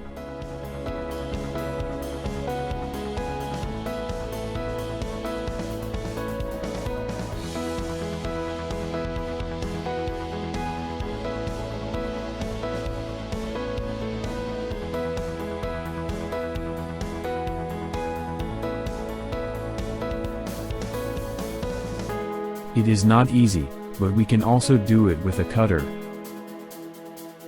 To darken certain places of the eye, we will use a permanent black marker.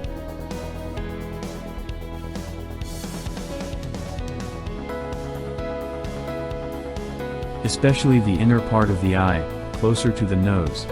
Also on the inner edge of the eye.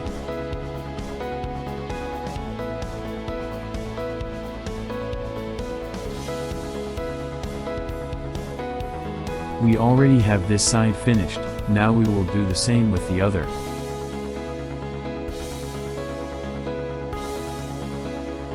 Another way to make the pre-assembled hairs, so as not to get dirty, is to use paper tape.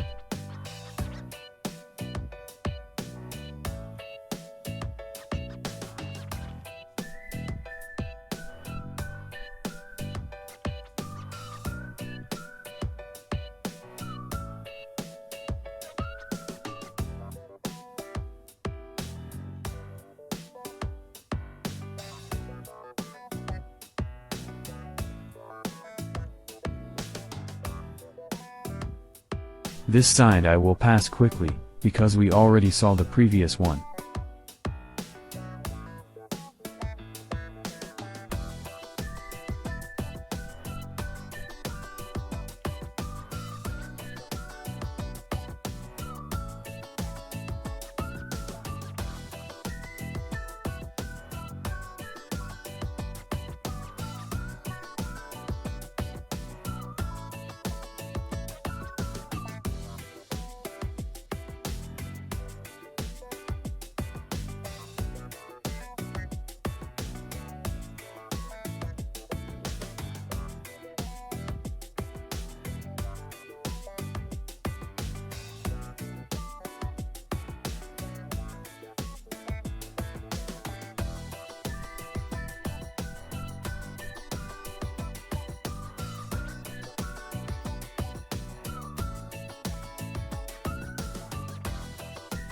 The rest of the spaces in the eyes, we will leave for the grays.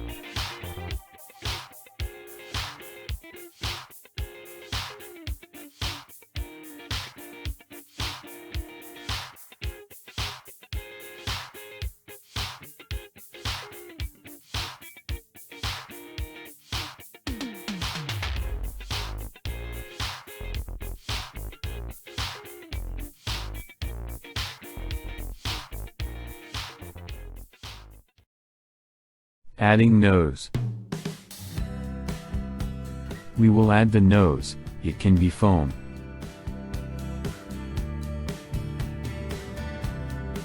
Or 3D printed. To allow air to enter the interior, we will make some small holes. For this, we will use an old antenna, a cylinder, or the back of a marker.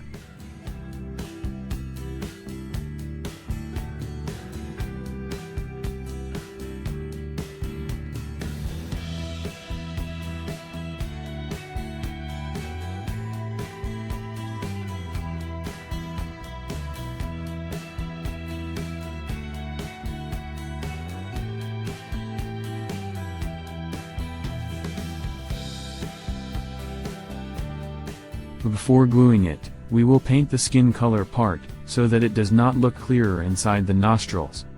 Once the paint is dry, we will put glue on both parts.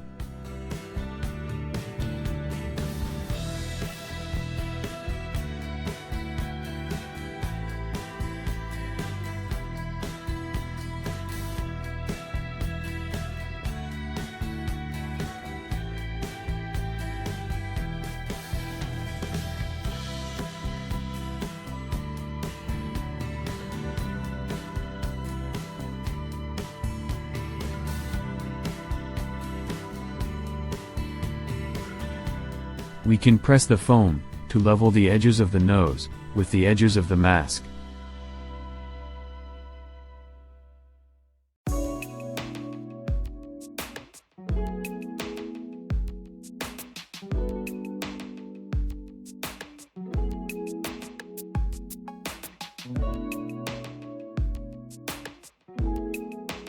Now in the holes that could be left uncovered, we will add hair.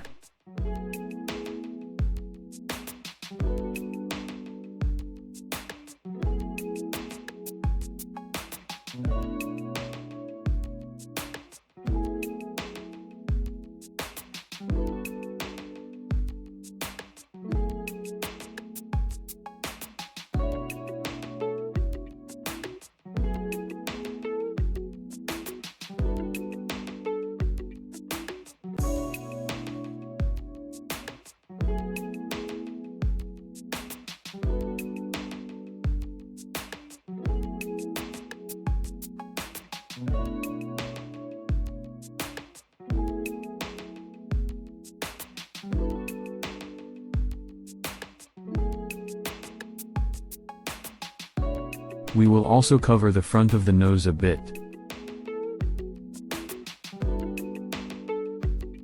We will put glue on the side of the hair strip.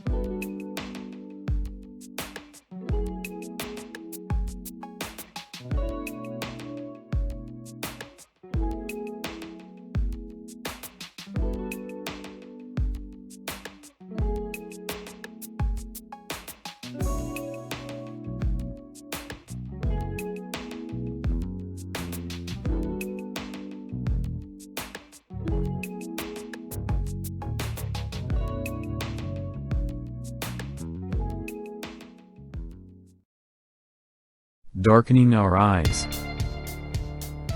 To darken our eyes to use the mask, we will use paper tape. We will make some 2.5 cm squares on each side. Now we will paint them with black permanent marker.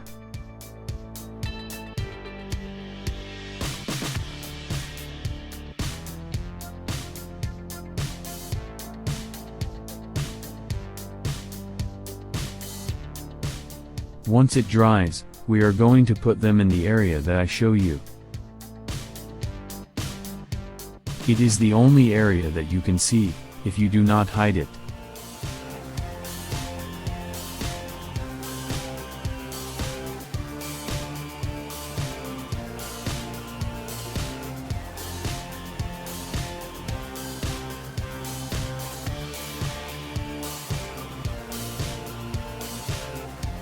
How can we see? The hole allows only the eye to see. It is important that we fix the foam in the eye area with heat, to the eyes of the person who is going to use it, before hairing.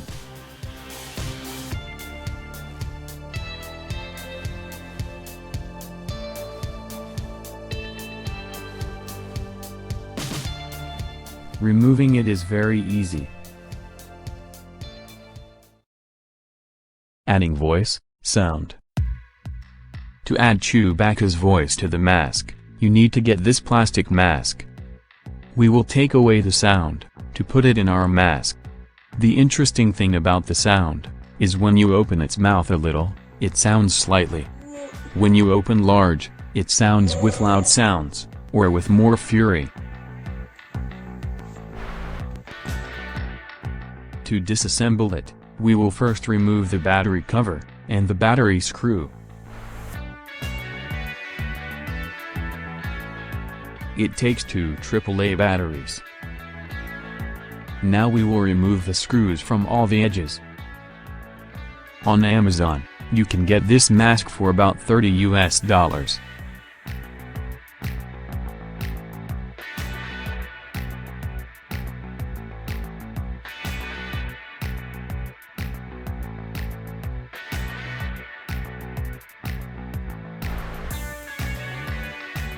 We will also remove these from the face.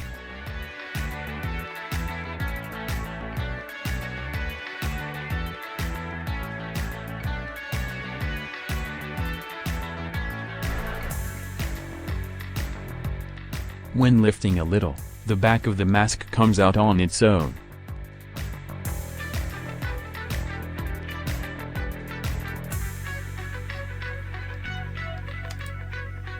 Now we will remove the chin. To show you the system, what we see are 2 small buttons that activate the sounds.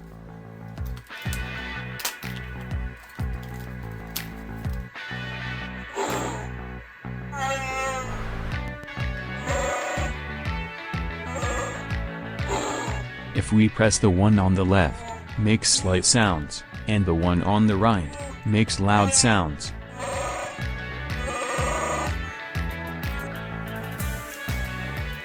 What activates each button, according to the opening of the mouth, is this wheel. Now we will remove the entire sound system from the mask. Remember to keep these 2 screws well, to use them later.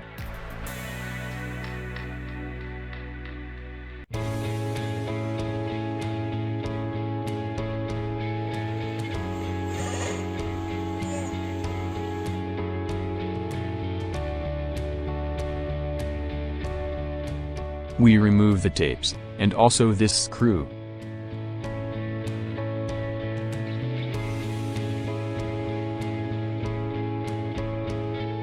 We also release this port, connected to the system.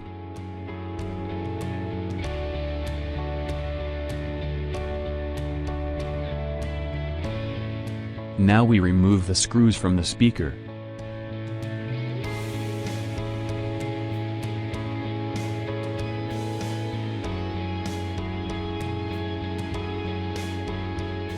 This is the speaker, that if you have a tin soldering iron, you can put a better one if you want.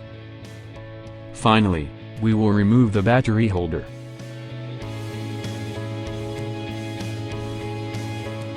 It comes glued, not so much, but we will need to apply a little pressure, to unhook it. In this way, we have the entire system outside the mask.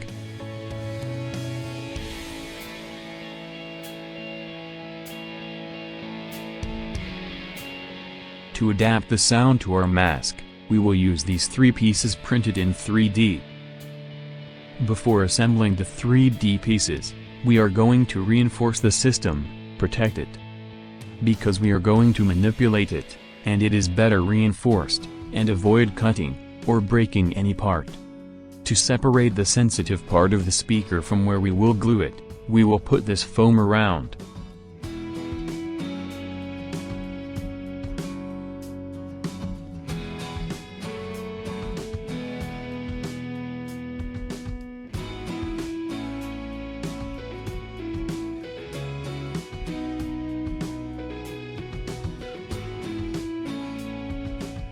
The foam will prevent it from being in contact.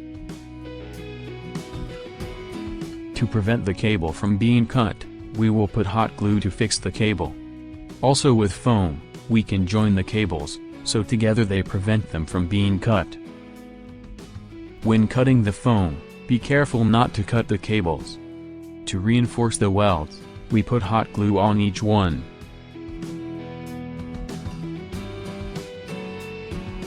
we will make a back cover to the speaker, with 2 mm foam thickness.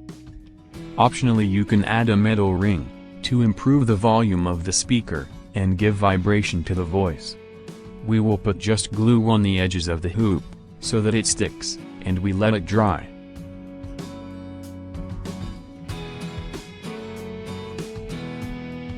We will put the back cover.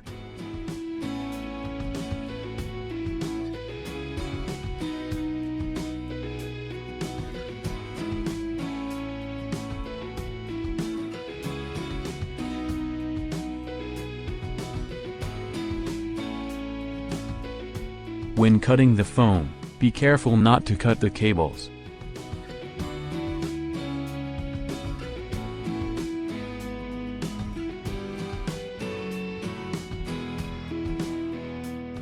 To protect the board, we will cover it with foam.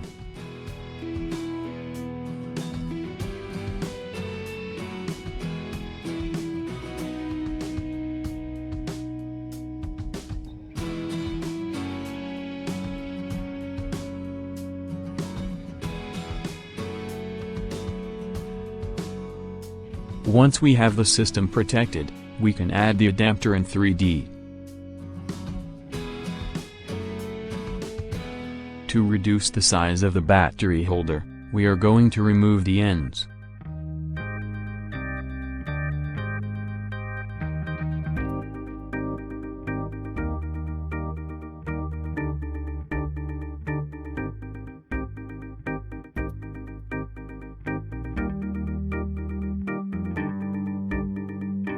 We will use pliers to be able to bend and remove this end.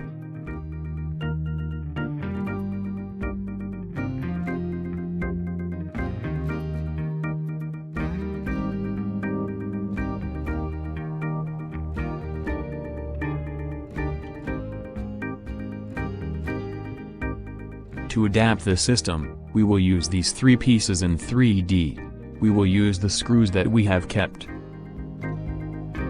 First we will put this screw, let's not tighten too much, because below are the cables.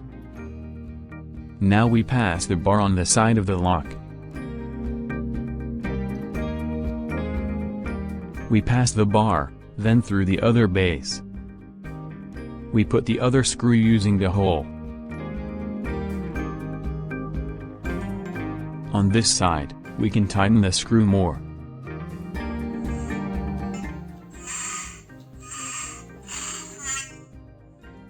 On the side of the lock, we will tie an elastic band. With 2 mm foam we will make a tensor.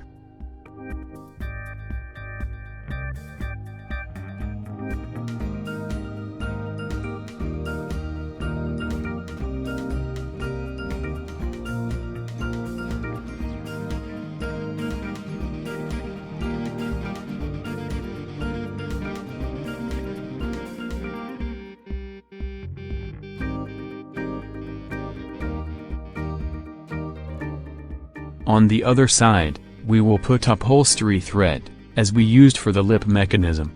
To reuse the lower lip mechanism support, we'll put the sound system next to the lip mechanism.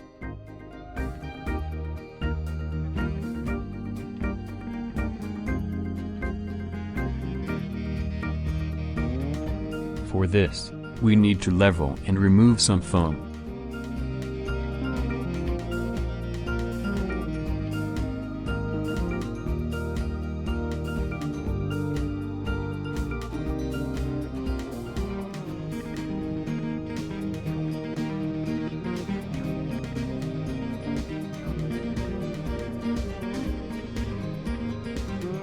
Now we will remove some Velcro from the other end.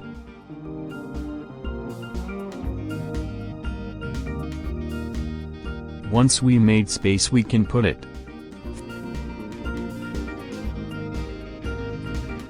First we will make more holes for the speaker.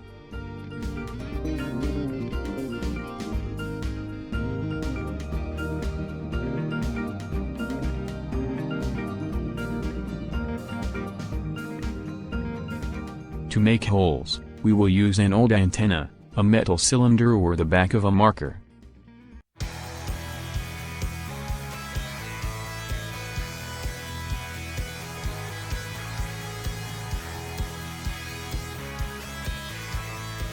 We will also cut this line, to create a hole for the speaker.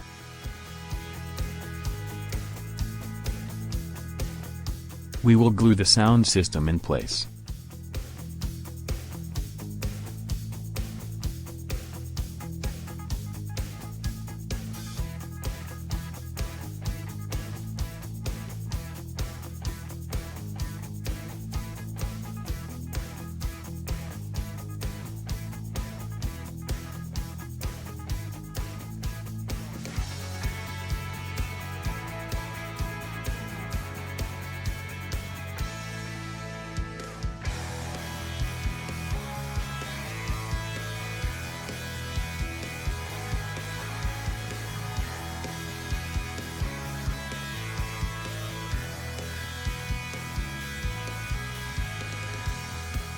Let's glue the speaker.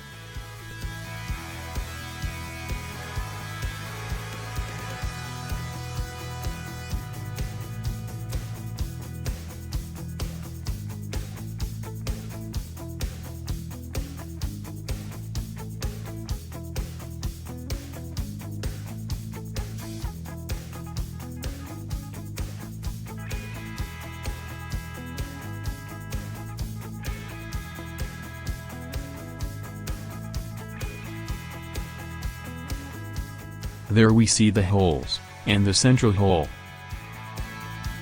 Now we will tie the thread to the same support of the lip mechanism. It is not easy to pass it, but opening its mouth makes it easier. The support is the one that is seen there in the distance. We can open its mouth with a paper tape or any other element. Once we tie it, we can glue the upper tensor.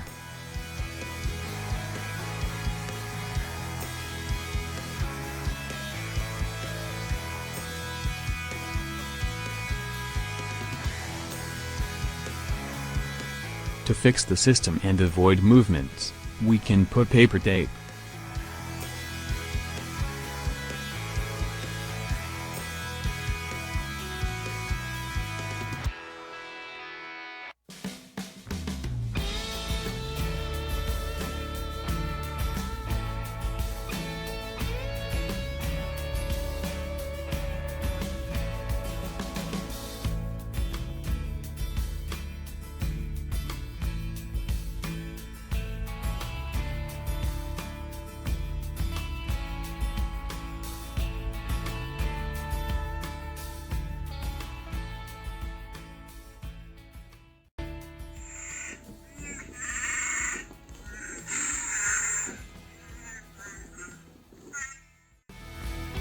We will put the battery holder in the hole of the chin, with the board.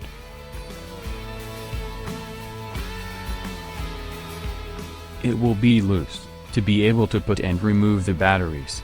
It will also be fixed with the chin support.